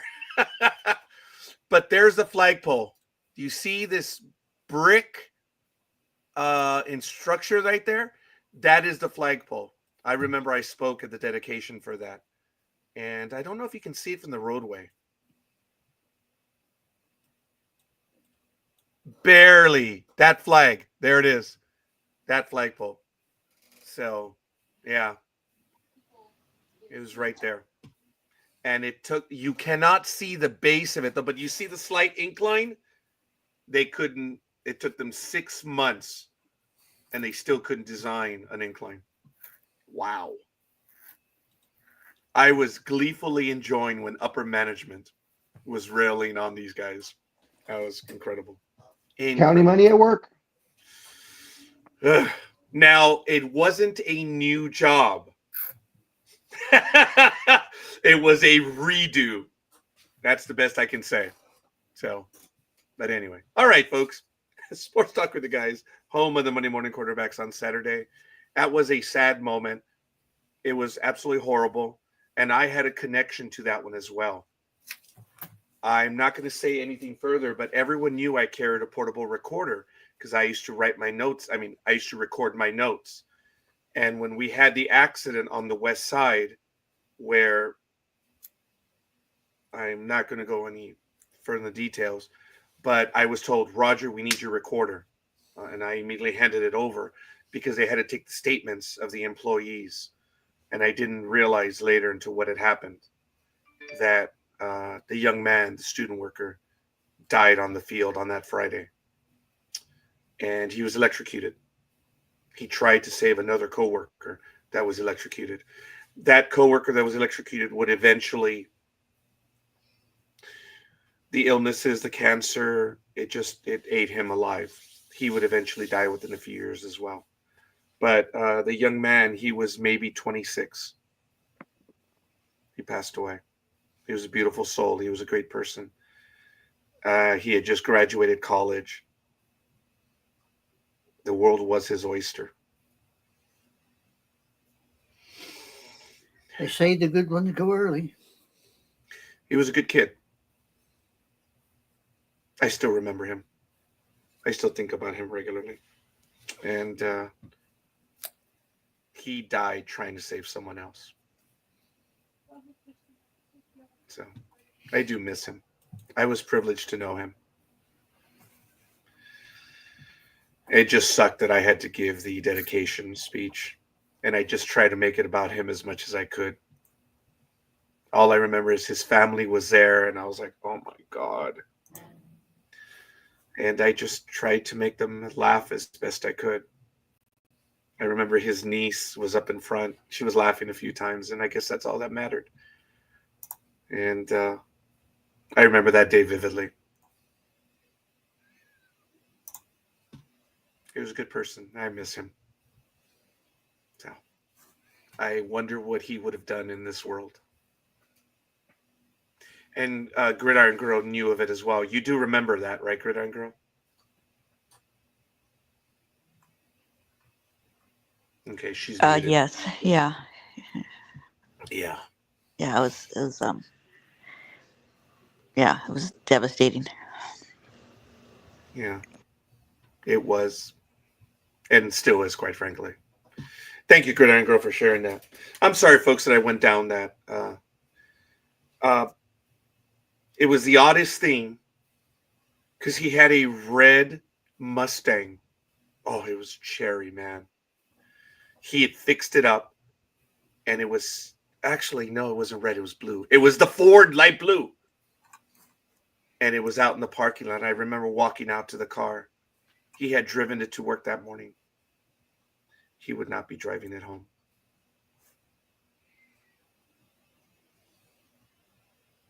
I remember vividly walking around the car. I had been in that car when he was driving.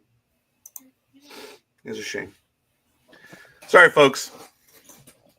Anyway. Yes, you are as well, Speedy. You are. So hopefully we'll be able to have you doing the Sports Opinion Show very, very soon. So, folks, are there any other stories that we want to get to? If not, we're good. Let me know. There's actually a lot that you may want to talk about. Anime Girl, Big Dog, Gridiron Girl, any comments on your Dodger team just continuing to load up? I ain't no Dodger team fan. Okay. I gotta go Okay. because my Sal is about to die, and I'm Nope. very hangry. I know. So am I too. I Go, am. I'm go not for going to. yourself, girl. Big Dog, do you have a stories that you want to get to? Just wanted real quick talk about Sammy Sosa and Derek Lee got elected into the Cubs Hall of Fame. Okay, bye, Oh, guys. really? Okay, see you later. Bye. Gridiron Girl. Thank Bye, you. Gig. Go ahead. Bye. Go to the hat. I missed that one, Big Dog. Really? Go for it. So they were, let's see, what was the date? This was yesterday. Sammy Sosa and Derek Lee were inducted into the Cubs Hall of Fame. And this was the first time Sosa's been back to the Cubs in 21 years. He had not been back to the Cubs at all since he left in 2000 and whatever it was. He played 13 years for the Cubs, hitting 545 home runs for them, including 63 or more in 3 separate occasions. Yeah. But of course, his rumors of PED use followed during and after his career. I will say, though, and Scorekeeper will probably know what I mean on this, not to be mean, and this is just me being the old stupid man that I am. Oh, yeah, I know. I think I know. Sammy Sosa's back to being his regular color. Oh, I thought it was going to be a Michael Jackson comment, so I was right. Okay. Yeah, along those lines, yes. Oh, but his shade has returned? Yeah. Big Dog, don't give him shade, please. Shit, I should have used that one earlier. You have your Scorekeeper. What's 545 divided by 13? Just see what his average would be. Wow. 545 divided by 13. That's 34. So that's what he averaged in his Cub career. A year. Wow. Yeah. That's crazy. And of course, as we all know, it was Sosa and Mark McGwire that brought baseball back to the fans because that was a fun year. And we had fun covering it. It was incredible. Incredible. Brought baseball back because it was dying. It was on life support. Yeah. And baseball was going down the tubes. It was bad. It was a bad time in baseball because of what happened. Right after the strike, right? It was right after the strike. 94, man. Yeah. In 1995, baseball attendance was bad. I did not go in 95. I was given tickets to go to a game, so I went. but I otherwise did not buy a ticket in 95. I think in 96, you and I went back. I think we did. But in 95, you and I did not go to a game. And in 97, we got inklings of what could happen. And then 1998. Unbelievable. Well, congratulations to Sammy Sosa for making the Hall of Fame. And Derek Lee, and that's a Cubs Hall of Fame, by the way. It's And Derek Lee, that was a monster first baseman. That guy was good. Yes, he was very, very good. Now, very quickly, there was another loss in motorsports. Longtime racer Martin Truex Sr. passed away at 66. Oh wow! Heart attack? I don't recall. I should have looked it up. It's fairly young. I'm just wondering because it's fairly young. I know he's not racing anymore, so I'm just wondering. I'm assuming he probably was president or helping run a team or something, and I know that's extremely stressful. So I don't believe it's mentioned. The family is asking for privacy, and I believe it was just natural causes at the moment. When I did read the article, I didn't see anything. Not known if there was an illness or anything like that. The family did ask for privacy on that one. In another story in the Olympics, Gary Hall Jr. lost all of his Olympic medals in the LA fires, and much to the surprise, the IOC has decided to send him new ones. So, that's nice.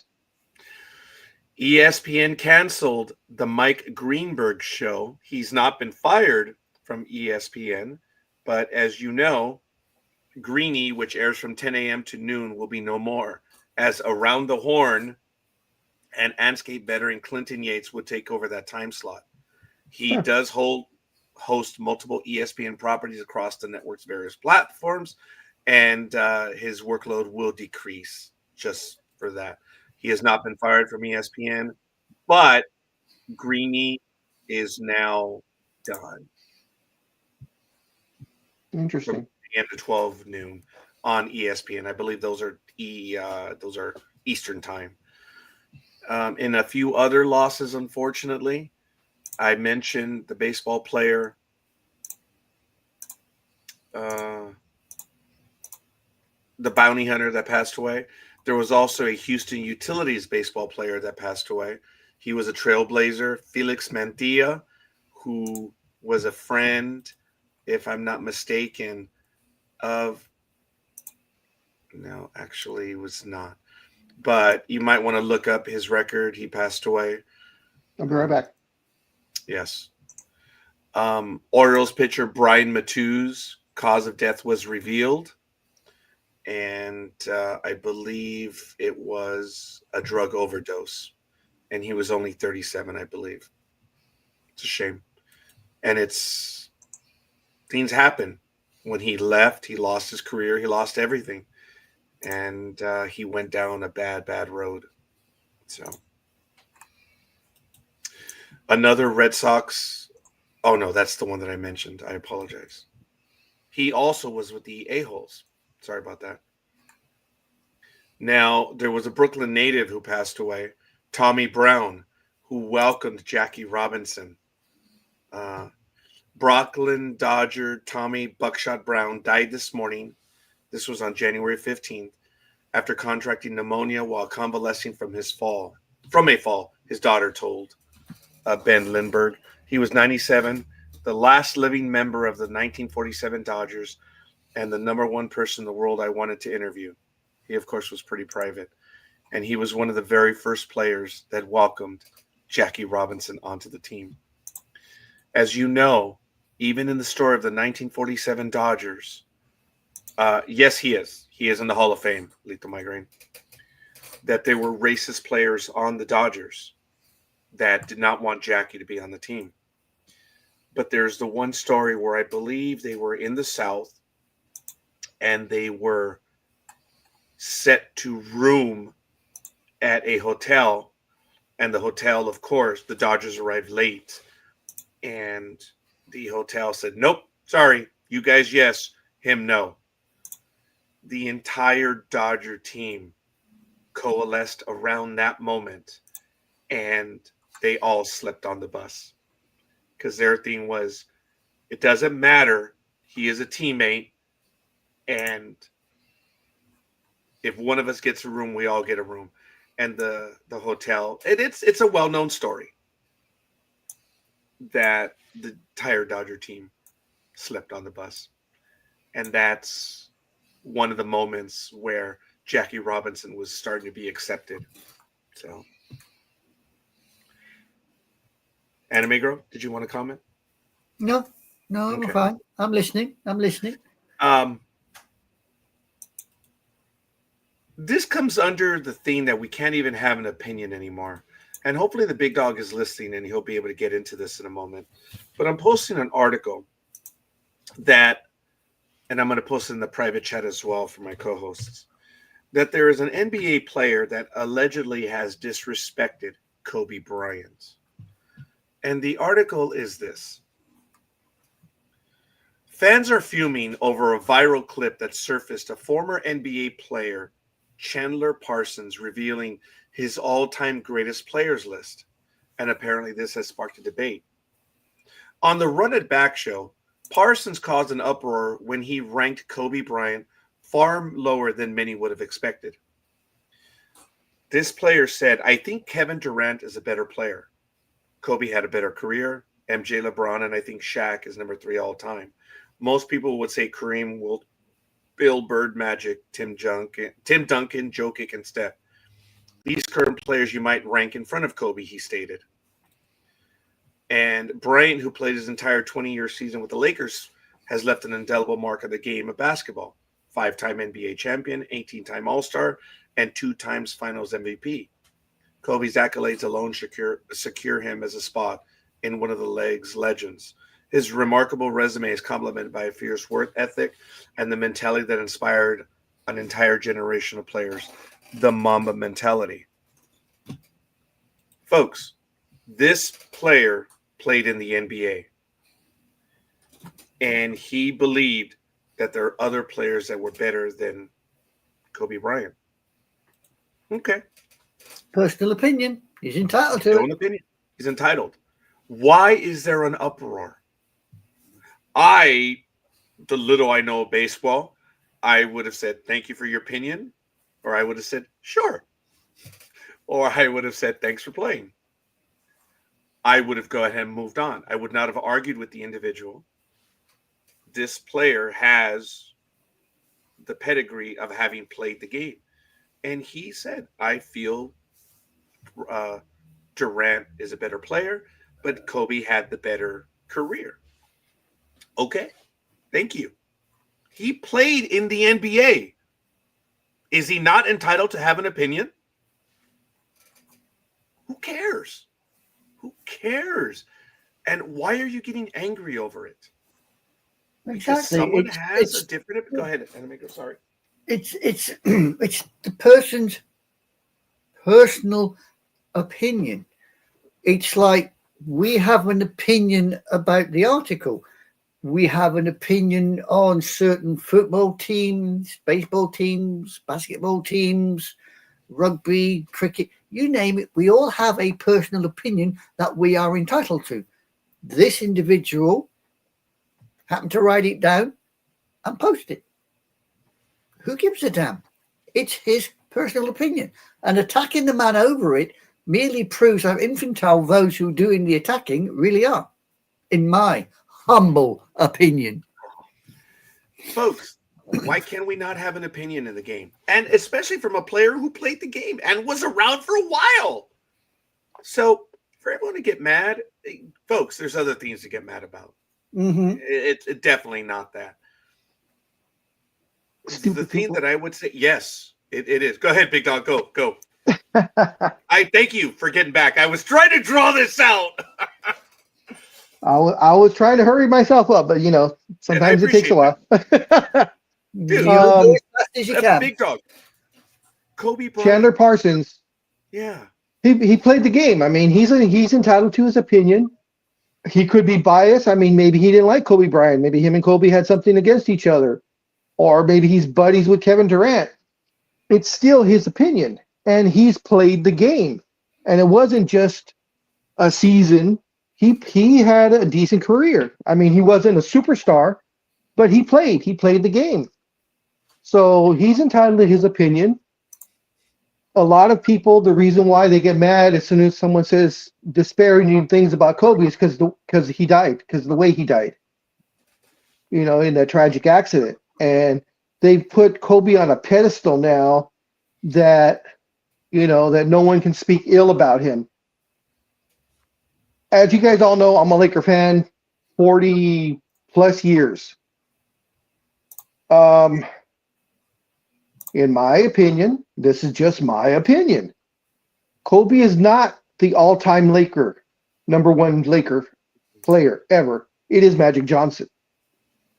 And that's very tough because you're a Kareem Abdul, as am I. Yeah. But Kareem didn't play his entire career with the Lakers. He played a majority of his career, but I mean he had he had his time. Now, of course, you ask me who the GOAT of basketball is, then of course for me it's Kareem. But as far as the Lakers are concerned, you know, when they rank, you know, the all-time greats, of course, it's always a debate. And people have Kobe be anywhere between 5 and 10. And Wow. I'm comfortable with him around 7, maybe 6, as the all-time greatest players of all time. People may hate me for it, but you know that's my opinion. And one you're entitled to have. Yeah. Damn. Damn. Yeah, but look who wrote it. So he's just trying to get he's trying to poke me. So I think he's going after the audience. Yeah, but I mean, Kobe was great. I'm glad I saw him play. Yeah, so I was not I mean, a you Kobe know, fan either. I wasn't. I'm a Laker fan. I had a tough time with Kobe, but I told the big dog the best time I ever had with Kobe was when he was in those 2-3 years when he actually started to pass the ball. Yes, and that made the damn Lakers dangerous. It made them dangerous, man. And a lot of people, and Cuervo agreed with me on this one about Michael Jordan. That Mike did not become a great player until he started passing the damn ball. That's when the Bulls became deadly, and you were not going to beat these guys. When Michael Jordan in his fifth or sixth year in the league finally said, "Hey, maybe if I get the teammates involved, we'll do better." And lo and behold, that's exactly what happened. And they won, you know, essentially 6 straight for him because he was gone those 2 years at, you know, the supposed retirement. But I have my own thoughts on that one. Well, it's interesting, Big Dog, because people have now heard you because they're starting to repeat that. And folks, this was something that we first said in 2008 and 2009. We're all allowed our opinions. Me and my middle school pals have had arguments about the best NASCAR driver is. I like Jeff Gordon. Others like Daryl Earnhardt. So what? They appreciate that. Rusty Wallace. And Rusty Wallace made it into Cars. Yeah, Rusty Wallace, anime girl. He was known for either winning the race or blowing out the engine. It was one or the other for Rusty. Just a really good driver. He was around Dale Earnhardt senior time. Jeff Gordon right as he was coming in. Rusty is just one of those old timers, but great guy. If NASCAR has a Hall of Fame, I'm pretty sure he's in it. He was that good. I mean, he won a lot of races. But yeah, go ahead, Scorekeeper. Wasn't Rusty also one of the color commentators in a lot of races? I believe so. Yes. Yeah, later on, towards the end. Yeah. When did he race? Oh, he was in the He was around 70s, 80s, Dale maybe? Earnhardt Senior time. Actually, that might have been the 80s, 90s then. Yeah, Okay. Yeah, yeah. Okay. yeah. He probably raced with Jeff Gordon and he who should not be named, Kyle Busch, and what's his face, the other one, the one that killed the guy in the race. He hit him. Remember, Johnson. Jimmy Johnson. Yes, those Jimmy Johnson, Kyle Busch, Jeff Gordon were barely coming in to the NASCAR scene when Rusty Wallace was just about getting ready to retire. Okay. I'm with you now. Okay. Yeah, I remember how we poured over that footage. Oh, We yeah. spent hours on that footage, and it was tough. And I think we finally even realized, because when you show the footage, it's what in baseball they call a bang bang play. Yeah. Illiterates. Yeah, Anyway, I know. uh, I'm surprised you even said it. yeah, it's or it's a busted play, or one of my favorites in football. Oh, he has been moderately successful throwing up the middle. Whatever. But anyway, we saw the video. And it was absolutely horrible. It was just an accident, and Jimmy Johnson never recovered from it. No. He retired a good maybe 5 years later, but he was just a shell of what he used to be. He was a very aggressive driver. He was not well liked because of his aggression in the races. And after that, he was just not the same driver anymore. Everyone believed that he tried to kill him. And, Yeah, well, not and everyone. Not everyone. At the time, there were a lot of people saying that it was deliberate. He tried to do it because of what had happened. And now, looking back, it's not whether I was right or I was wrong. It is obvious he was never the same. Yeah. And if you meant to take someone out, at least as far as scorekeeper thinks, that doesn't affect you. You're like, good, I did it. Done. Move on. There's no sympathy. Johnson was not the same driver ever after that. Time sometimes shows up. Anime girl, go ahead. Yeah, because I've never knowingly come across a driver that does it professionally who would even contemplate taking somebody out deliberately. It's not a thing that they would do. You mean, as a racing driver, you have got to be at least mentally competent to drive the damn car. And if you're mentally competent, taking somebody's life in that way doesn't even cross your mind. Do you remember that driver that lost it all when he tested positive for something? It wasn't Allmendinger, was it? No, I remember that happening. I don't remember the driver. Yeah. Let me see. Oh yeah, I know who you're talking about. Yeah. Shoot. They are not merging, Matt. What it is WWE got into an agreement to share talent amongst TNA and WWE, and mainly the TNA talent coming over to WWE on big events like Royal Rumble or WrestleMania or something like that. It's good for TNA because it gets them more exposure. They are still not even. I guess they're number 3, maybe even number 4 on the list because it's WWE, AEW, and then either MLW or TNA as far as where they rank. So it's a good thing for TNA to do this. There we go, Jeremy Field. That's right. And that came into an agreement. They had kind of an unwritten agreement these last year or two, where they were bringing talent in and they were sharing some talent on the other side also. But now this is just a formal agreement, so it's not a merge yet. They're not selling to WWE, but that I can see that trying to happen as WWE. They haven't done that in a while, actually, where they actually bought out a company. So, but good for TNA. Good. Should increase their ratings because they'll start getting some names into their shows. Yeah.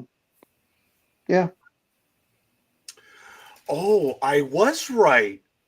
AJ Allmendinger was Well, it was also AJ. mid 22. No. That he was also suspended. Oh, okay. Actually, there's Kyle Larson was. Oh, dude, there's an there's a lot. article.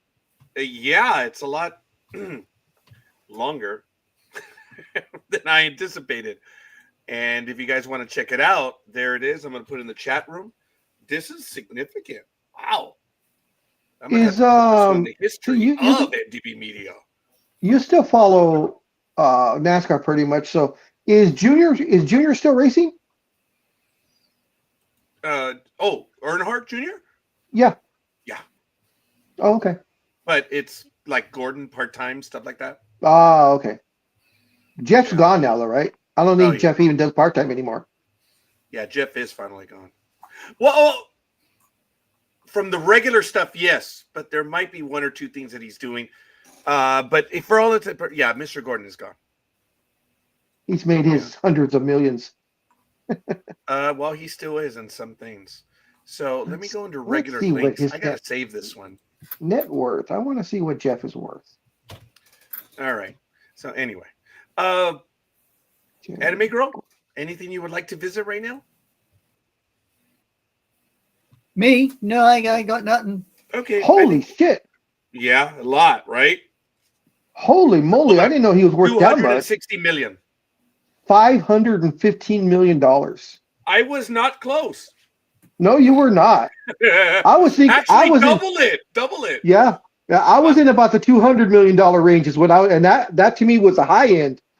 I was not expecting $515 million. Holy moly. And because of us, Le Tortuga is going to go play NASCAR on his PS4 in a bit. I'm going to see if I can get. My daughter got rid of her PS5, which I was very disappointed about. I didn't realize this. Why? Because she's a computer desktop gamer now. Well, hopefully she got some good money for it because that's still an expensive. Okay, yeah, good. But I was disappointed. I was like, "Hey, could I borrow your PS5?" Oh, like you did. I don't have any more, Dad. You did what? And she said, "Well, I've been playing on my computer setup." I know because you don't know this big dog unless you've seen it. Everyone else does. My daughter has an incredible setup. You've shown it. Oh, okay, yeah. And I was like, man, this is McCoy saying, you want to be out there hopping galaxies and flying a goddamn computer console? Yeah, my daughter's setup, even better than mine. So I will have a third monitor soon. It's just the computer that I have will not accommodate a third monitor. And there's other stuff that I have to do, adding a video. Oh, screw that. I'm going to buy a gaming computer later this year. But for now, I do want to get a PS5 as well. I know you guys can't see it, but there's a Nintendo behind me. Actually, oh my God, it's like right here. The GameCube. No, not the GameCube, but the Wii is back there. But I want to play. I want to try to play GTA 5 again. It was fun.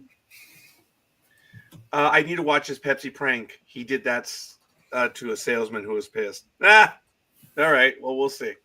Big Dog, anything else you want to get to? Because I did cover a lot in these last few minutes. No. Basketball's chugging along. The Cleveland Cavaliers and Oklahoma City Thunder played just the other day, and the Thunder beat them. Yes. Please continue with that. I don't want to be an a-hole by dismissing, but I have a visual thing that I need to share with everyone. Too bad NorCal Girl's not here. Big Dog, please take over. I need about a minute and a half, and I'll be right back.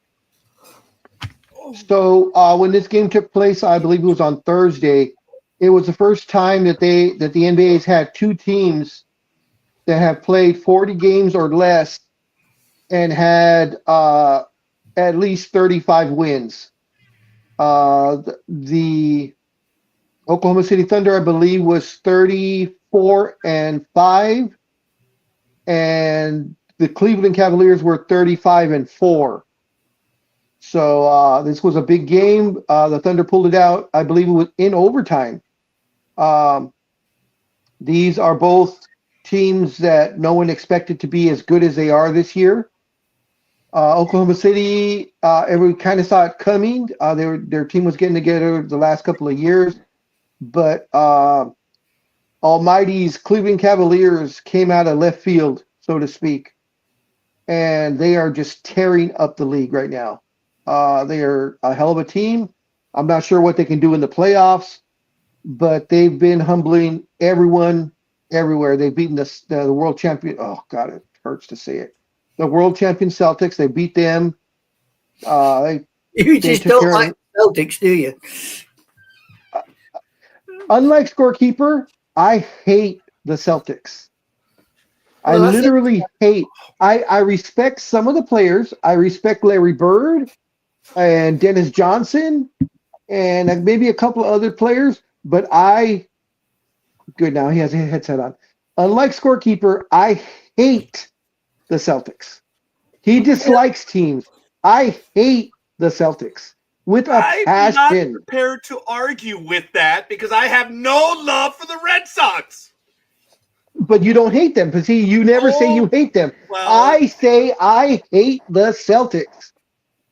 But I'm willing to acquiesce that I have said that I hate. It's just because I don't want to hate anyone. But when it comes to the Red Sox, I do. Oh, now You don't know how hard. You don't know how anime girl. You don't know how many gray hairs I get every year. I get one or two more every year when the Clippers play the Celtics, because I don't know who to root for. What? Oh, the fact that I still have hair coming in?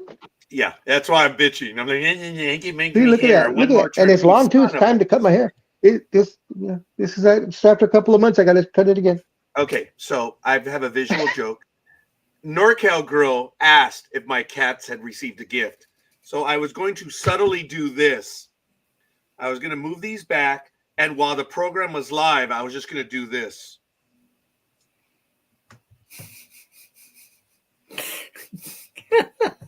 Anime girl knows what it is, right? Oh, God, Reddit, love it. I was going to do it just to do it. You have pet brush or what?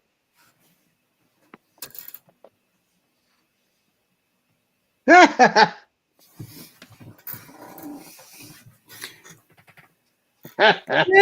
that's it. why I ignored her when she said, "Oh, did your kitties receive a gift?" And I was like, "No." And I was like, "Shit, I forgot them." And I meant, and then when you guys were seeing, my mind was, okay, I got to go get my medicine. And then when Lukey's and everyone started railing on me for my medicine, I'm like, I got them right here. So I forgot to go back in. And I'm going to do it next week or maybe tonight when Elizabeth is on. That wench. That damn wench. That's Love it. funny. Love it. Yeah. Damn it. Actually, I have a joke for you, but you may not get it because it's a military joke.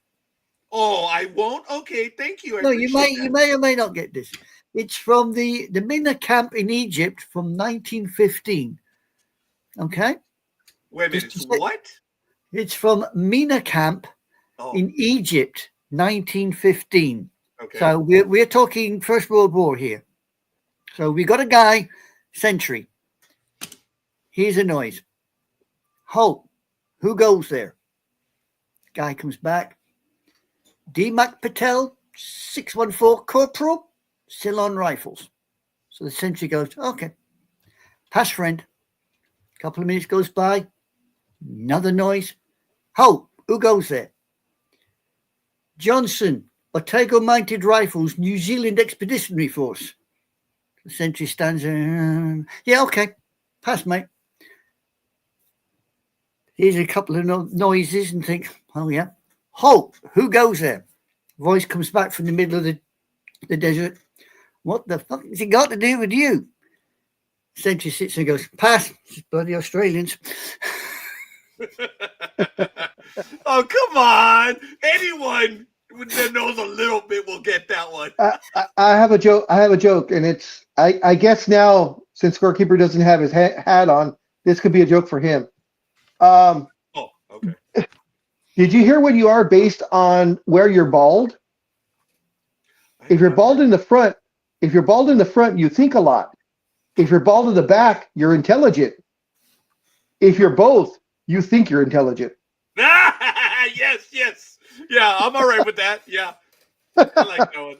Yeah, that's good. I'm sorry that I don't have a joke to go right now. I just don't. I like that one, though. Look, we don't take ourselves seriously here, folks. And that's the thing. No, we don't.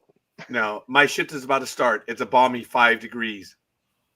Did you notice how Philly and Milt reacted when he put the temperature? Even they were like, that's cold. I was, up in Minnesota, dude, land of 10,000 lakes. That is cold. Look, Lito, thank you. Coffee. The themes have been updated on the Facebook page. Please go and take a look at it, folks, and give it a like. That we know you've seen it, and it helps the metrics as well. So for everyone else, I do want to thank everyone. This is Sports Talk with the Guys, home of the Monday Morning Quarterbacks on Saturday. We thank you for joining us. Folks, we do a 4-hour program. That's solid. Sometimes we bleed into the 5th hour. It happens, but we do a 4-hour program. And it's just what we do. We've been doing it forever. Big Dog and I started doing 2-hour programs. And then when we realized that we had the extra hour, what we used to call overtime, or no, we called it extra innings. Yep. That it was 3-hour program.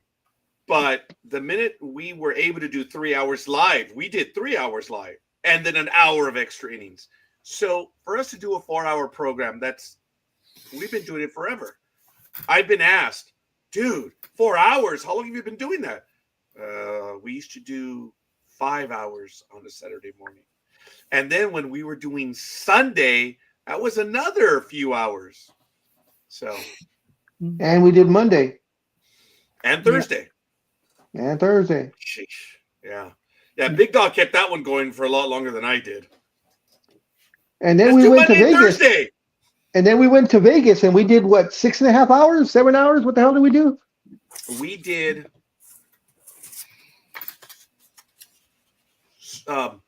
we did 5 live, and I know we did a 6 extra inning hour. Yeah. Yeah, that sounds about right. Couch Potato, I believe, went first.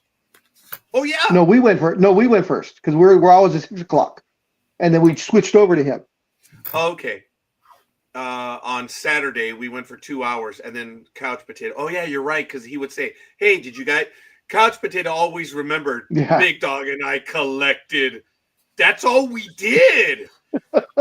We were the news part of it. It's not a put down to the Couch Potato, because they did the same thing. But we were all week news that we would talk about. And that's the way it operated. And then when we were on with Couch Potato, it was a little more directed on particular topics. And I do remember that. Yeah. So it was cool. Ladies and gentlemen, I will tell you that now that Red versus Blue has ended its run of 24 years on the internet, they were the longest running program on the internet. Monday Night America is now the longest running program on the internet at 17 years plus. Sports Talk with the Guys is 2 months behind them. So we have the number 1 and the number 2 programs, longest continuous running programs on the internet.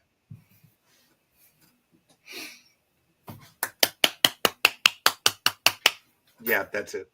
There you go. End of story. The end. The end. Right. No, Here seriously. you go. Seriously. Yeah. I was looking up. I looked at years and age. There's no one out there. We are now the longest running, the number 1 and number 2 programs. And Matt Alvarez, unfortunately, had he still been able to be, he would actually be the longest running program at 18 years. but his illness got in the way. Damn it. So Speedy has still been on for a very long time as well. Speedy beat us like by almost a full year and a half. Speedy, you started in 2007. When? Was it like March or April? We started in September of 2008. That's almost a year and a half. So hopefully Speedy will tell us. But Speedy started in 2007. So he'd been on a bit longer than us. But again, continuously running. I don't take myself seriously. What a dick. What a dick. Hopefully Speedy will tell us. Do you want 10 good reasons to be in the British Army? Yes, Speedy. Do you remember when in 07? January, February, March, April, May, June, July, August, September. And yes. While he answers that, please. Right. 10 good reasons to be in the British Army. You ready for this? Please. No soppy girls. You can shoot your gun whenever you like. You get free soldier costume of all of your own. Mummy doesn't shout at you when you get dirty. When you shoot people, they got to stay dead. You don't have lessons. In fact, we prefer if you never had any lessons. You get lots of chips with every meal. You're always the British, and they have to be Germans, even if they're Russians. You get to go up in the sky in a helicopter and come down without them. And the best one of the lot, you can say all the rude words you want to. 10 good reasons to join the British Army. Yeah. Folks, I posted something on Facebook yesterday. It was from Name. I think it's What's My Line? I didn't realize the video was over an hour. And like June. Yeah, I shared it. I was watching it for like 30, 40 minutes. This is cool. And I shared it, and it kept on going and going. It's like, damn, I haven't seen the entire thing. Folks, there were some great one-liners on the video that I posted. I humbly offer it to you guys. Take a look. They made me laugh. They made me laugh. And that's why I invite everyone to take a look at that one on Facebook. It's the Whose Line Is It? Damn, they were on their best on those clips. They were really good. So I offer it to you guys. If you guys want a good laugh, I humbly offer it to you guys.